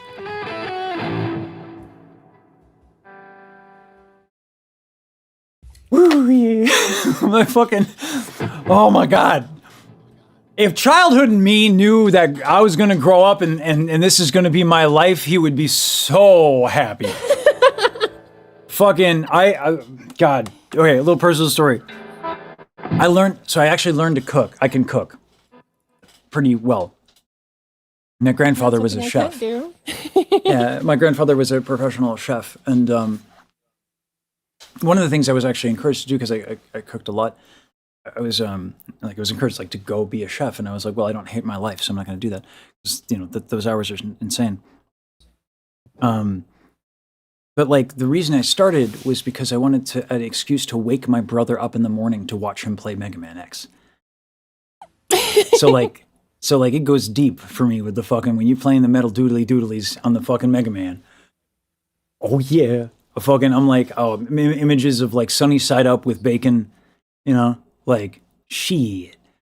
Oh, sorry. That hits a part of my soul. It's like a good back scratch. You know what I mean? You can't reach it. Yeah. But your metal guitar can just puncture and just fucking reach and just get a little scratch on it. It's just a gentle, nothing morbid, and it just fucking, Oh, That's good to think about it.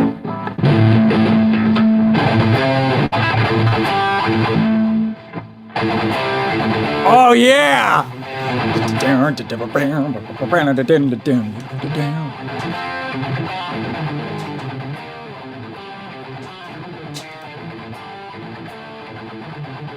Oh my god, Daryl, you're so fucking cool. What the fuck? I need a party hat.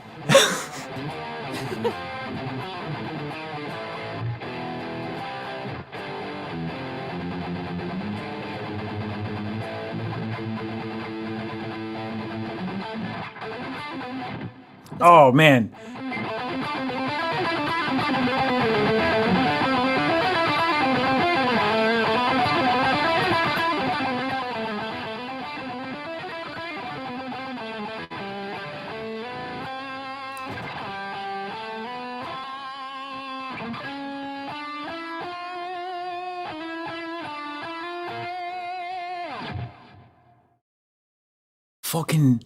You're a fucking, I'm convinced. You're actually a wizard.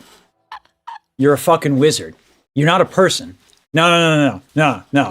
You're a fucking do you play D&D 5e at all? No, I really want to. Oh, it's so fun.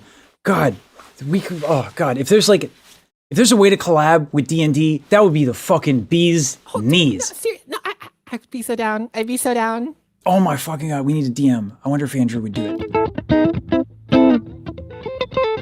Okay, all right.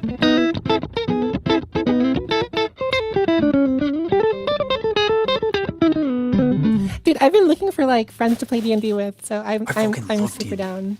I always play outrageous characters, and I always name them after something to do with opera. So my barbarian was a dwarf chef named Delmonico, who his weapon was a giant ladle. And he would always make fucking stew. He was really into stew. I made you all a stew, and you just toss it away like that. Oh my god! Yeah. Oh man, no, it'd be fucking dope because okay, so the reason I bring it up, there was a reason. In 5e, the lore is that a 9th level spell is something you need a lot of magic users for that are the highest of levels. And you need them to collaborate. And a god basically needs to sign off. And they did this because letting mortals have too much magical power and access to the weave of 9th level and above almost destroyed the world, right? As it tends to. Yeah. No, I think it was a good, checks and balances, you know what I'm saying? Yeah. So I was saying to myself, the wizardry that you do is only possible with the collaboration, like whatever constructed your musical soul is a 9th level spell. Like it's just a bunch of fucking people just fucking. It was not one wizard. No, fuck that. No, you can't just have one wizard for Starlight Darrow. That's not enough. It doesn't work. It's called the spell fizzles. Okay? For all those EverQuest nerds out there. No, you need a covenant. A covenant, that's the word. You need lots of wizards. And they need to go Hadouken or whatever the fuck it is. Kamehameha, I don't give a fuck. And then you just fucking boom. And then the Starlight Darrow appears. Wizardry, magic, fuck. That's what I think happened. That's your lore and backstory is probably a little bit more nuanced than that. But while I learn what your lore is, that's my version. When you see, when two wizards love each other very much.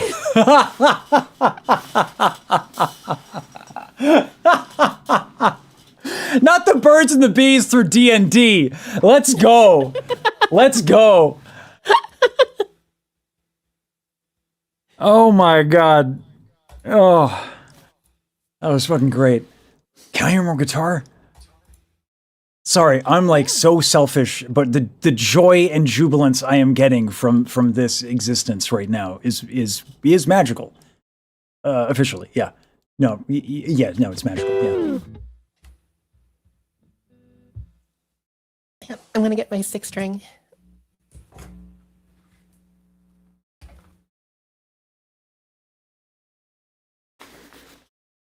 Also, someone said my French was bad. Rip. My mother agrees, actually. So.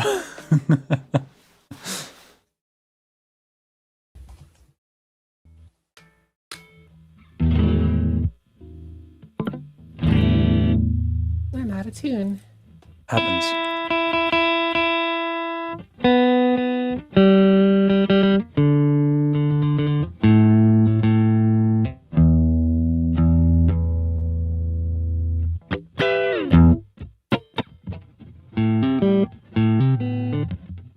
I forgot how to play it.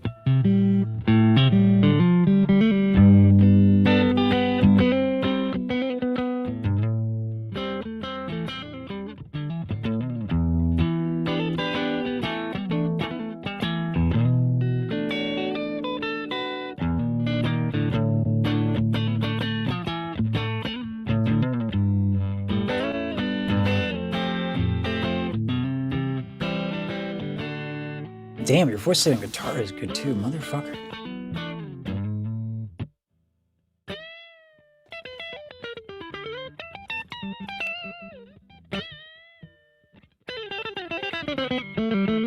Is that a Strat?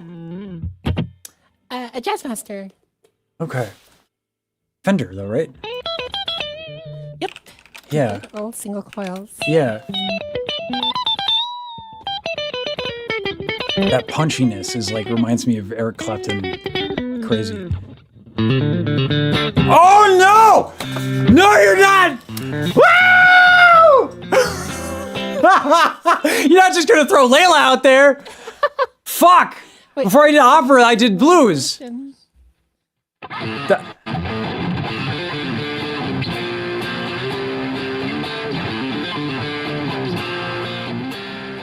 God, I don't know if I could do blues anymore, but shit.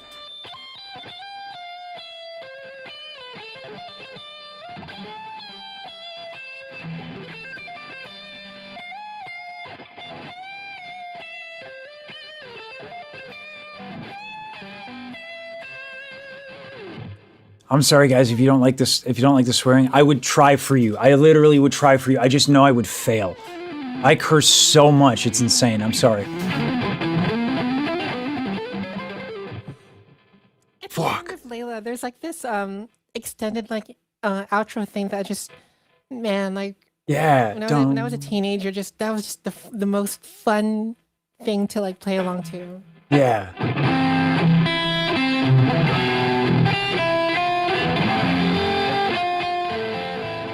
It kind of reminds me of like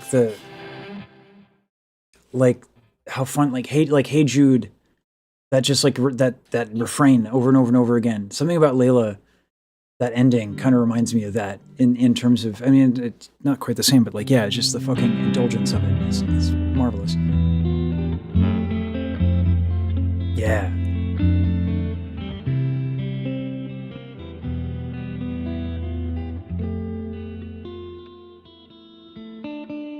My first cassette, which is how old I am, was Ixnay on the Ombre from Offspring.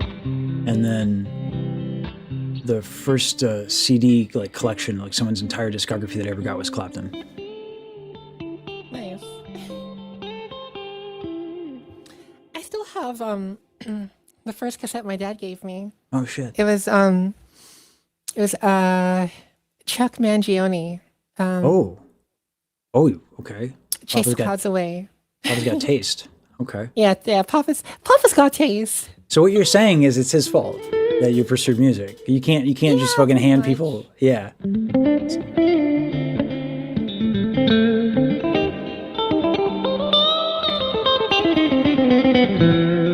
Have you ever listened to LD Miola by chance? Yeah, I love LD. Oh my god, I was like, there's no way. Like some of the stuff in your music, I was like, LD Miola? Yeah, no, exactly that one. Yes, no, that one. That was like, no, that cannot be. But it is.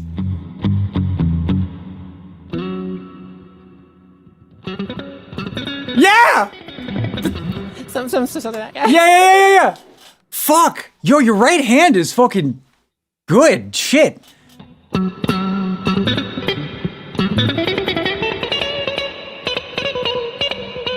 Actually, I have a guitar song out on my other Spotify that I wrote as a kind of gift to Iron Mouse. That there's a lot of moments in there that feel very like a little bit Al Di Meola. Oh my god. I literally have it in my notes. Oh my god.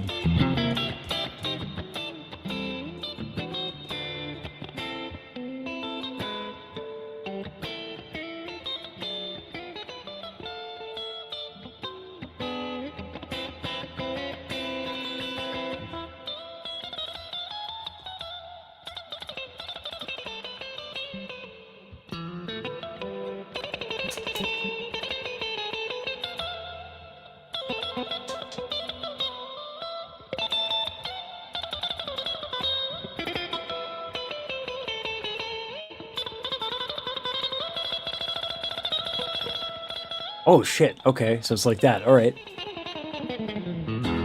Oh, damn, Daryl. Okay, alternate picking. Shit. Fuck. Yeah, your right hand is good. Like, damn. Oh wait, sorry, are you left hand or right hand when you pick? Right. I'm yeah, right. Okay. Damn.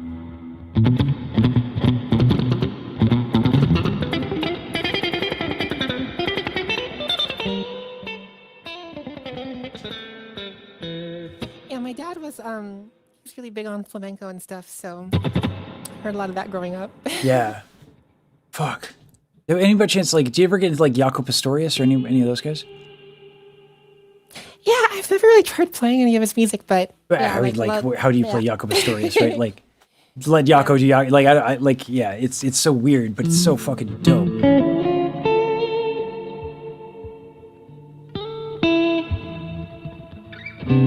I can play Autumn Leaves. That's about it. That's about it.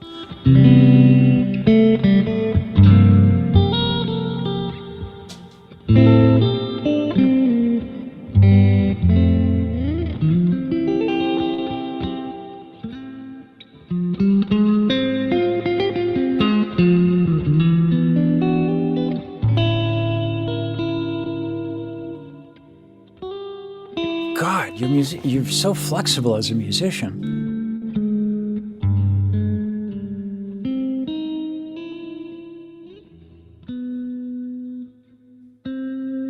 There we go.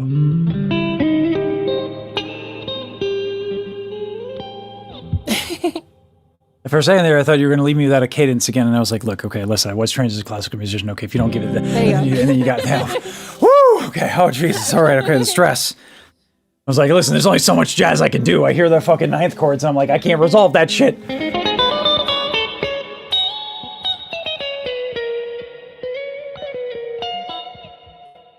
you said you used to be in a jazz band, right? Gypsy jazz, yeah, and like nothing. Jazz. Yeah, Oh, yeah, that's yeah. so cool. Like Django Reinhardt. Yes. type- Yeah. I gave a whole like so report on Jago cool. Reinhardt. I fucking love that shit. Yeah. Dum Dude, dum that's so dum cool. dum dum dum I dum wish I dum could. I dum. wish I could play that stuff. I- It's so hard. I used to be so much better at it. I mean, the numbers and math thing, that's the minor swing chord progression. When I did that for the video, I like I haven't changed my strings in so long, so it's like dead as fuck. But yeah. Dum boom boom boom. Do. Yeah, it's so fucking cool. It's so Gypsy jazz is so much fun, and the way that you can do the stacking of the thirds for like the triads or not the triads, tritones or stacking is so fun. Like, yeah, what he did with 2 fingers, man, is like unfair. Yeah, he was kind of a genius. Yeah. Django Reinhardt, not bad. Yeah. Oh man. It's so got so much personality too. Like, what do you mean he can do more with 2 fingers than I can do with 5? Right? And the footage of him is insulting too. Cause he is so posh. You know? He's just fucking sitting there like, oh, this is hard for you. I can't relate. Fucking going up and down the neck, especially because like he was so it looks so sick because like he has to fucking he has to use his arms so much, so he travels the fretboard like crazy.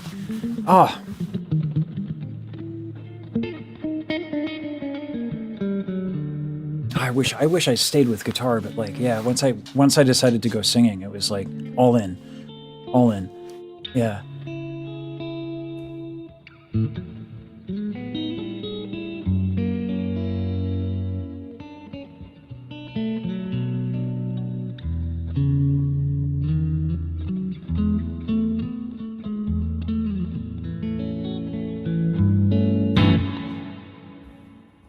Do you play any other instruments? It's piano, guitar. My first instrument was actually bass guitar. Oh. I still love the Battletoads Double Dragon theme.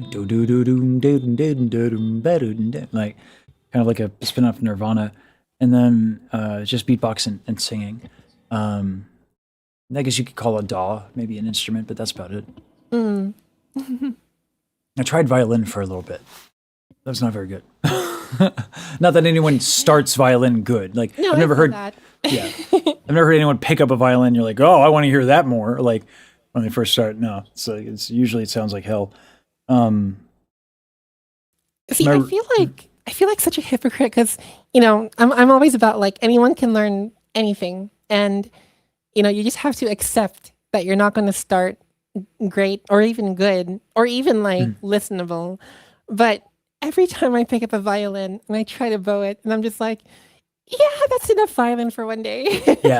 Yeah. As my roommate in college, I miss her a lot. She's great. She freshman year, she handed me her violin, which is a hell of a thing to trust to somebody. It's like a car. And she was like, I've never seen anybody hold a violin so naturally before. You gotta play something quick. And then I didn't I put all of the fucking all of the horsehair on the string and pulled, and she's like, and you're done. Like it's like I didn't know this is you got fucking gotta be delicate, Yeah. Bowing is its own fucking beast of a thing to do. Her tone was always so massive. She's a tiny girl, and she inherited this violin. It was way too large for her, but she just leaned into it, and she sounded great. Yeah, I lost touch with this person. I should reach out. But yeah, no, it was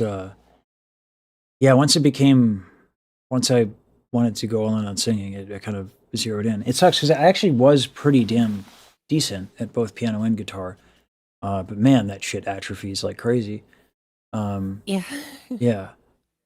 So now I sing, and then the extension of that is of course like beatboxing, like And my one cool trick that I can do that some people struggle with is vibration bass, because it kind of is. It's odd to explain. It's kind of similar, seemingly, to singing, to opera singing specifically. Like if I do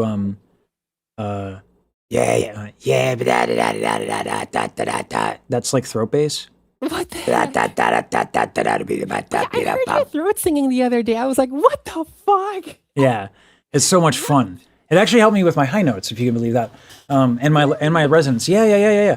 So my problem is I get really I don't know if you know this about me, enthusiastic. So I take like big inhales and I try to expend too much air. But like when you're using like throat bass and vibration, which is that was throat bass that I showed, and then no, sorry.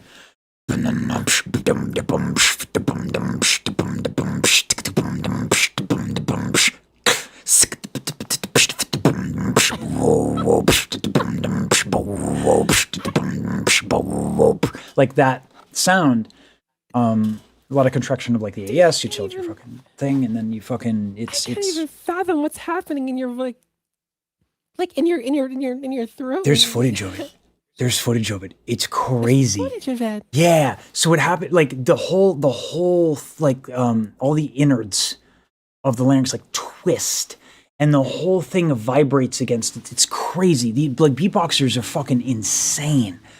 They're so fucking cool. Yeah. I'm interviewing Ghost on Friday.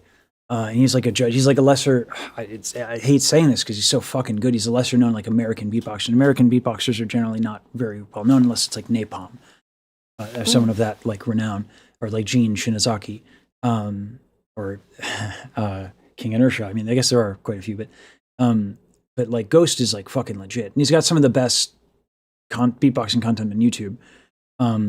Like River, like the GBB champion, or one of many. Like watches Ghost, and like I was like, what am I watching, a Netflix documentary? I'd scroll down 500 views. I'm like, the fuck, algorithm? What the fuck is wrong with you, algorithm? Hiding this fucking golden shit from me, fucking algorithm. I was so mad. No, he's fucking like, yeah. Vocoda is another American beatboxer. Yeah, those guys are fucking sick. Like what I do, I play around with it every now and then. I didn't even realize there was such a like thriving community. Yeah. Kind of. Oh yeah.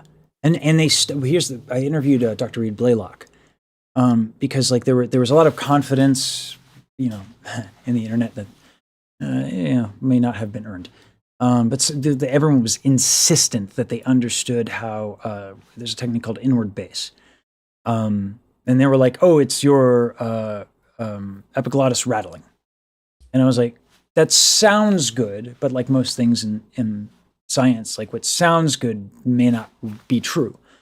Like I could see how that could work, but like what is the actual thing? So I looked around, and I couldn't find anything.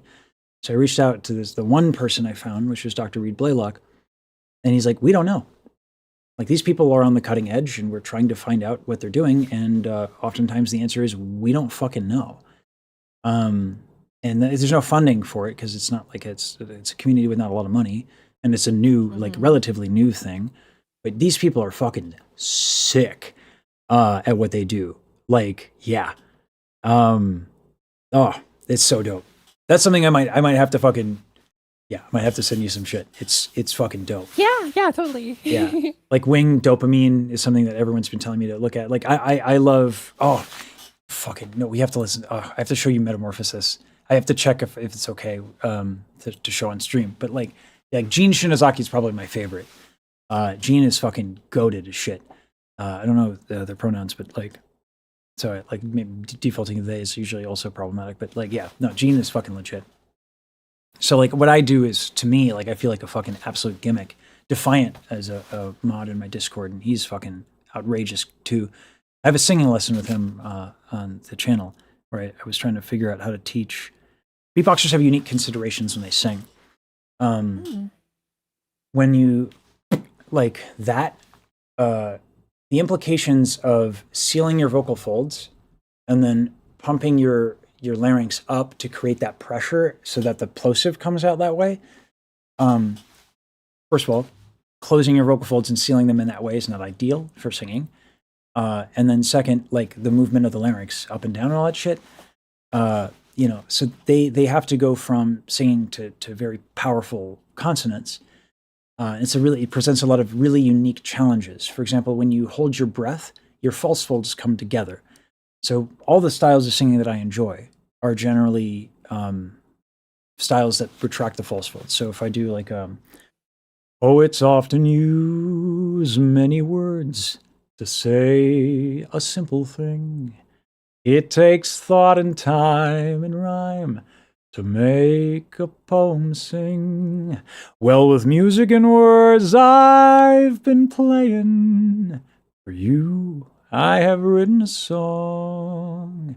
To help you know what I'm saying, I'll translate as I go along. Fly me to the moon. I wish I could swing. And help me gaze among the stars. Right? Like that, all of that would be ruined if I or I would have to just get really good at going back and forth. Which is probably the only real solution. But yeah, like, sorry, I fucking love Tony Bennett. Let me see what spring is like on Jupiter and Mars. Oh, yeah, I'm like in between keys. In other words, hold my hand. Ooh, tasty. In other words, darling, kiss me. Fill my heart with song and let me stay forevermore. You are all I long for, all I worship and adore. In other words, please be true. Oh, in other words, I love you. Sorry, I have no sense of time. Yeah, same. And word, we've got latency and stuff, so it's whatever. Yeah. Look, we'll blame the latency, right? Yeah, it works surprisingly well. It's a lot better than you would expect. Yeah, I'm also, your ability to follow is insane, by the way. I cannot, like, as I stop singing and I can hear again, I'm like, oh, she's on the fucking right chord. I totally fucked that one up. Like, I know I was early on that one. Like, shit. Yeah, no, like, thank you for covering my ass and making me look good. And now we can blame it on latency and not my fucking terrible sense of time. Yeah.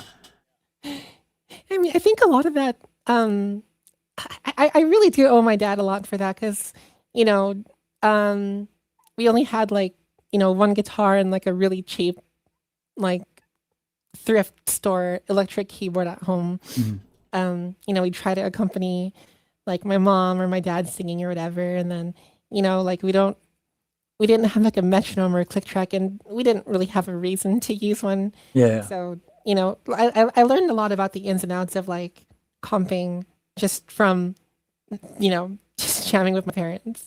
God, and you know, man, this, not to go back to like, you know, like old music and you know, the stuff I used to listen to with my dad.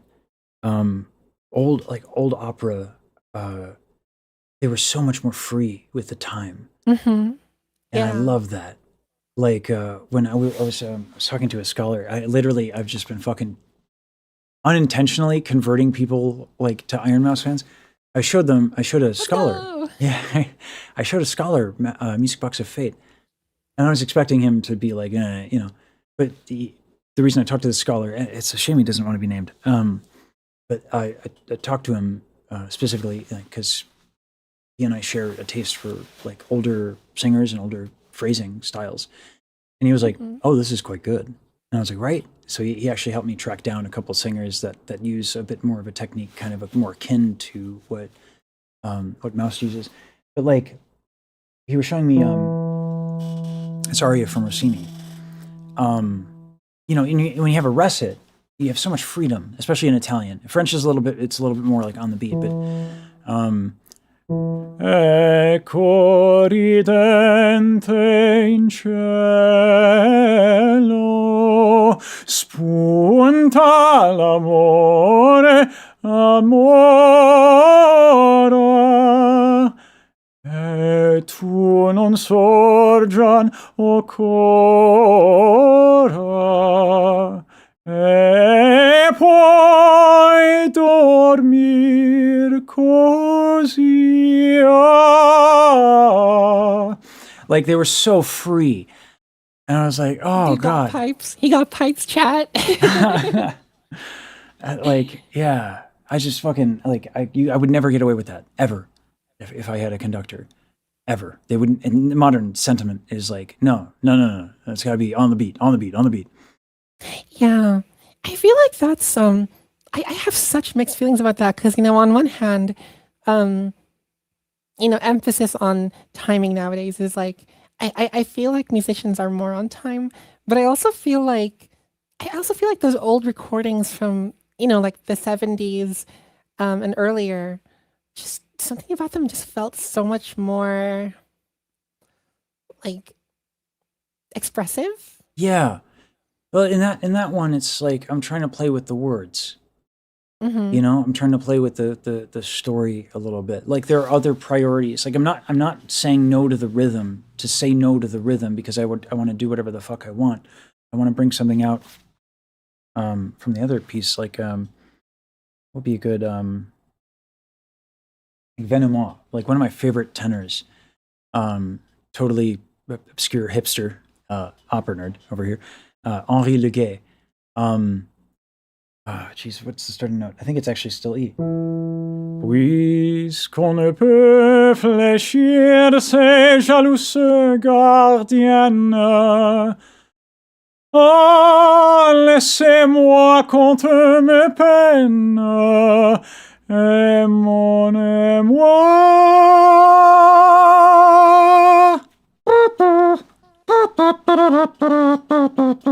That aria is so fun.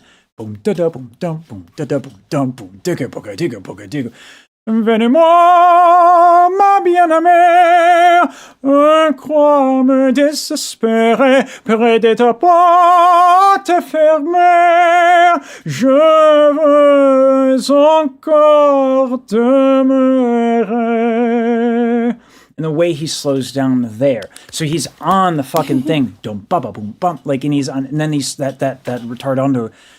Les soleils pourront s'éteindre, les nuits remplacer les jours, sans t'accuser, sans me plaindre.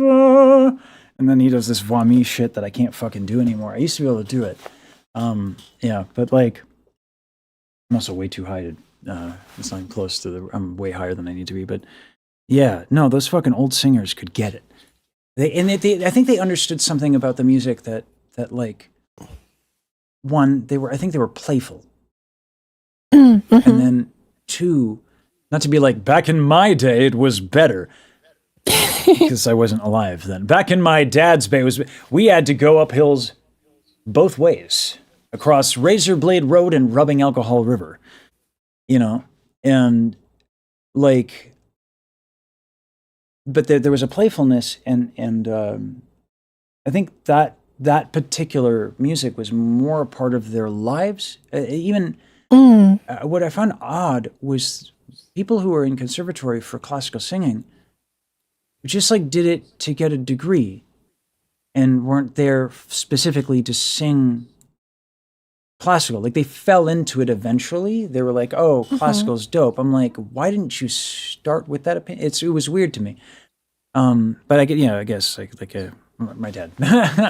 So I had all that that exposure. But yeah, it was like the way that they felt about the music, I felt was I don't know, it was commonplace. So it wasn't so sacrosanct that you know, messing with a note value was considered like vile somehow, like a violation. Like, no, it's like there's more than this, you know? Anyway, Yeah. that's my rant on that one. And I feel like, because I obviously I work a lot with virtual instruments, and I love working with virtual instruments. I think that making them I think they've made the orchestra more accessible to Yeah. a wider, array of people Yeah. than before. But obviously I can't hire a live orchestra for every single Yeah. single thing I do, much as I would love to. It would be we could, yeah. But I think you can get pretty dang close. But I try to get in, as much live musicianship on my songs as I possibly can, even if it's just for the lead instrument or something. Because sometimes there are just those interpretations that a person who's really mastered their instrument, can only bring out, in your performance and in your your writing, right? Yeah. And it's just so magical, just the other day actually I had a live violin recording session for the last song of Starlight Fantasia Act 4. And there's this violin player by the name of Nisa Adina, and I was having her play it was the girl who went to space motif, but it was a really it was meant to be a more kind of calm, just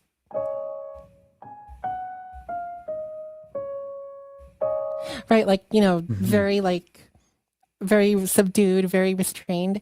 And even that, she was able to find a way to make it expressive in a way that I didn't even think was really achievable for such a simple part.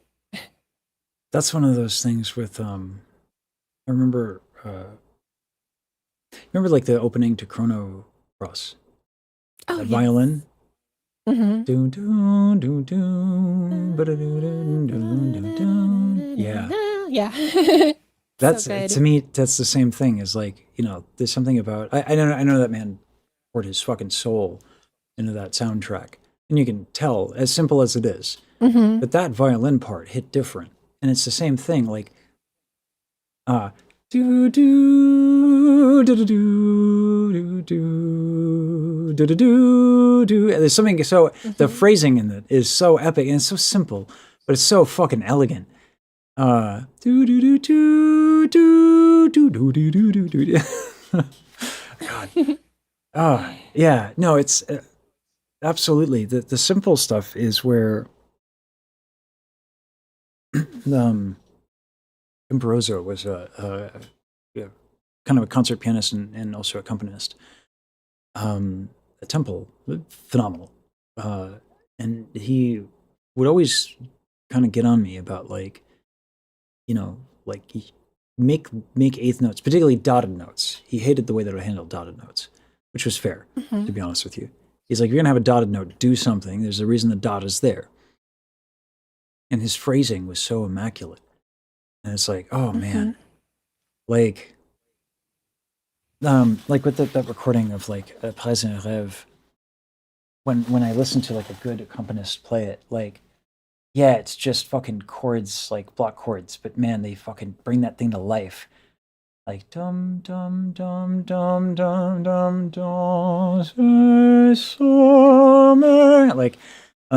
A good accompanist is just fucking, they're next level. Those folks are so insane. Yeah. Oh man. Fuck. Can I ask for just one selfish request?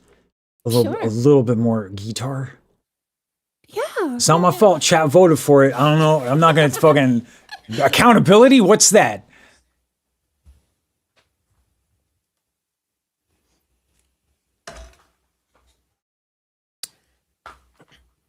I remember actually, I took exactly one guitar lesson in my life, Holy shit. and it was it was during a time I was playing in jazz band, and I was really really trying to get into jazz guitar at the time, and so one of my friends recommended this guy to me who's a kind of the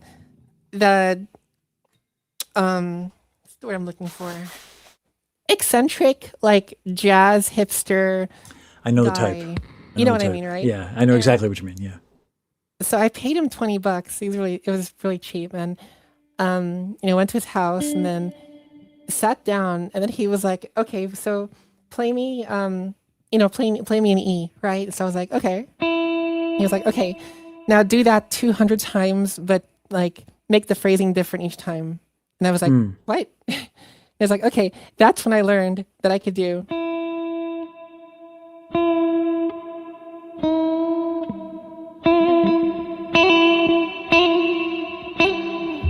And that was the lesson.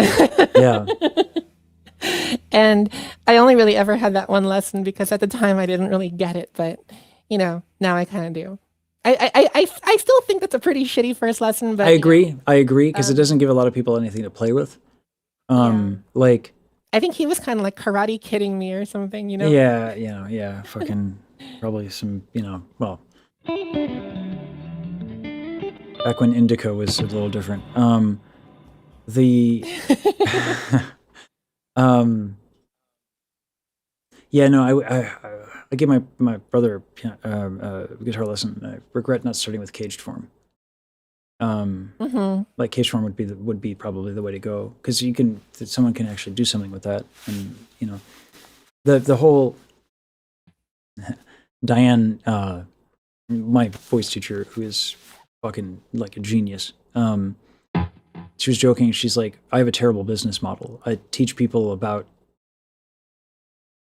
how it works so that they can teach themselves. So I lose clients often. Like that should be the goal, is to be irrelevant. Yeah. So it's a bad business model though. Much easier to say wax on, wax off, and play E again. Like there is a point to be had there for sure, but that is, yeah, you got gypped. Sorry. If it was like my like fifth or sixth lesson, I'd be like, okay, yeah, that's cool. For sure. Yeah. No, I mean, yeah, there's value Like, there. He taught me something very important that I just didn't need to learn at the time. Yeah. It's like, what are the notes first before we talk? Yeah. But yeah. man, guitar? Yeah. What Okay. shall we play? Now you fucking, these are loaded questions right now. What do we have? Do you know any East? That might be a Which little one? too much. East?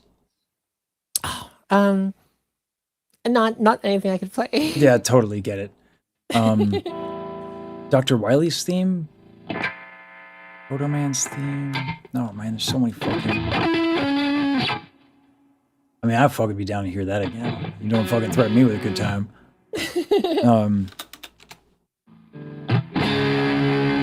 Oh! Fuck! The electric dude from Mega Man X1. Oh, God. I forgot his name. Some catfish? He's like yeah, right? Like, Uh, his level is like it's like a factory with like the lights Yeah. going off and stuff. yeah. Yeah, oh my god. Oh, that tune is so... Spark Mandrill!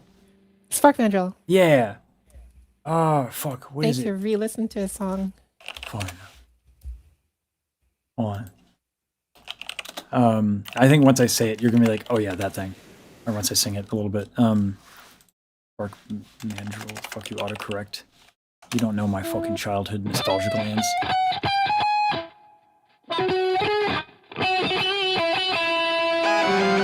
Oh yeah. I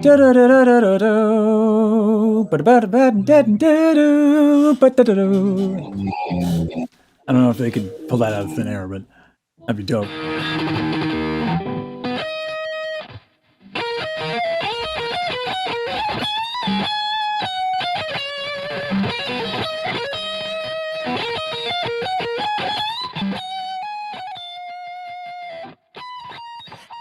It does this really cool like almost like kind of a Baroque thing at the end, like Yeah. da-da-da-da-da-da-da-da. It's like Paganini. Yeah, it's like very Paganini.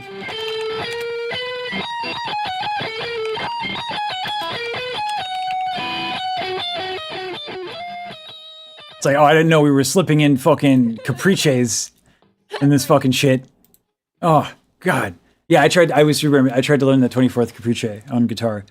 Dum da dee da dum da dee da dum da dee da dum dum da dee da dum dum da dee da dum da dee da dum da dee. Yeah. God. Yeah, the second I saw someone play the third movement of the Moonlight Sonata on a 7-string, I was like, and I'm Oh done. my god, yeah. I've seen that. I tried it and I was like, you know, maybe not today. Yeah, right.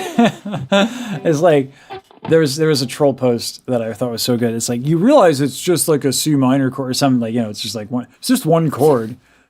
Or it's like, you almost got me with this troll. Close enough. Yeah.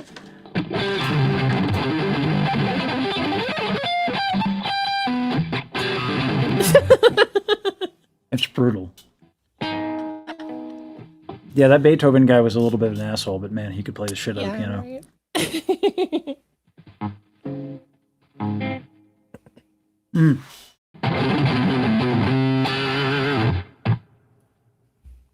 Fuck. I can play a little bit of when I'm brain rotting lately.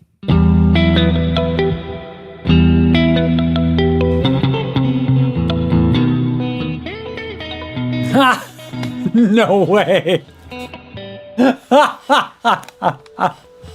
You cannot possibly just casually crack that out. That is wild.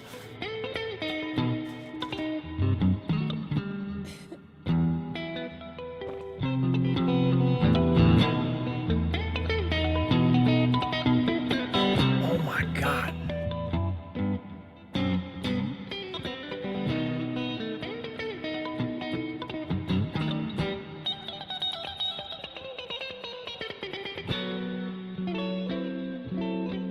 Yeah, chat, that's polyphia. Or polyphia. That's about all I can do. Shit, that's better than I can do. I tried to learn it was a Canon Rock. Oh my god, Yeah. so many memories. Yeah, right? Fucking like old school YouTube. Like old school. Yeah, buddy! Woo!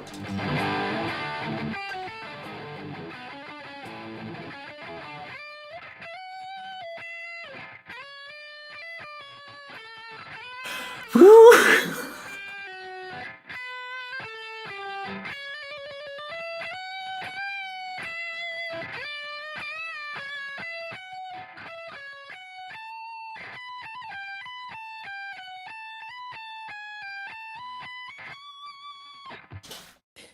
So, Daryl, I have a question for you. Uh-huh. Stop me for this one before. I'm gonna praise this one. Why are you so fucking cool? Oh my god! You're fucking playing the Canon Rock on my stream, just casually gracing us with your presence.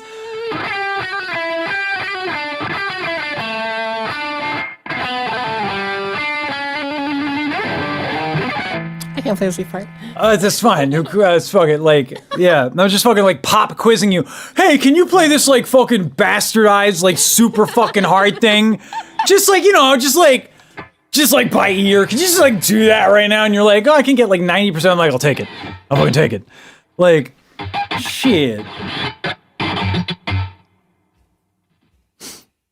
Yeah, actually, you're hearing this shit, Blitz. Yes, Blitz is actually right here. Very concerned. Hi, Blitz. Yeah, very concerned. He's like, what is the screaming about? That means you have to pick me up.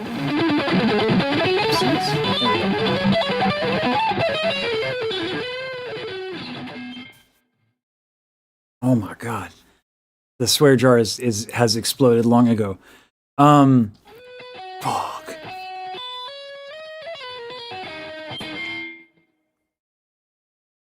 Oh my god. Someone needs to make, I was joking with my guys, I was like, we need to make a compilation of my like this week or like 8 days of like my like journey through this with like all the clips The that rabbit hole. yeah. And like literally half of them are just gonna be like, why the fuck are you so cool? Like it's just gonna be like, we have to like just, I don't know how we're gonna do this without just a bunch of fucking, oh my god, why are you so fucking, Daryl's fucking Starlight Daryl with the fucking cool break it down points. a little bit. Was that?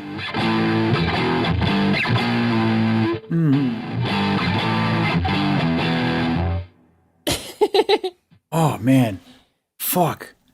What was the best I got? Hold on, let me see. Am I in 4/4 on this thing? This is the one thing I really like about looping is I try to pretend I can actually do harmonies. Oh, it is 4/4.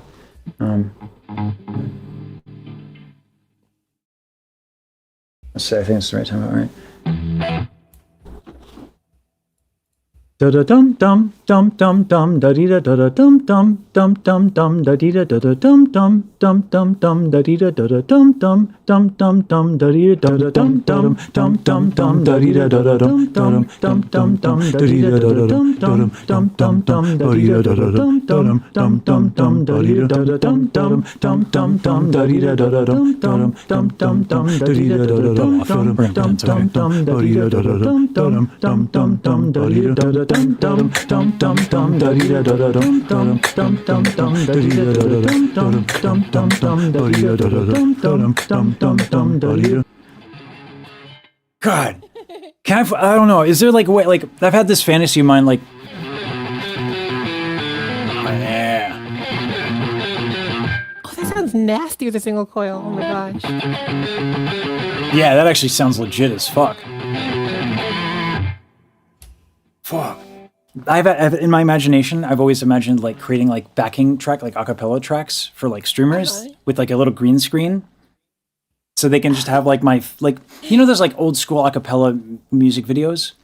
Yeah. You know, I love those things, and so I always thought like, how dope would it be to like do collabs where like I literally make like an acapella backing track, and you just slap it on screen with a green screen, and you fucking yeah.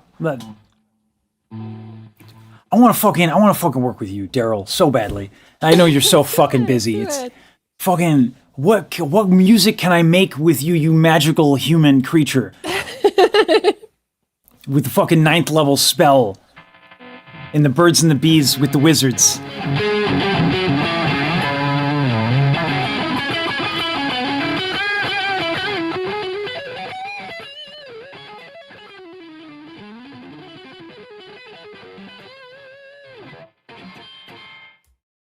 How many notes did you play? Yes. Yes, is the answer to that question. All the notes. Something like that. All of the notes. Yeah. You had options, you chose all of them. Which, listen, when it comes to metal, I'm a big fan. All of the notes. Ah! Fucking dope. Fuck. I've been trying to do like karaoke streams. I feel really bad like taking backing tracks. If you have like any, like, oh my god. Like, would you be willing to do fucking the pianos? Of something, I can send you a list. Yeah. Fucking really? You know, I think I haven't used it in a good while, but there's a software that can get pretty low latency. I'll have to look into it again, but it's designed for people to like jam, over an internet connection. Yeah. I wonder if we could give that a try. I would love that. Yeah, just like I'd love to accompany you and we just jam some songs. Oh my god. Woo! I'm trying really hard to contain my excitement. You have no idea how fucking happy that makes me. I've been burning to do collaborative effort, and I have so much respect for you as a fucking musician. Like fucking Miss, like, you studied counterpoint? Oh, that's fucking, oh wow, yeah, no, I didn't have to do that shit, because I have what I call talent. Fuck.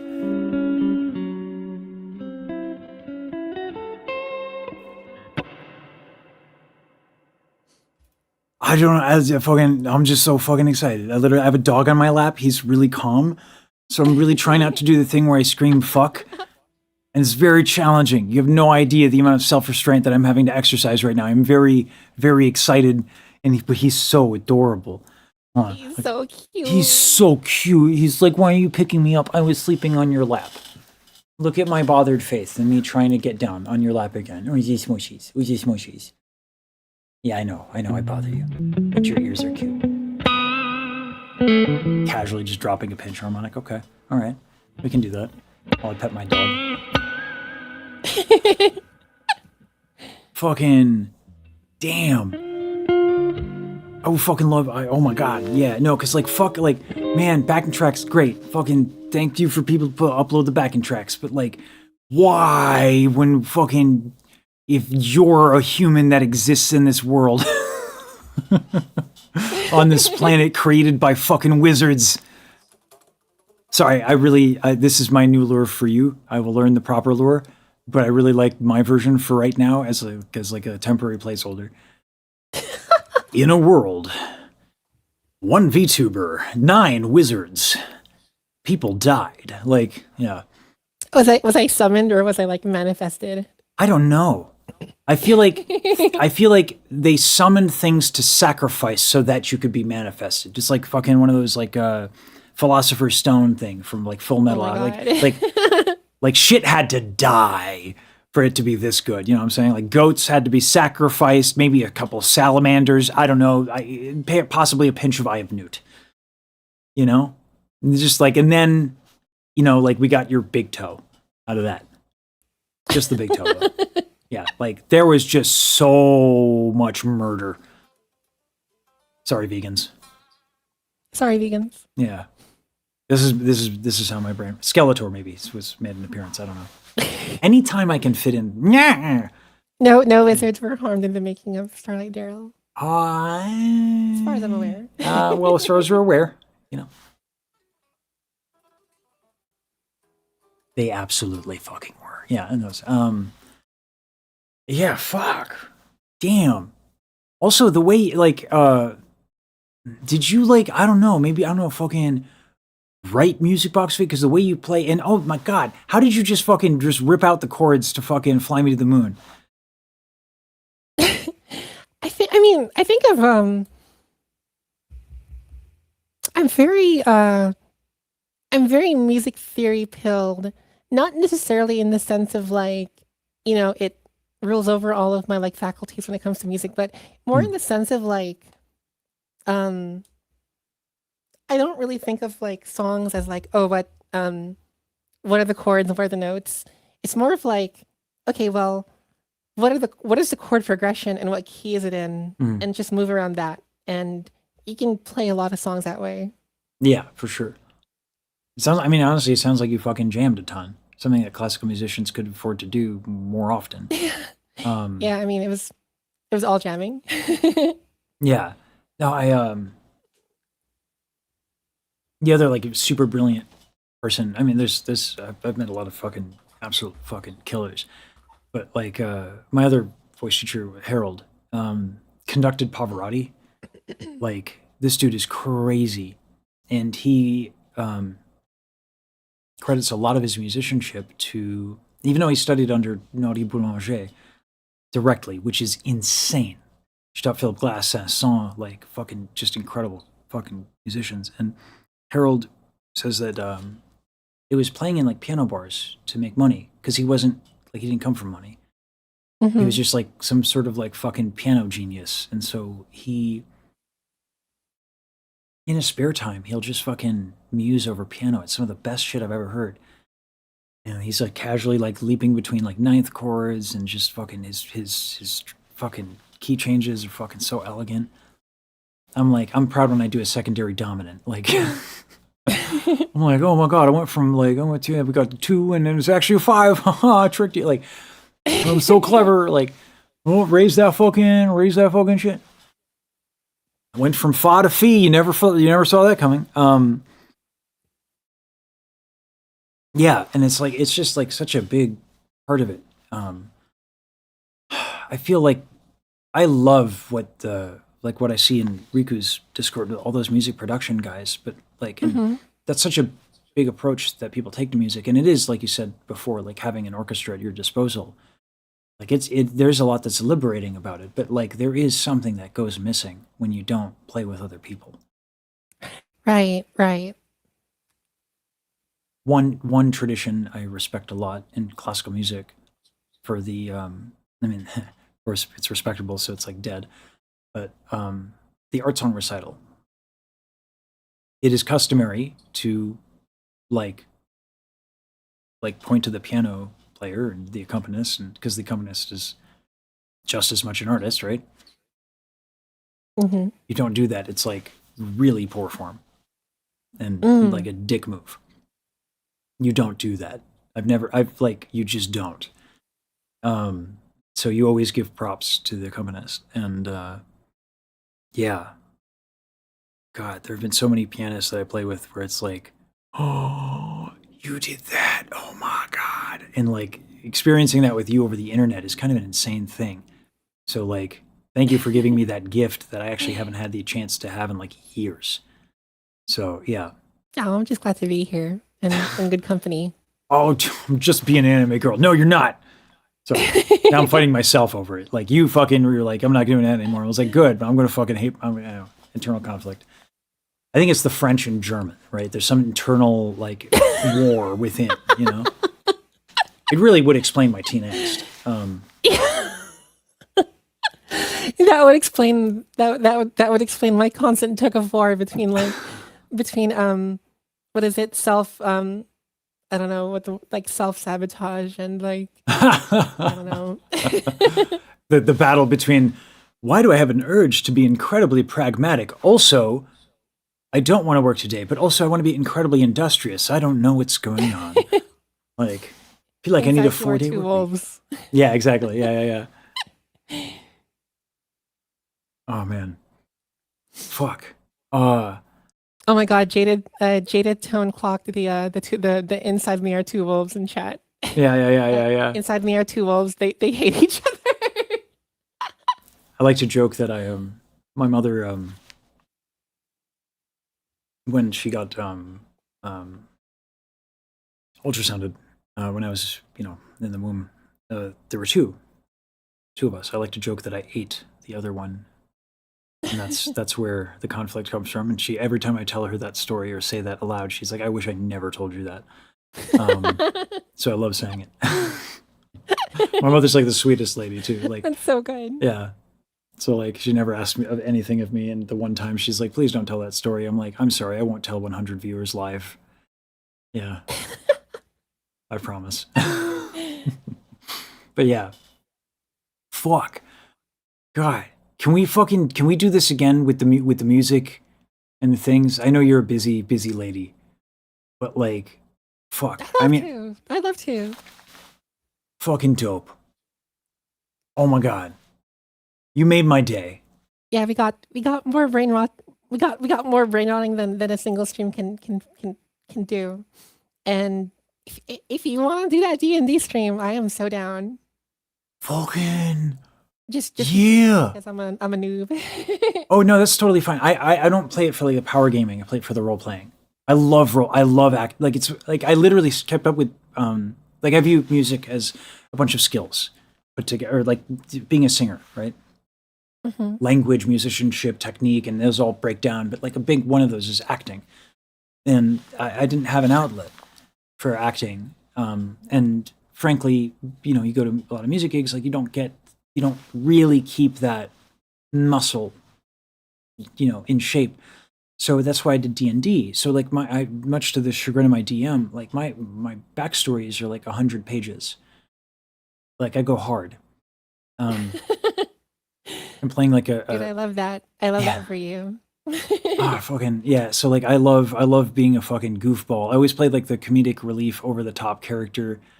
Yeah, there's like Delmonico. I'm playing Ferrando is like a snobby noble. With like he always had this going on. Yes. Yeah, and voice acting is fun too. I'm not very like the people who are good at that are like good. Like it's like the beatboxing thing. Like I play with it. Like it's a fun thing to do. But there are fucking professionals. And, but I love that shit. So I would love to do that. And then it'd be such a wonderful opportunity to get to know some of the other VTubers as well. Because like totally. Yeah, so I could have like a face amongst VTubers, and then we'll correct that mistake. Eventually, with some sort of PNG set. I gotta learn how it fucking works. But yeah. Yeah. Fuck yeah. Everybody Starlight Daryl. It's fucking Starlight Fantasia is one of the best things I've ever listened to. It is like single-handedly a justification to bring back full-length albums. Like where you literally listen to the piece of album start to finish, the same way that in a symphonic work, clapping between movements is like poor form, even though everyone coughs anyway. But like I don't know why they always choose to cough at that moment, but that is always the timing. Yeah, couldn't they cough during like the, I don't know, like the trombone and trumpets like fortissimo? Like no one's gonna notice. Right? I can't fucking sing over that shit. I'm loud as fuck. You can cough there, but no, it's like the movement ends. It's always like two people. It's never one, two. Never one. It's just like two. Every single fucking time, 2 or 3 people. Fucking weird. Anyway, It's because they hear someone else cough. They're like, okay, yeah, well, sympathetic coughing, as you do. Oh, but oh god, I saw the piece of lore where you fucking volcano when you were a baby. How are you so fucking metal? You're so fucking metal. okay. So, oh my god. So there was so I was born in the Philippines, and during the we had just finished like the immigration papers and everything. I was like 1 year older or younger at the time, and just as we were getting ready to like pack up and leave, basically the biggest fucking volcanic eruption in like recent Filipino history Oh damn. just decided to casually happen. So we were, we were delayed a little bit, and it was just the sky was. I mean, I was too young to remember, but like the sky was completely blacked out by ash, and like, just like the temperature was all sorts of fucked. Like it was like there were fires and everything, and I apparently I lived through that. Damn. Shit. That's fucking metal as fuck. God. Yeah, So maybe there was a like bunch of fucking wizards creating catastrophes for you to manifest. Maybe that's actually what happened. yeah. Fuck. They had to stare up an active volcano or an inactive volcano to Yeah. make me happen, I guess. Fuck. God, that's the D&D character backstory I might roll with, honestly. Like, in a world, I'm not Filipino, so I have to fucking, like, do something else, because, like, I don't want to fucking, that's a whole can of worms, right? Like, but yeah, like, It's okay. You can be an honorary Filipino because that's the eventual fate of every white guy who like befriends a Filipino person. yeah, a lot of, yeah, I'll take it. Fuck yeah. All right. Let's do it.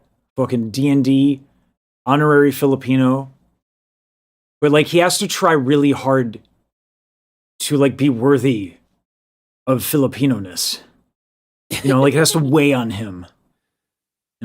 I must make my honorary father proud. Does he have like monologues? Yeah. Have you met me? Like I'm not gonna fucking monologue? The theater kid monologuing. Oh my god! At every opportunity, it's the worst. Yeah, no, like one of the things I do often. There's a feat called Inspiring Leader, Mm-hmm. and you give everybody in your party, well, everyone in the vicinity, it doesn't have to be in your party, temporary hit points. And so I love playing characters that have that feat, and it's based on your charisma modifier. And I love playing like the face of the party. Because like it's an excuse to just talk and role play. So like this character that I'm playing now, Dick Ryu, is like he just fucking like goes off on tangents. Like the chutzpah, as we would say. This is important to moi.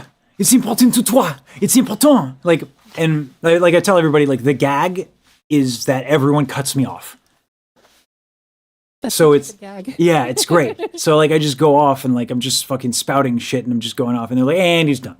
Like so they find clever ways to fucking cut me off and shit. It's so good. It's so fun.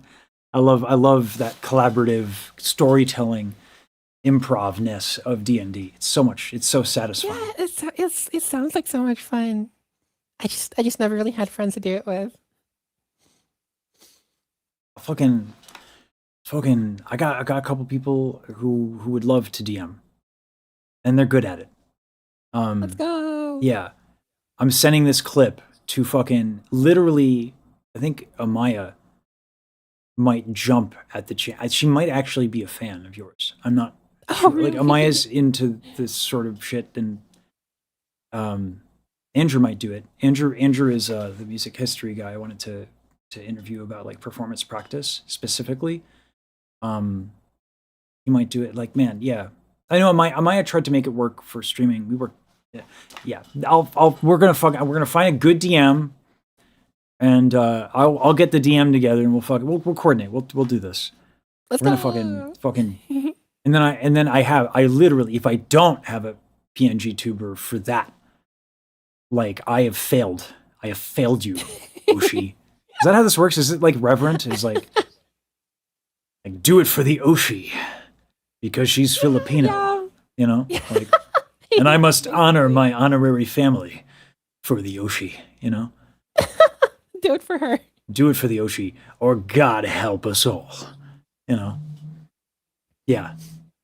I've definitely muttered the words "do it for Iron Mask," like unironically, on a bad day. Oh my God, same. Actually, like, this is probably weird, but like I am weird, so then I guess everyone's used to it by now.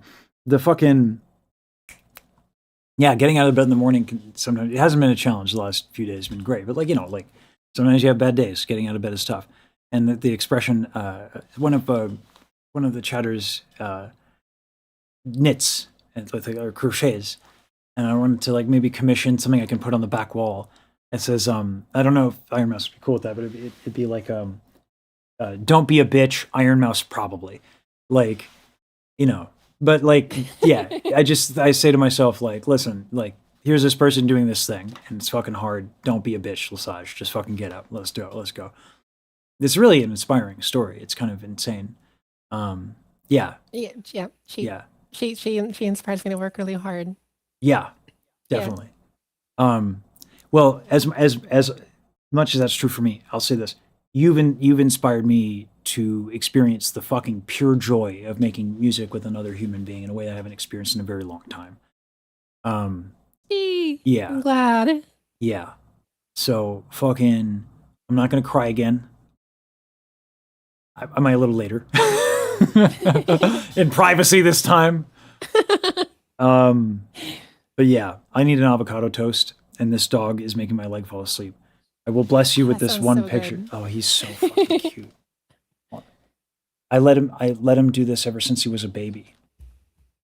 So so he just does this. He tries to get in my lap a bunch. He's a little bit bigger now, but he knows how to contour to my leg, so I'll show you this because it's just too cute. I'll change cameras on Discord.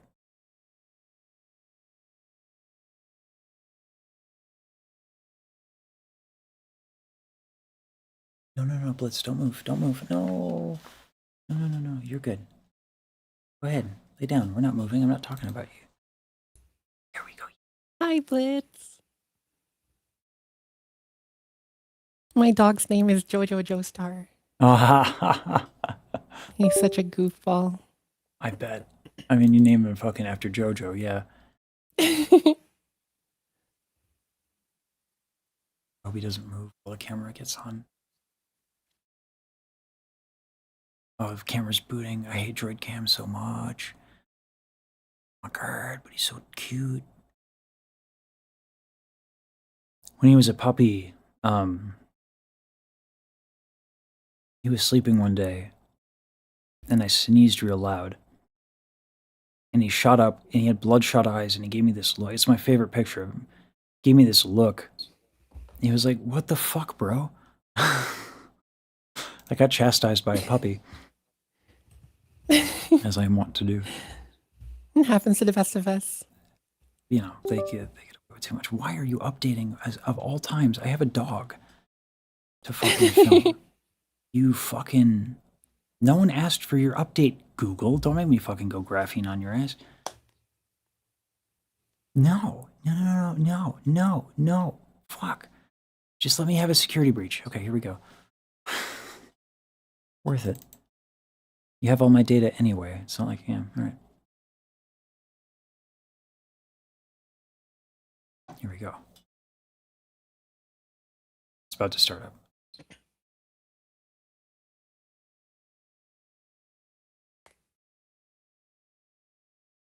Oh, cute. So he just contours to my leg. So my leg is like out here. Like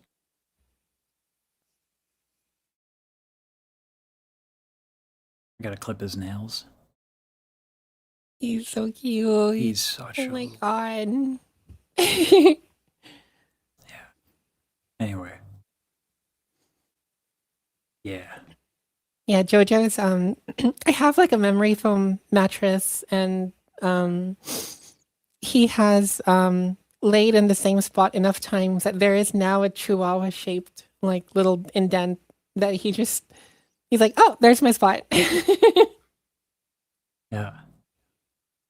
Oh man. Give me a little huff. Also, I think I do use ScribeHigh. Yeah, Katie, I just am used to using DroidCam. I like to pretend I code. Listen, if you ever need help with like your videos, my guys have become like big VTuber fans. I think I mentioned this, like one of them really likes Mint. So we're happy to help. Like, it's really, really, really easy for us to like clip up content. We have a whole pipeline. And Oh, nice. yeah, so if you ever like are, yeah, we can help edit your videos. We have automatic jump cuts. We do a lot. We can have like Ooh, thumbnail templates that you can fancy. generate. So yeah, Oh, thank you. no problem.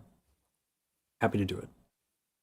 Also, people are wanting to contribute to it as an open source project. My hope is that, like, with all the enshittification and all the fucking slop, with the AI slop and how much people can pump out now, Yeah. if we can do it to where, you know, artists can fight back with that, with this stuff, that's the hope.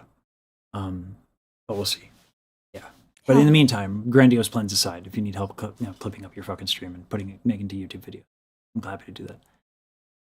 Yeah, Oh, thank you. no problem. Chat, he's based. He's based. Yeah. Yeah, Um, really appreciate it. No problem. Yeah. We'll talk more about D&D and collabing. It's a fucking absolute pleasure, Starlight. Yeah.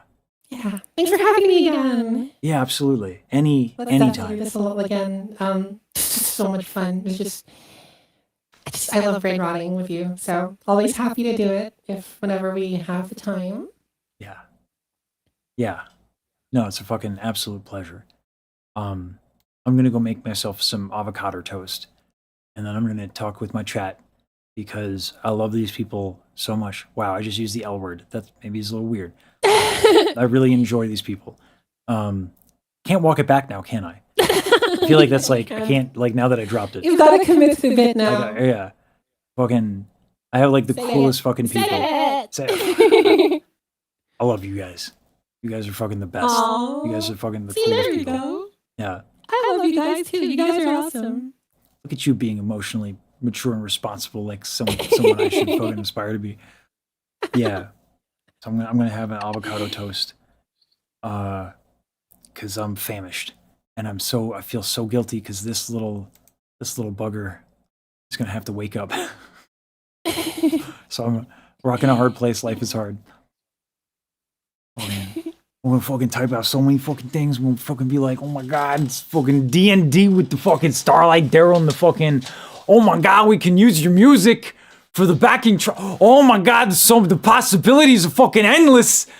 Woo! Sorry, Blitz. Well, I guess he's awake now. Yeah. Okay. I guess that's your cue to make avocado toast. So Yeah. I'll speak to you soon. Awesome. Fucking high five from across the internet. Oh, you can't do that with your model. My bad. Oh, I'm just being, I'm taunting. from the 2D world. From the I forgot, like, a lot of the rigging has to do with the, anyway. I'm learning. All right, high five from the internet and from the soul. All right, take care. Right. See you. See you. Bye-bye. Bye, guys. God. Gotta get avocado toast. She's the coolest fucking person. What the fuck? What the fuck? Oh, I think my mic was still coming through it. Sorry, it's gonna be fucking on the internet anyway. Um,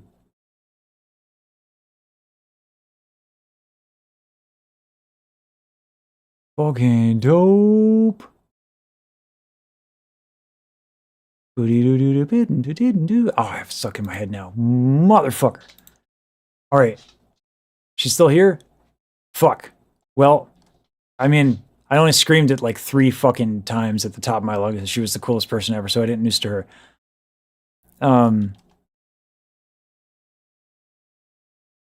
Yeah. Yeah, I was gonna do it, but then like I started talking to her and was like, fuck whatever I was gonna say, man. She's so much cooler than whatever the fuck I was gonna say. I'm gonna be right back. I need a fucking sandwich for my face hole. Real bad.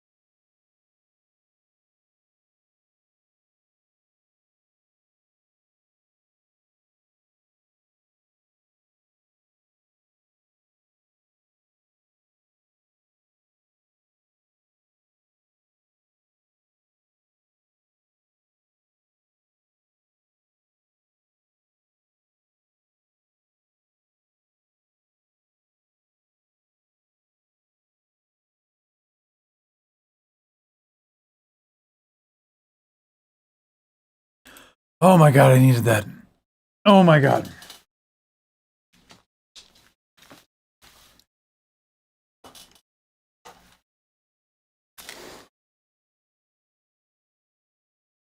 Wow, I was hungry. Oh my god.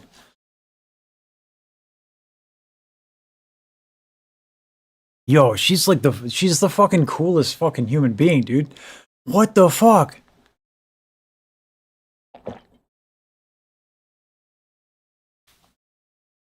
Sorry for the noises, guys. Luckily, that cup is coming. She's so fucking cool. Damn.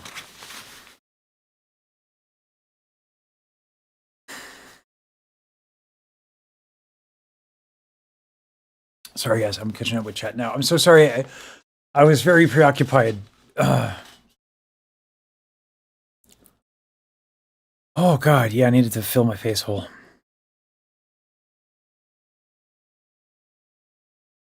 KD, let's talk about it. For something like this, I would like to... I'd like to possibly work with someone I'm familiar with in terms of DMing, but like, you know, we can be familiar with one another and then that would work out, right? Like,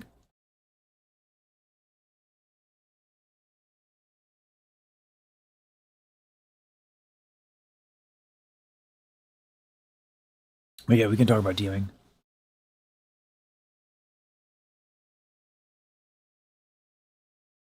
Oh my god, she's not just like good at she's like really good at guitar.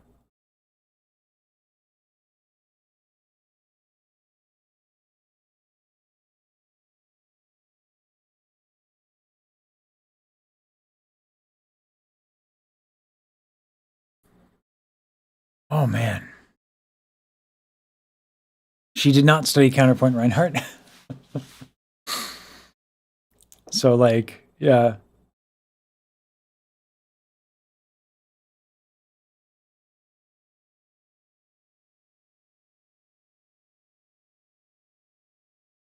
Results worrying but acceptable. Yeah, that's Obsidian doing that. Oh, try not to lose too much sleep, Reinhardt. But I'm glad it's a good time. See you, Lisha.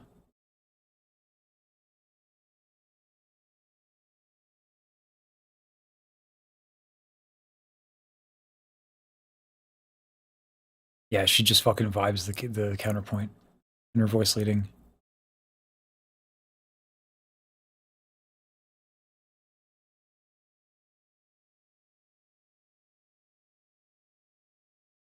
Yep.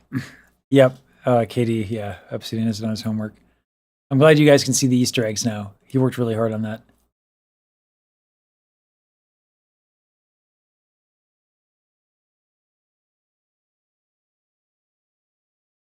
I'm so glad she stayed on. She stayed for so long. I felt guilty that I was taking up all her time.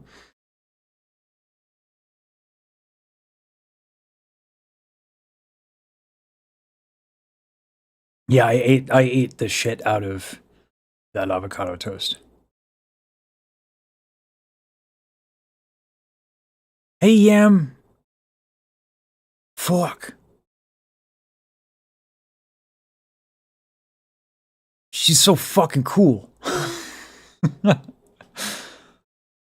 Ah. Yeah, I would love the avocado toast thing to be a meme. Because that is actually what I eat. I live off of like I put some salmon on it. For the proteins. I do red onion, ciabatta bread, salt, pepper. In this case, I actually didn't do the salt, pepper because I didn't have patience. I just put a little soy sauce on a little dribble. Yeah. For her YouTube channel, Raven, yeah, she doesn't post enough for, I don't think. But I have a very weird approach to YouTube. I'm not interested in breadth. I'm interested in depth and just like lots of posts.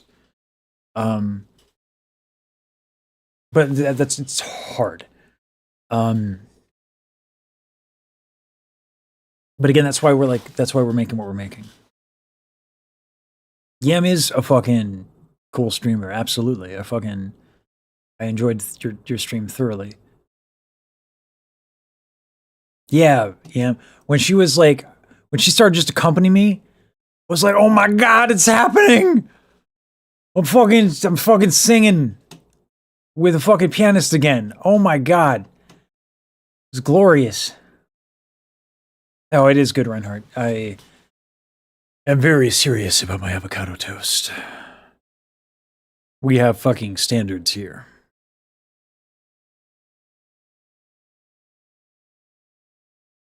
Kind of, Quecko. There's no like one way with social media. There are channels who post like once a fucking month and it works out for them. But they just release bangers and they just know enough of what's going to really take off. But if you can post more, it's ideal. It's good for you get aggregate over consistency. Like you just get to spread your risk pool a lot. So you get to make videos that you know will kind of bomb, but you just can do it. So it's not as serious. So posting quantity is really liberating. But you just got to make sure you mix it up. That's all. Because otherwise your audience gets bored. No, P.F. Fletcher. It's because for the VTuber model, I want like I want something that like expresses, you know, not like Terrence the Tenor of Terror would be dope. Something for my D&D character would be awesome.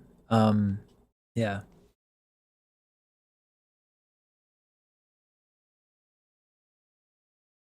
I don't know what an Oshi mark is, and context clues are hard.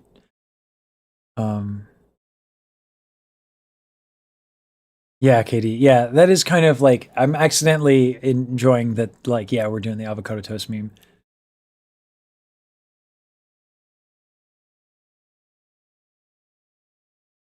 Kirikante, yeah, that's actually pretty accurate. Yeah. Yeah, I'm a giant nut. I have a rough exterior that not really like, you know, and then yeah, I'm soft on the inside.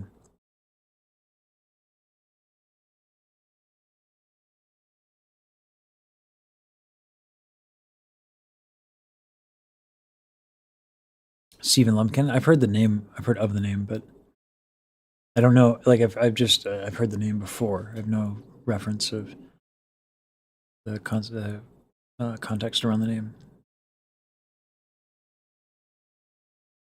That's fair, Quico. That's fair. Hmm. That makes sense. Yeah, then the Oshi mark would for me, avocado would be dope.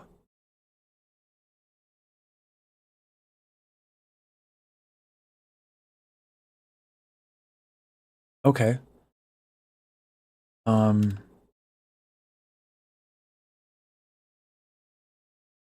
Hmm.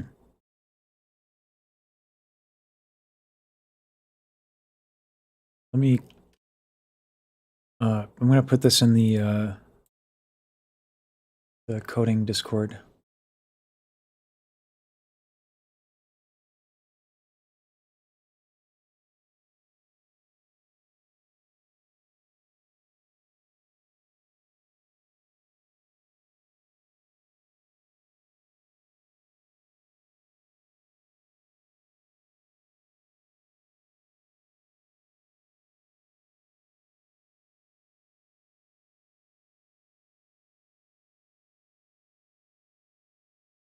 I don't know where to put this. Put this in general. The coding Discord.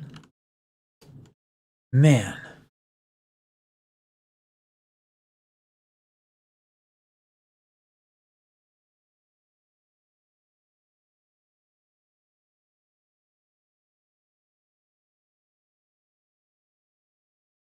Two different marks to show And they watch and follow? Okay.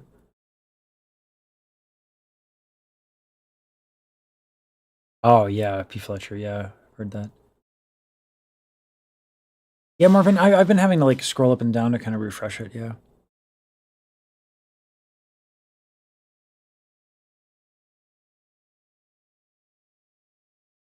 Hey, avocado is high in fiber, right? I feel like I often feel moved by the music, so it makes sense that I choose a high fiber food.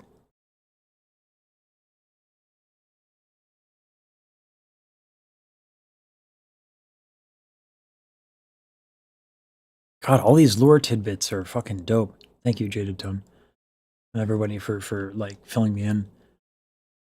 There's so much to learn. Yeah.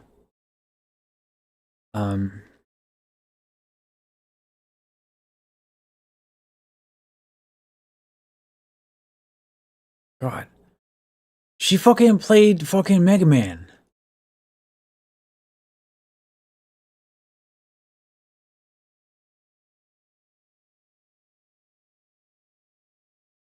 She played the Mega Man.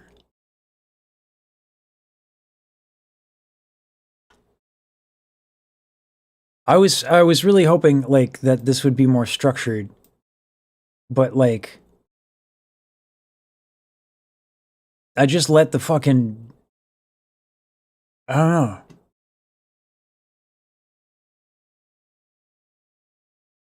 She was so interesting.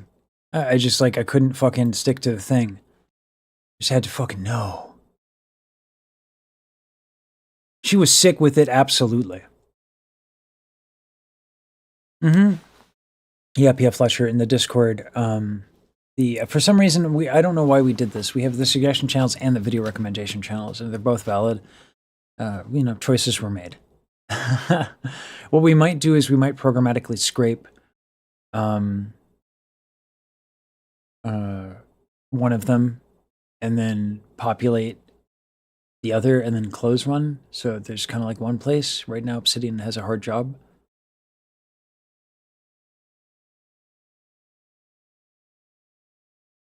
She's crazy, Reinhardt.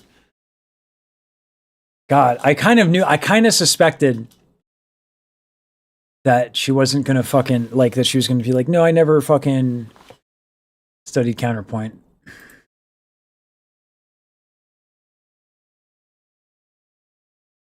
There's so many clippable moments from this fucking stream.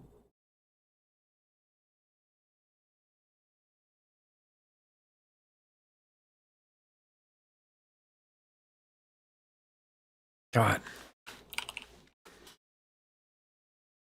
So many.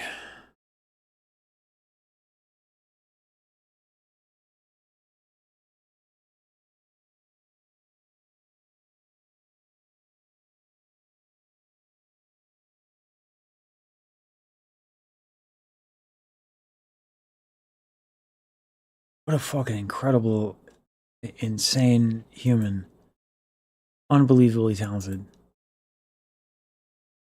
God. I'm so glad I'm not like fragile anymore, because this would fuck me up. I'm like, oh my God, it's so good. Oh, God. Older Lesage is better Lesage.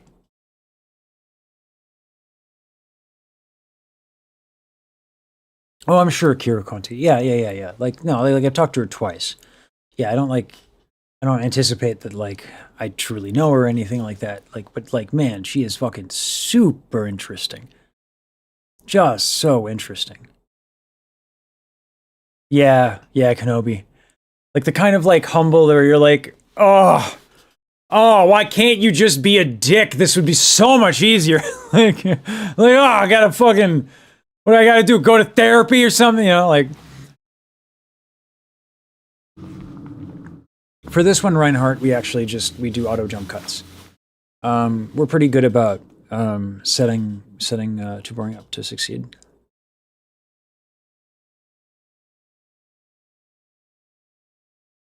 That's true, Dovos. Yeah. Oh God, yeah. Discord bot would be nice. Shit.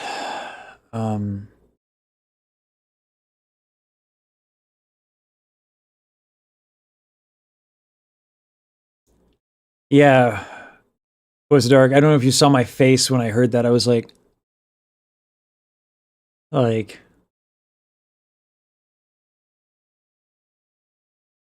my face was like, son of a bitch. Like, what the fuck? What the fuck, Daryl? What the fuck? How dare you be so fucking talented? What the fuck?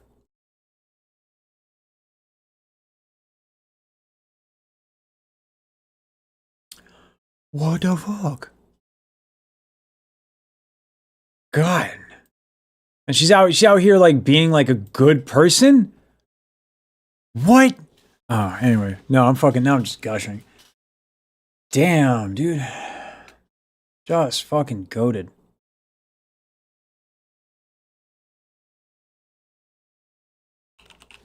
I gotta ask.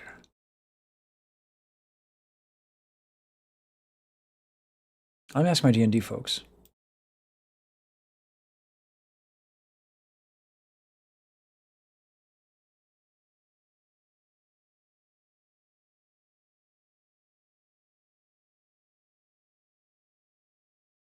I'd love to work with my egg.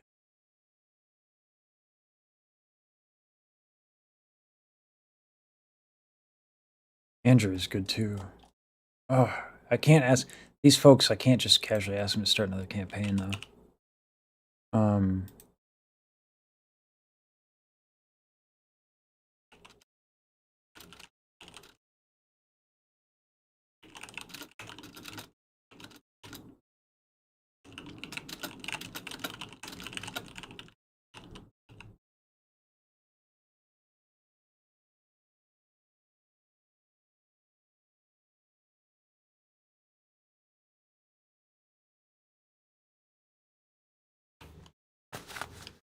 I got to make the offer to my friend Amaya, KD, and then oh man, KD, that'd be dope. Fuck yeah.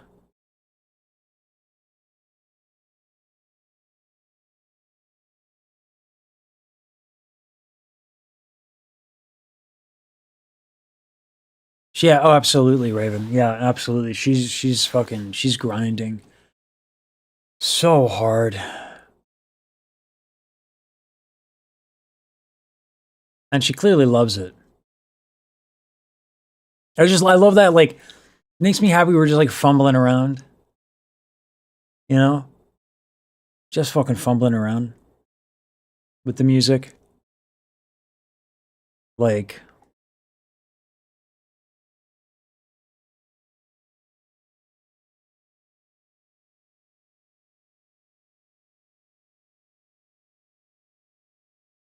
and you already have a lot of expressive to make a...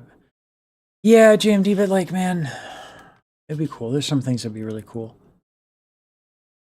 I've modeled for, oh my god. All this energy.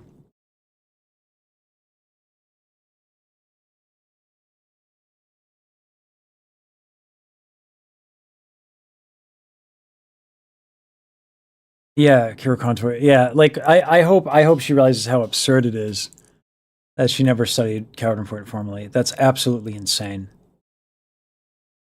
I'm sure Yam would also be able to speak on this quite a lot. Like, there are people who get all the privilege and all the opportunity in the world to study music, and they're not as good. Period.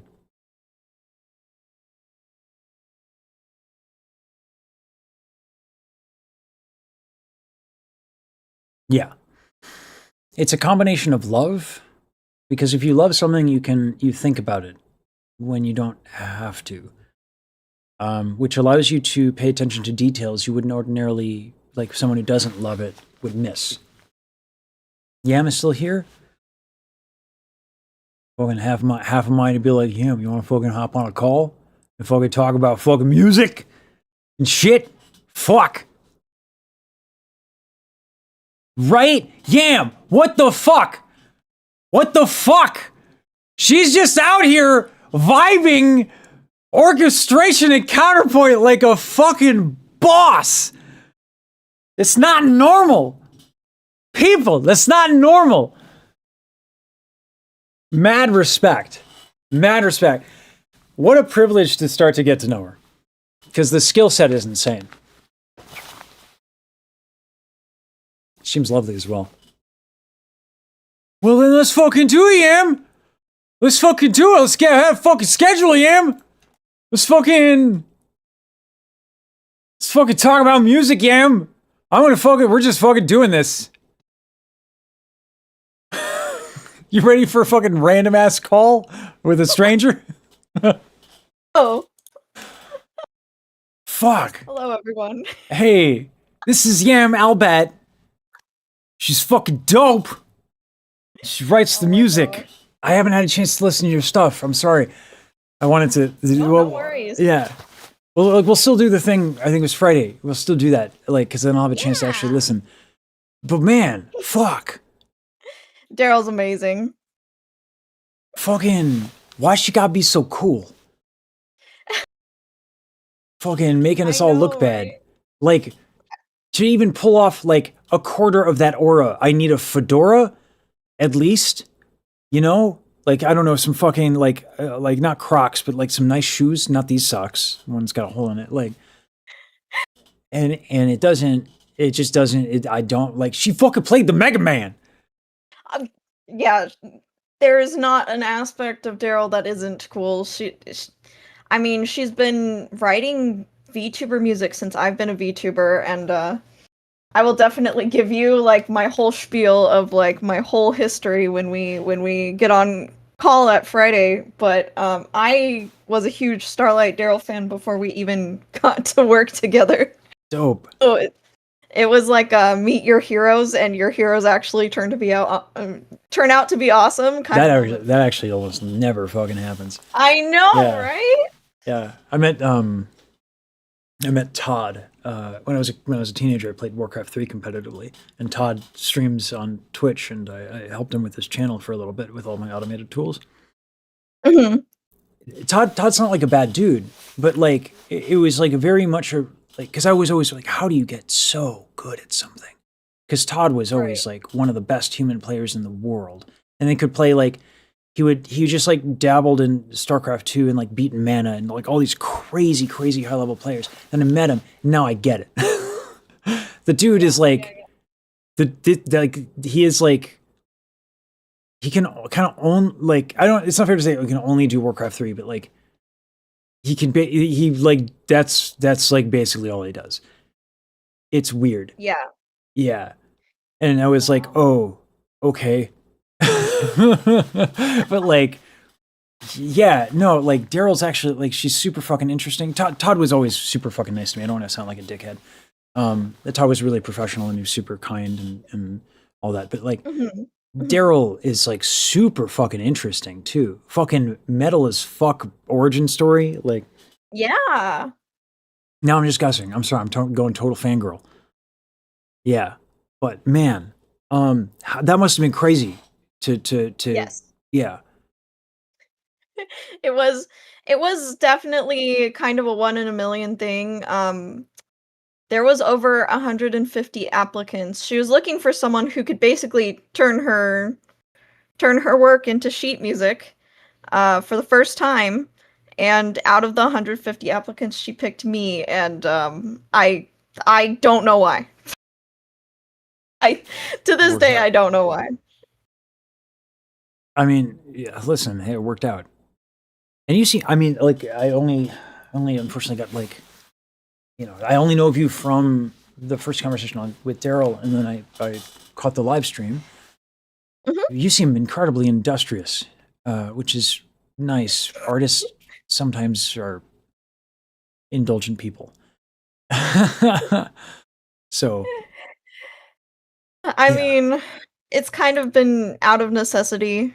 I think you know what it's like to kind of like figure out, okay, in a post-pandemic world, how are we doing music, yeah. Yeah. No, I haven't played with another musician in a long time. I didn't realize how fucking like painful it is to have that not be a thing in my life. It's Yeah. man. Indeed.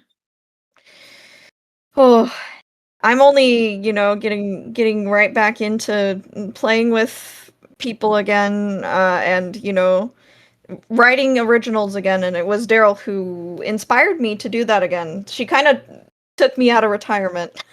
Ah, good. Yeah, yeah. I'm Yeah. glad that I was just like, if she's writing for orchestra again, I've literally got no excuse. Right.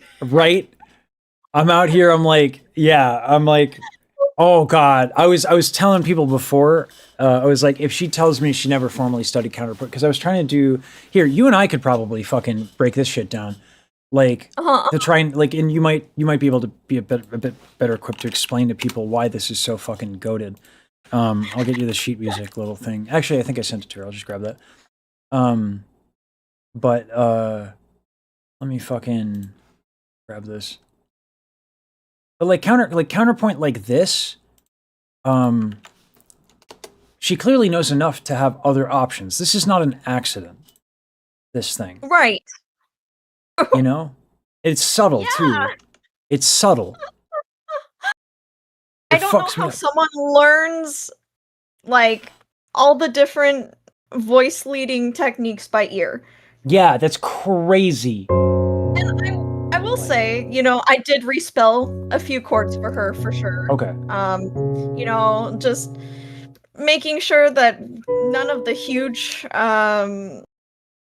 especially in the winds and brass, because I was like, Yeah. oh, some of these beeps are going to be might not come out in the recording. So I did respell some things for her, but I did in no way had to rewrite entire parts or anything like that. I really just was like checking like, oh, parallel fifths, or oh, that's leaping down a tritone, that kind of stuff. That's the only thing I really had to check for. And I didn't know at that time that she did not formally study, because this looked like me just like checking someone else who has studies, checking their homework and be like, oh, you just missed a thing here or there. I had no idea that it was just like, oh, we're gonna legitimately, like, she just gave me her DAW. She like is like, download Reaper.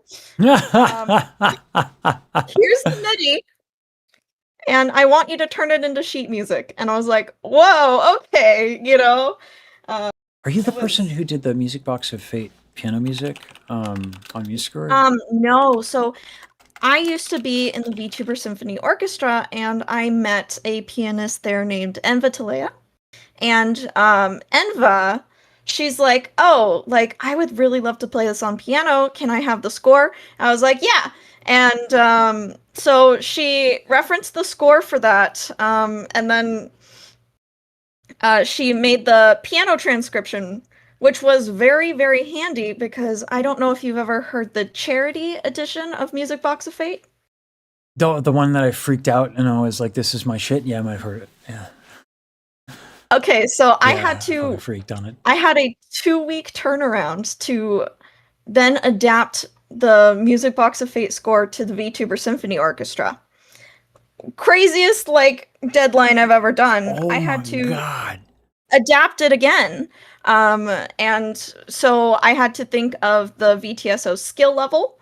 I had to think of the different instrumentation and different balance that we had as an orchestra at the time. And I had to write a harp part and a piano part. And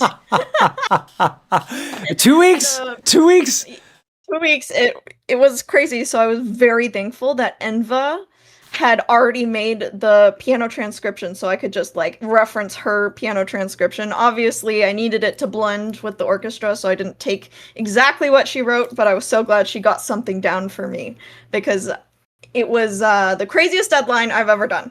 Yeah, that's insane.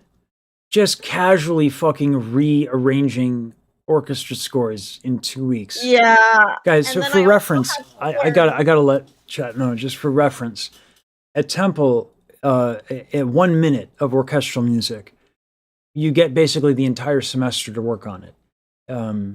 It's insane. It's a lot of work to do orchestral music, because so go on though. Jesus, my God. And then I actually had to then call upon other members of the orchestra to teach me how to write for choir for the first time. I am strictly an orchestra person, but I really wanted to include all of the VTSO members.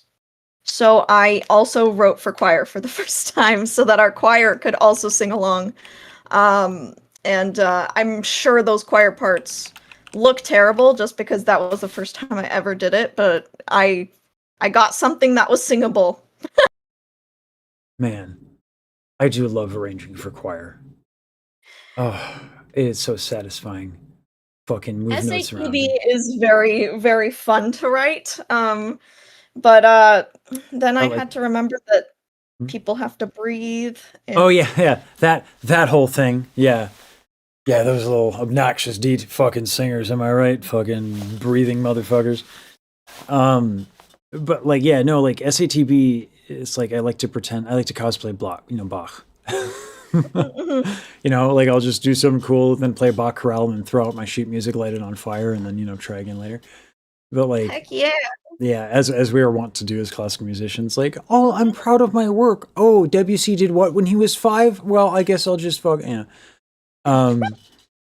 like, yeah, that's awesome. That's so fucking cool. Yeah, the choral arrangement. I mean, yeah, no, I had a very excite with the choir thing. Yeah. Man, so many people did so much fucking work on this fucking tune. Yes. I'm convinced.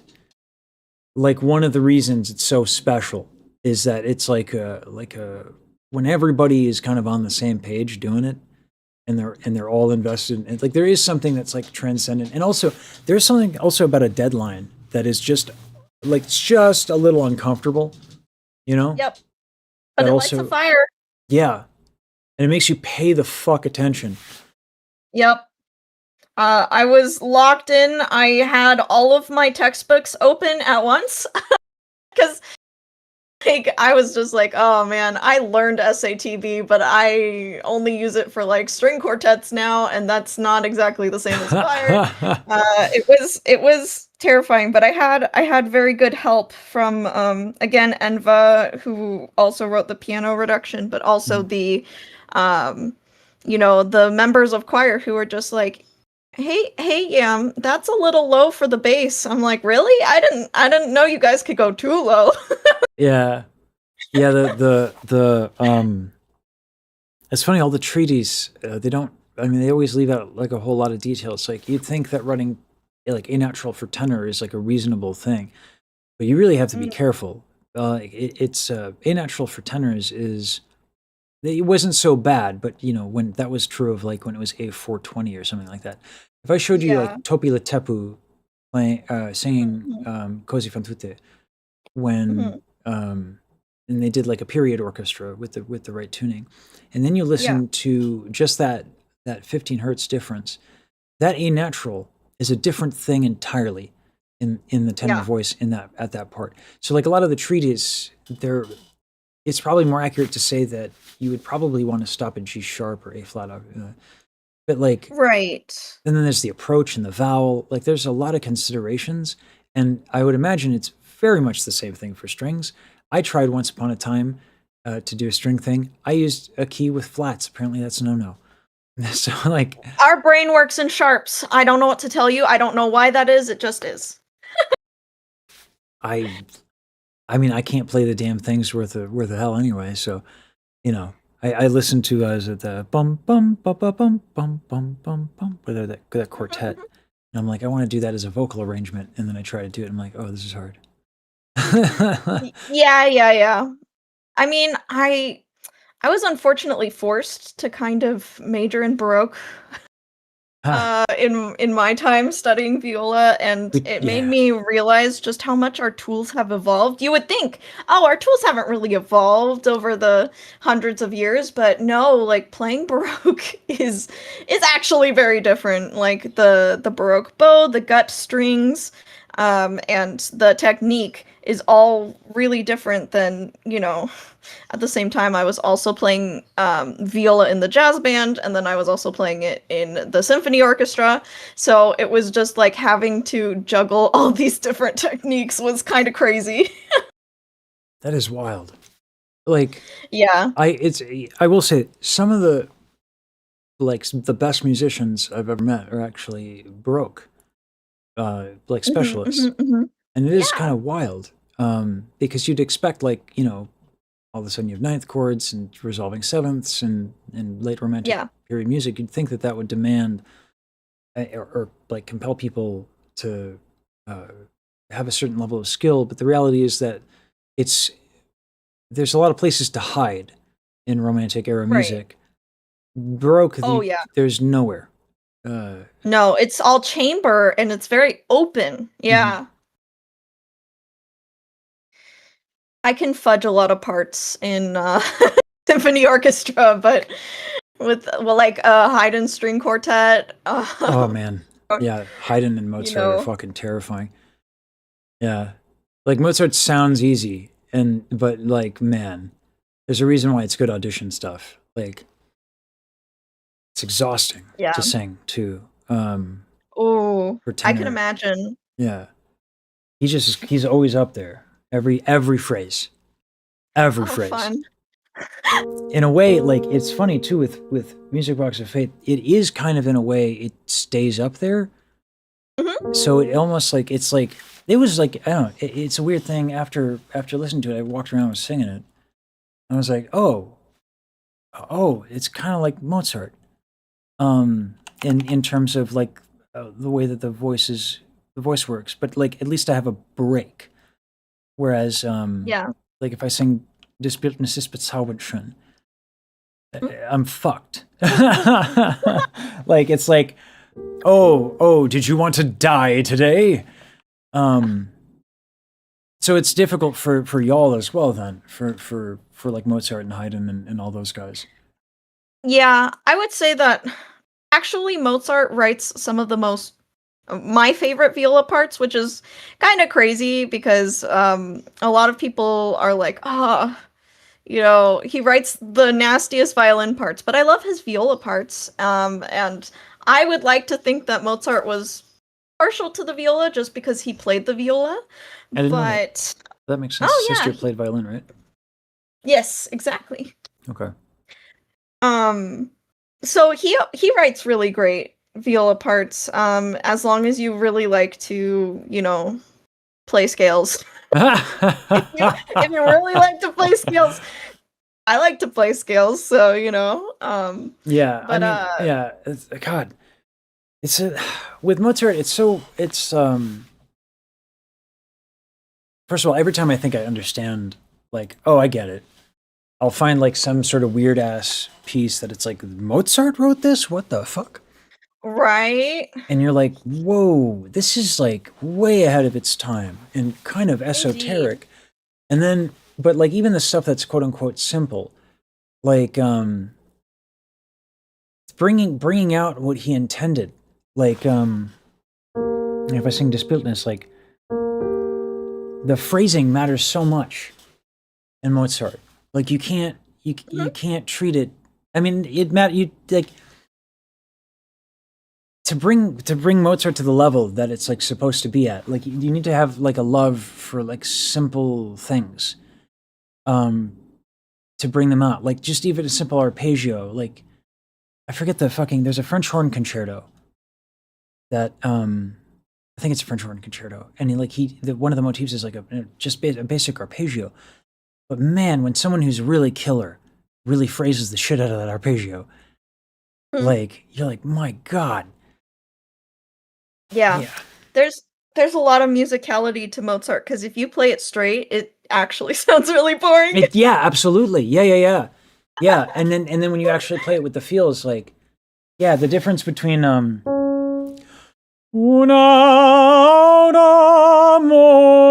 amorosa del nostro, fucking dumb. That's bad. Una amorosa casa del nostro tesoro, un dolce ristoro al cor porgerà. Like, oh, Mozart. Oh, I'm sorry. Oh, shit. Did you? But like, the difference is you can't, like, not every composer is like that. You can't just fucking start phrasing a simple song from any asshole and have it sound like fucking Mozart, which sounds fucking obvious, but like, yeah, it's crazy how consistent that is true. Indeed. Also, beautiful phrasing, by the way. Thank you. I need to actually listen to you sing, because I've been listening to you yap so much, but I haven't listened to you sing yet. I don't have a lot of singing out there. It's all like in between the yapping. I do plan on doing also, like, if I'm singing in front of a string player, I better bring the phrasing, or I can kiss my ass goodbye. like what you guys do is kind of nuts. What we do is phrasing. Yeah. I mean, the role of the viola is actually to support the phrasing, where the glue, I mean, you know what it's like being an inner voice, but then we're also the glue between the, like, violin and cello section. So if we're kind of always back and forth between those parts, but then, like, we also have to pay attention to, like, oh, how are the violins phrasing this? Because we're basically turning up the ox on their phrasing, and if we phrase it different than the violins, then it's kind of game over. It just sounds like mud, you know? So phrasing is kind of my my obsession. It's become my. It took me so long to feel comfortable. I used to express to a piano player, like, singing felt like my hands were tied to the piano bench, and I had to, like, have to lift up my arm to play every single note, and it was exhausting. The tenor voice in general takes a lot of time to cook. It needs a lot of time in the oven for like classical singing, unless you're like a super light lyric. Those people kind of do whatever. But yeah, like, it took me a really long time. But I think the best thing that happened to me was my roommate was a violin player, an exceptional one. And she just fucking was so fucking good. Her phrasing. We Violinists are amazing. Yeah. She introduced me to Oistrakh. Oh. Yeah. I tried to show Starlight Oistrakh, because, like, that's timeless. Oistrakh is fucking for your soul. It took me a while to appreciate Heifetz, which is a crazy thing to say, but, like, when you go from Oistrakh to Heifetz, it's like, it can be almost cold. It took me listening to the Bach Chaconne from Heifetz. I was like, oh, okay, that's why he's Heifetz. Yeah. No, I mean, like, I get schooled by those guys, and just, I can't, it's like, fucking, I can't believe we have these people recorded. It's so fucking dope. Right. Yeah. I agree. Oh, man. Fucking God. So what are you working on now? Because you sent me some stuff. Am I good to listen to these things here? Yeah. I know a lot of my things are under wraps right now, just because I'm about to launch a music group, and a lot of You our told me songs we are got unpublished. yeah, but we got the fucking viola We've got covers some of here. my some of my viola covers, and Let me put a this lot in- of those were Let me put the sandwich produced together. by Meister, who I think you met yesterday. He was in the big call. Yeah. tonight. Yeah, and so he's gonna be part of that music group, and then I have a violinist. We'll do stuff together eventually. I mean, we've done stuff together. It's just like, man, VTubers and visuals, man. You need to have so many visuals to actually launch anything VTuber related. So we're just we're working on the visuals and everything. But See you, Kimchi. Yeah, like the fucking, like, yeah, you guys put so much work into every element of it as a community. It's kind of wild. um, like I put on a onesie and I think I've accomplished something. You know what I mean? Like it's like what you guys do is kind of crazy. The rigging and all that, so much work. The work you know, I love a challenge. I didn't do classical music because it was easy. In fact, quite the opposite. Mhm. By the way, we I don't know if you've ever done Watch Together. We share the controls. I see. Yeah, and don't click the YouTube one. Click the play button stuff. Click the Watch Together one on the bottom. But you're welcome Watch to Together. walk me through this. Default? You're gonna learn. You're gonna learn today. So this is the pre-recorded music box here. Yeah. And then the winds come in, strings come in. I mean, you've analyzed this piece to death, I'm sure. I've never enough. Yeah, I've analyzed it quite And a bit. then huge articulation jump in the strings where I was just like, everything needs to be staccato, very clean. Yeah. And then I'm playing viola. Not a very good player, but you know, I had to do it. Yeah, I know. I think it's lovely. Ooh, yeah, Oh, nice. thank you. It's a tough instrument to solo on just because it doesn't cut through nearly as much as, say, a violin does. Sure, but that's what mixing's for, right? Yeah. Just make some unnatural shit happen.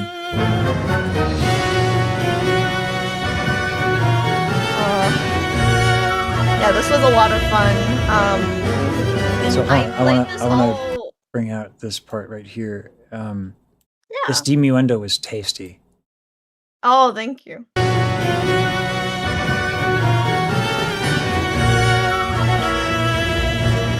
I tried to play this very romantically. I was thinking of like Astor Piazzolla, you know, with the Libertango and everything he does. Okay, I can hear that. Because I interpreted Music Box of Fate as, you know, kind of opera, kind of tango thing. You I know, didn't think when I about had, that. I wrote the lower strings with the bump, bump, bump, bump, bump. That short, long, Yeah. short. Yeah. That was like so tango to me. So I literally wrote in the score to play it like a tango, and like they totally, you know, got the tenuto and the staccatos. They accented the right things. Budapest did a great job with it. So when I wanted to solo on the viola with it, I used a technique called Sol G, which means to play everything on your G string. So that you get these dramatic slides all the way up, you know, and then I'm just using the heck out of the arm vibrato. Like I'm a VTuber, so you didn't get to see like the technique I used, but my hand was like waving ridiculously to just try and get some of that operatic vibrato. I don't think I was like nearly as successful as I wanted to be, just because Mousie's vibrato is so tight, so I had to be like wide and fast at the same time, which was just difficult for me to pull off, you know. Yeah, that technique is very idiomatic of I've said a couple times I'm trying to interview a music historian. I also contacted Professor Lawrence Indick at Temple. I wanted to see, because he's a old music head too. And I wanted to talk to him about like older singers. There was I forget the treatise, but it was the idea was like women were to sound like birds, and you can totally get that vibe from what Mouse was doing, on purpose or not, like whether or not it was just an adaptation. But I have to imagine that she, I mean, like, you know, she's an artist. Her vowels are really clean. That's one of the things that I really love about old singers as well, is that the vowels, like you spent so much time on them. That's how I was trained. So, and when you have like really solid vowels, there's so much you can do. Yeah. Right. Like, so like Osterach used to go to the opera once a week to just listen for vibrato from singers. So it's really interesting to hear that. I want to listen to this a little bit more now that we've said that.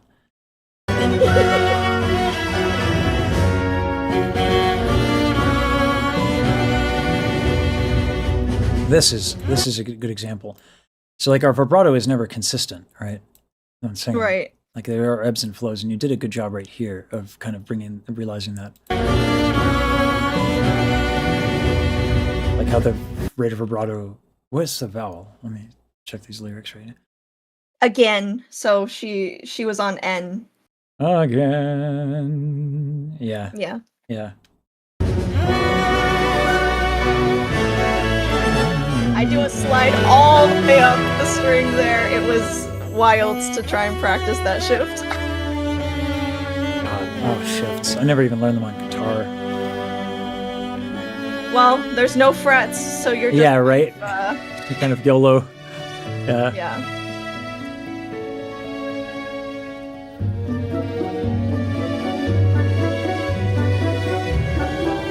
This is something that I noticed, and maybe you noticed this as well. The lack of lower, like contrabass, and even like a distinct absence of the cellos. Like when you looked at the score, what were you thinking about I was that? thinking that it was definitely it was unique for sure, but it wasn't like something that I was like, oh, we need to change it, because I already No, for thought it sure. sounded good. Yeah. But I thought it was really cool that she used the texture of the cello in like a lot of the fills. Like there's cello solos Yeah. throughout it, and I think that That it little bit I just sent you is exactly that. That's the cello part after the Oh, and this was the after the F, this part where the brass went fucking nuts. Oh, And I was yeah. like, oh, that's so fat. What chord is that? An octave? What? And it's just the brass Yeah. player going fucking crazy. And then yeah, this part is a cello part. Yes. Yeah. Fuck. Oh, really well done. Do you want to hear about a mistake I made in the score? Right here. Fuck yeah, let's do it. Let's get that. So you know how there's the cello solo there, and then the very last note, I think that's a is that a A? No, that's not an A. F sharp, yeah. F sharp, yeah. So you'll hear in the Budapest score that the cellist plays that note twice. So he'll play two half notes like bum bum. And I was just like, huh, how did that happen? And I looked at the final score that I published, and the tie, it was originally a whole note, but the tie in between them got erased when I published it. So now it's two half notes for all of eternity. It kind of works out in a way because it's restless in a way. Yes. Like it ends up adding to the fact that we're never, like, again, like this complete lack of resolution. The only way I could think of this as making sense is like a half to 7/2 diminished.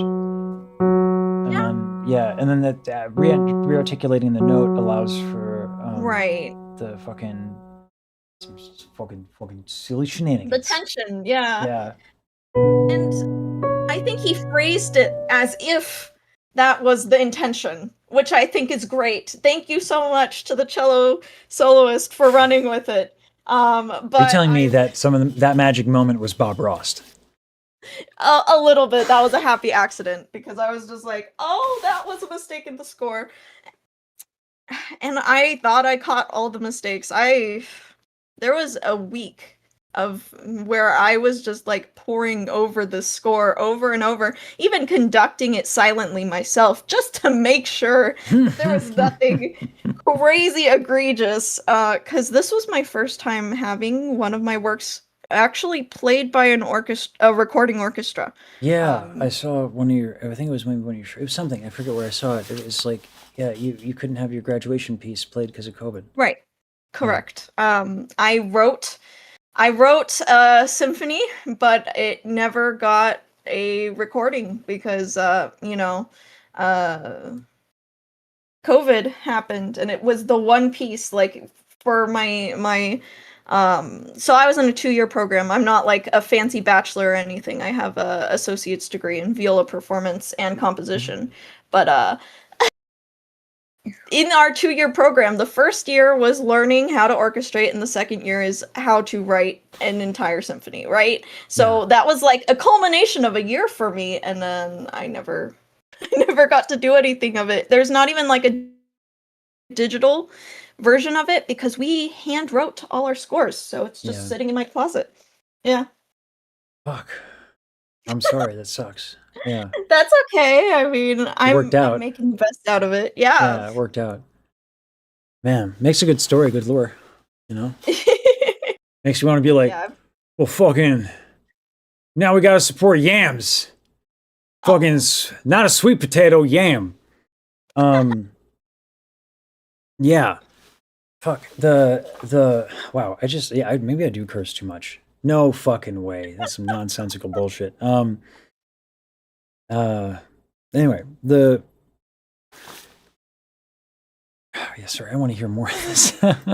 You're playing, it's very clear you care. Which is a weird thing to say, but you know, I'm sure you've met many musicians who just throwing it in. Yeah. It was gratifying to be able to play this with the strings. Even though I can't go up the octave, it was gratifying to follow my own bowings there, you know? I wrote those bowings. I wrote those bowings, they're mine. And then I tried to give this a lot of grit because I heard the grit in the brass, and I just wanted to put that into my playing. This section, the brass section, just fucking murked it. So good. Oh, those players are good. Indeed. Oh, like that. I can't believe that's just an octave. Right? Like, God, brass instruments are nuts, man. I don't have I tried like the embouchure for a little bit, and I was like, why are you gonna play an instrument where your face hurts? You know? Why would you do that to yourself? Yeah, exactly. Oh, that's so pretty when Mousy sings it. I tried. Tried with the vibrato, but her vibrato on you is cracked. Oh my gosh. I remember, some of her oo vowels were, which is very idiomatic of sopranos to have like really solid oo vowels, because they usually train on oo when you train a classical soprano. Yeah. And you know, tenors are E. Oh. Hence our fucking E. Like, yeah, this is interesting. I forget what baritones train on. I think it might be like O or R or something. I don't know. I'd have to ask around, but yeah, her vowels are like really pristine. That was something I was gonna discuss, and I'm working on my own video essay with this. This is challenging because I don't want to be inappropriate and speak on, like, the whole premise of the essay is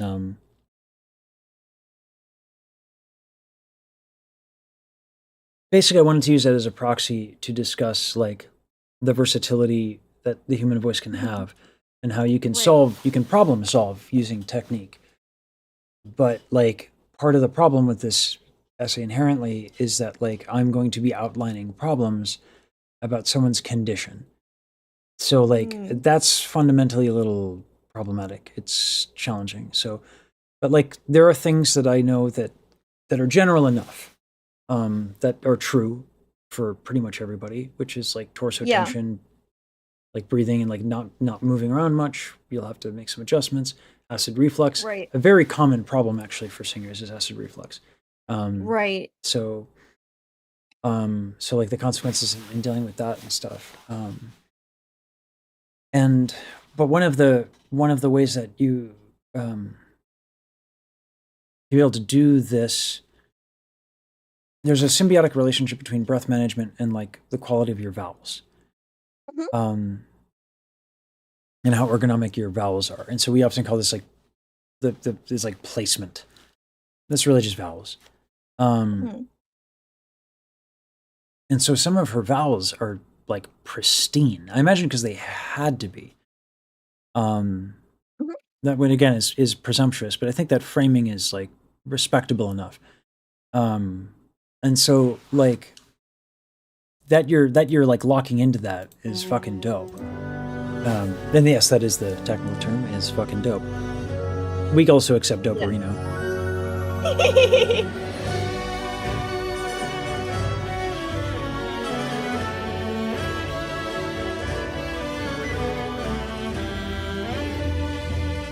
These are all glissandros here because gonna I ask. wrote the glissandros into the strings as well. Oh, I was like, yeah, I was gonna ask. Right here.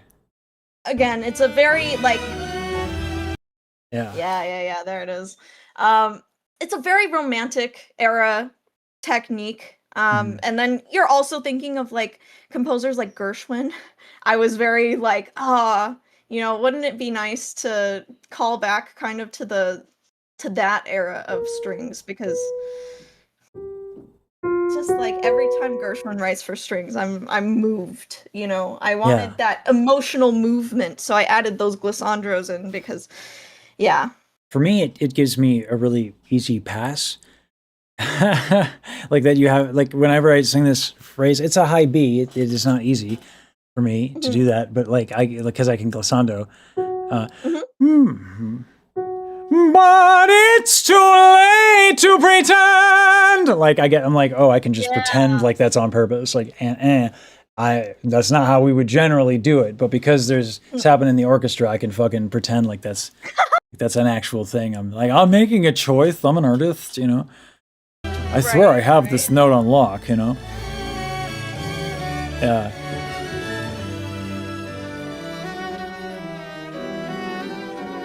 I'm so happy with how this came out with my phrasing. I felt like I don't get moved by my own playing a lot, but this one.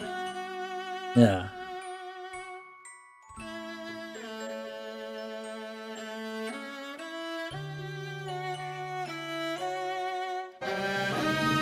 Yeah.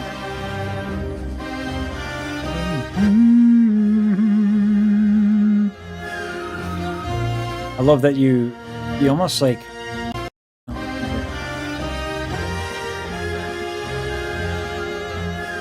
you're like you're almost like doing the R. Yes, I tried. Yeah. My heart from the start. Like I gotta close my mouth on that thing. Right. Yeah. I studied the lyrical vibes and tried to replicate it with a string instrument, which is funny because I've heard the opposite, that like singers with their vibrato, they actually tried to replicate the strings the best they can, but I tried to do the opposite. Tenors, we don't do that. We mimic ourselves because we're tenors and we only listen to our hairdos. So I see. Yeah, we don't do this other people considering thing. That's that sounds more like an alto to me. But yeah. But no, it's a phenomenal job. Oh, thank you. Okay, this is so hard for the violinists, this part.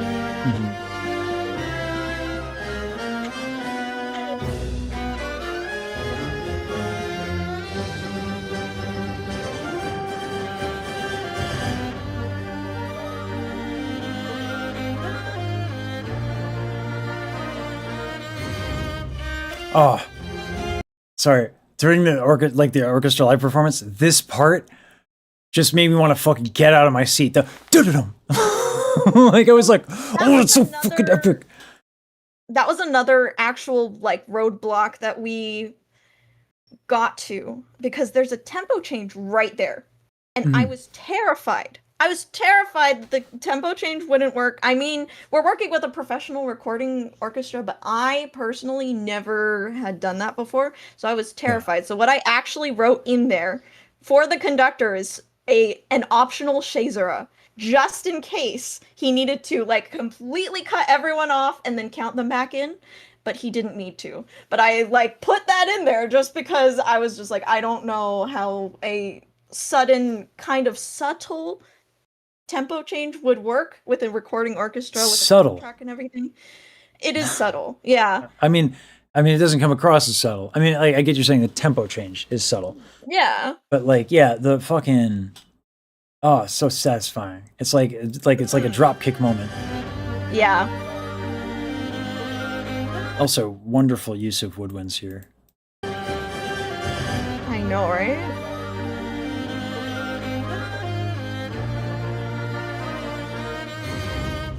Yeah, do-do-dum, fuck yeah. Yeah. Fucking make me want to fucking get up and, like, I don't know, punch a carrot. I don't know why. God, I wish. That note is too high for me. It was such a struggle to hold. Oh my gosh. And it's an octave down. Yeah, like I on my recording I cheaped out. I can send it to you. I'm trying to have Rosa, you know, make it not shitty. Rose is amazing. Rosa's dope. Super encouraging and was great to talk to and indulges my enthusiasm, which I appreciate. But like, yeah, holding out those notes is a pain in the ass. Like it's a D6. It's yeah, fuck all that. Yeah, I mean, oh, So I tried for I the. don't know a lot of singers who can hit it, but she can hit it. Yeah, I mean, like I have this weird thing where like I have a hole in my voice between like B C and then F C sharp to F sharp 5. I got this like weird thing. Yeah. I had one person explain it as that is not a sound that exists in nature, which is to say he didn't like it. But it's metal as fuck. Yeah. But like yeah, when I did it here, I had to do it the half step down because I don't have a C. I see. I don't have a singing voice at all. You do. That's It's the just reason why I play viola. a matter of learning how. It's in the same way that like I don't have the string in me at all until I learn to play, right? But yeah. True, yeah. I mean, the difference is that like to get a good string instrument, I have to invest like 10 grand, whereas you're walking around with what you need for singing. Yeah. Yeah. I mean, back when I was studying in college, we had like musicianship, and then we also had like what was the other one? Like, no, it was called musicianship, where you and oral training. That's the other one. Yeah. Where you actually had to sing. And the first professor I was under, you know, he totally understood that I knew the pitches. I just couldn't replicate them with my voice. I had less than an octave of range when I first came to college.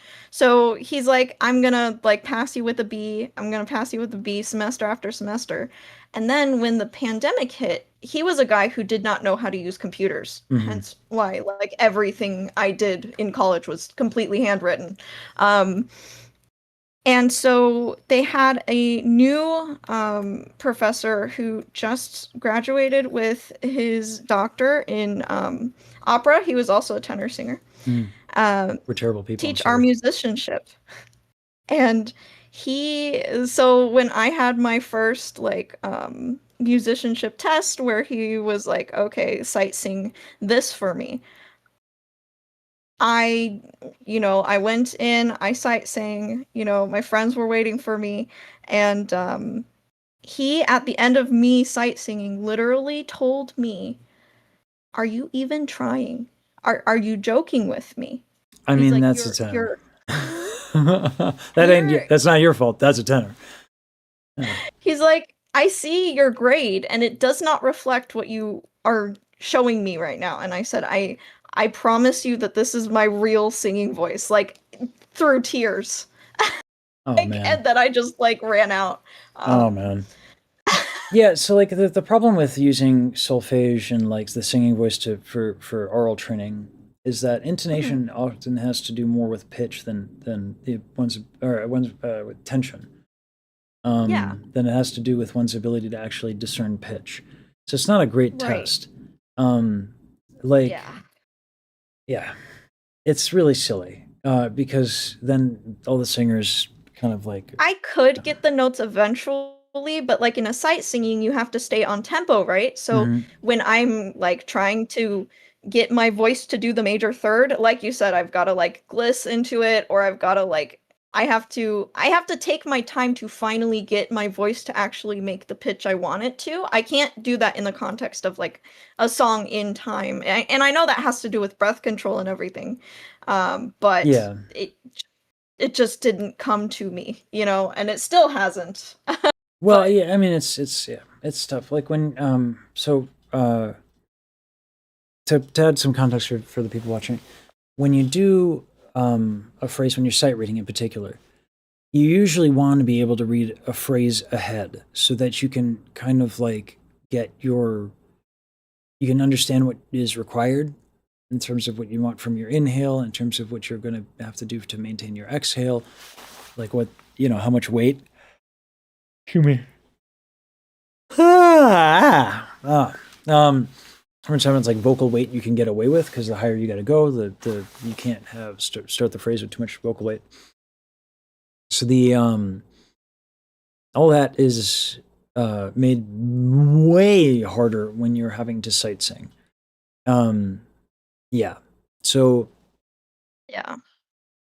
luckily, in our case, we had time to prepare, and I'm a tryhard, so like we had to do what is it, Zaus and a Sprouse and a sail and kite. We for like Oh. the Steh still.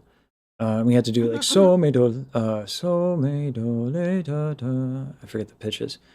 Ti so do. And so that one was a bitch, but I fucking love Steh still as a piece. But yeah, we had to do. I think we had to do Firebird as well. Dum dum dum. Ooh. Yeah, dum Oh my dum dum. Like gosh. yeah, and we had to do that with numbers because it was atonal, so we didn't get to Uh-uh. use like movable do. Yeah. So they really fucking grilled us hard. I loved it personally, but again, we didn't have to do it at sight. I kind of wish, in hindsight, that I did talk to Latham, Dr. Latham, about that, and they were like, Mhm. we don't have enough time. I was like, what do you mean we can't just have a 10-year dojo? What do you mean we can't just go to the hyperbolic time chamber and fucking get good like Goku? Fucking stop telling me these hard truths, these bitter pills to swallow. Right. Oh my gosh. Yeah. I mean, right after college, I really did give up. I think Daryl alluded to this, but like after graduating during the pandemic, it was just like the most depressing thing ever, you know. Yeah. I kind of just let music fizzle out for me a little bit just because of that, and so, I can see that like you never feel like you have enough time as a classical musician to get where people expect you to be. And then Yep. when you don't make it, it's just so easy to just feel like, oh, it's over. I didn't make it, so I guess I need to like go find an office job. Yeah. I need to quit viola, you know? I think that the saying that I really like is if you can do anything else, and not as if you can or if you can have the capacity to do anything else, because I have the capacity to do other things, but it's more like I cannot stop myself compulsively. Like it's Right. like I just do this. I'll tell myself be responsible, don't do it, and then I'm just fucking doing it anyway. I've been told to quit more Yup. times than I can fucking count, so I just stopped listening. I see. Just stop giving a flying fuck. Yeah. But I'm also irreverent, shameless, and have no decency tenor. So like, but yeah, it's brutal. I mean, even I, as shameless as I am, like I do feel knocked down. Absolutely. Yeah, it can be rough, but I'm glad he didn't fucking quit, because this fucking thing is dope and has helped a lot of people, including Aw, myself. thank you. Did we finish it? We did There's not. still There's there's still still a more little bit. notes to play, so let's fucking go. Yeah. There we go. Thank you, Music Box Fate Team. I'm Nas1, Riku, Starlight, Daryl, and Elba. Yeah. The only two, well, I mean, aside from like every person in the orchestra, I've talked to the engineers on this project. Mhm, You know, you, Daryl, I have to talk to Riku, and then, you know, maybe like, you know, Mouse is on a different fucking stratosphere of busy and in demand. So I won't be so presumptuous, but it'd be lovely to. This was such a profound experience for me. Um, I don't know if I don't want to like say it again. I'll try. My father passed away Oh, recently. so sorry. Sorry. Mm, And I was while that happened, I was going through a divorce. Um, wow. yeah, and I used to listen to older recordings with my dad growing up all the time, and something about this tune, Mhm. just like it healed something, it unlocked something. Um, I'll send you the whole spiel that I gave. You Yeah, know, please for do. yeah, I you know I named Riku and Starlight because at the time that was my understanding of who wrote the piece, and I truly wish I included you and Saber, and I think I did mention Iron Mouse, but I wish I was a bit more emphatic in including everybody in that sentiment. So when I send you this clip, I don't name you specifically, but you are absolutely in No, that. no, no. I mean, if you think about it, my role here was really just Starlight Daryl brought the ideas, the heart, and the music. She wrote it in a DAW, and my job here was a lot more of just like you've been in an orchestra before. Can you translate it? It's like translating a language from the digital to the physical, like Starlight where told me herself that without you, it's not possible. So if you're about to play humble, I'm going to call bullshit and say, take the fucking compliment as someone who also struggles to take compliments. Yeah. No, your work was incredibly meaningful to me and a lot of people. Oh, thank you. Yeah. It was meaningful to all of us. I think, I had given up writing for orchestra entirely at that point. So, I mean, I'll give you my whole life history on Friday, but Yeah. I'm very interested. I'm very interested. I can't wait. um, I thought, like I graduated at the wrong time. And my health was keeping me back from actually playing in orchestra at this point. So, um, I was just like, I'm never gonna write for orchestra again, and I regret how much I let myself forget from Yeah. my composition classes because I was like trying to dust off everything for this project very quickly. I was just like, I feel so much imposter syndrome, but you know what? We've all got this dream together that this becomes a thing, Yeah. I see a lot of parallels in Iron Mouse's struggles with my own life, so I was just like, I'm doing it for her. And then like my hero Do it for literally the Oshi. yeah, We got to do it for the Oshi team. Yeah. I feel that my energy music hard. Oshi is composing for my streaming Oshi, and I just need to like I need a lock in. I need to make Lock- this happen. Gotta lock in for the Oshi. Yeah. Hmm. I like learned that term fucking like 2 days ago. Man, like, yeah, like, it's, yeah, it's important work. Um, I'm glad all that paid off for you. Um, yeah, Yeah. good shit. Fucking high five through the internet. Also, I think that we have a saying here, that has become a saying, uh, this, like, there's the just an anime girl thing. Never again. We will not tolerate this humility. That's funny. I'm a tenor. We don't do humble in this fucking house. So for the rest of the day, I command you to strut, not walk. Nay, strut. Unless, you know, like, See. that's difficult, but, you know, like, strut, at least in your soul. So, yeah, none of this just an anime girl shit. Like, you did great work. Yeah, I'm seriously. Oh.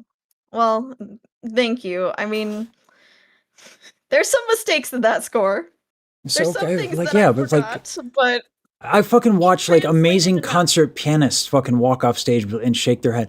I've heard the most amazing fucking people fucking like shake their head, and I have a decent ear, particularly for singers. And I've heard fucking stellar fucking singers shake their heads in disappointment in themselves. The point of the work is what you did for other people, and you did a fuck ton. So, you know, mistakes always bleed through. That is one of the reasons like that this music is so exciting, is because it's so fucking hard. In general, just like classical music and the style of classical music is very challenging. Mistakes make it through Brutal, all the yeah. time. So it's not about whether or not it's a fucking, like, mistakes happen, but we do our best. Mhm. But what's important is the impact and who we Yeah. serve. And you served a fuck ton of people, including me. So yeah, no more just an anime girl. I demand strutting. It's optional. I don't have the authority over your struts, but like it would be nice, you know. So anyway, that's my spiel. Sorry to be so forceful. on that. No, it's fine. Take my gratitude, damn it. Yeah, I understand. Yeah. I do this to friends a lot when they try to be humble. Mm-hmm. Like in my music group, our violinist Princess, is so she's so timid. Mm-hmm. She was this, I don't know if you know like orchestra culture, but she played second violin, meaning she was basically an alto.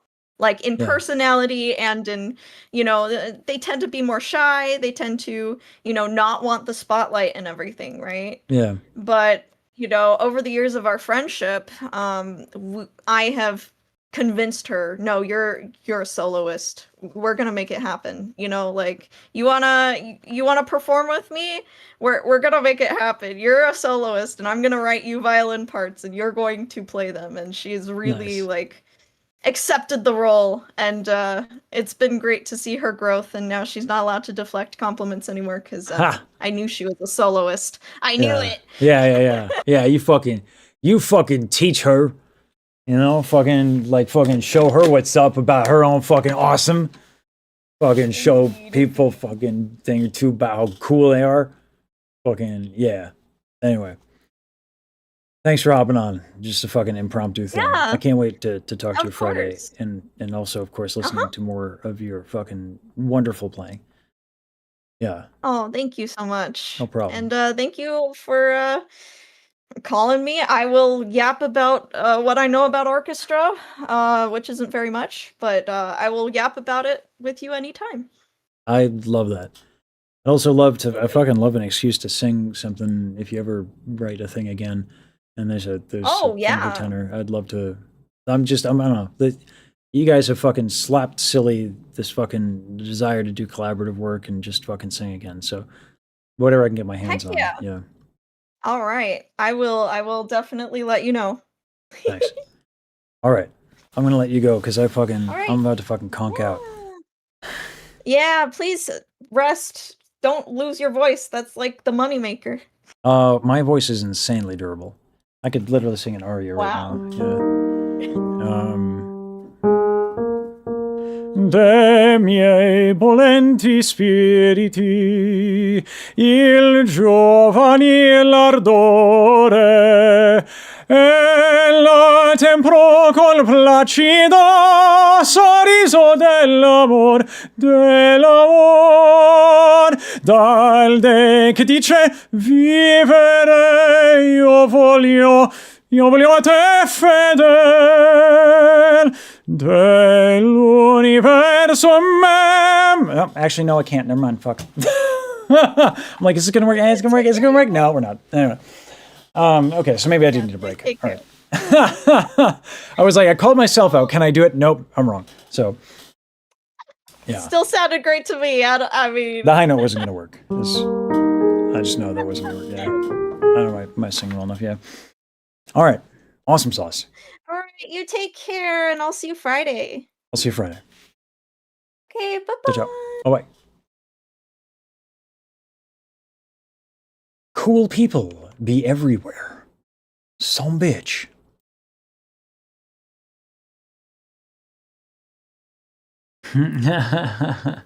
How do you accept compliments? Asking for a friend? Yeah, I have no idea. Yeah, sorry, wasn't much chatting today, guys. Super fucking. I was just I had to meet these people. I mean, I had to also fucking Starlight Fantasia was fucking dope. Yeah. All right, guys. I'm gonna fucking crash. Yeah, they're super fucking cool, Carl. Some of the coolest, Reinhardt. Absolutely agree. All right. Love your faces. Love you all.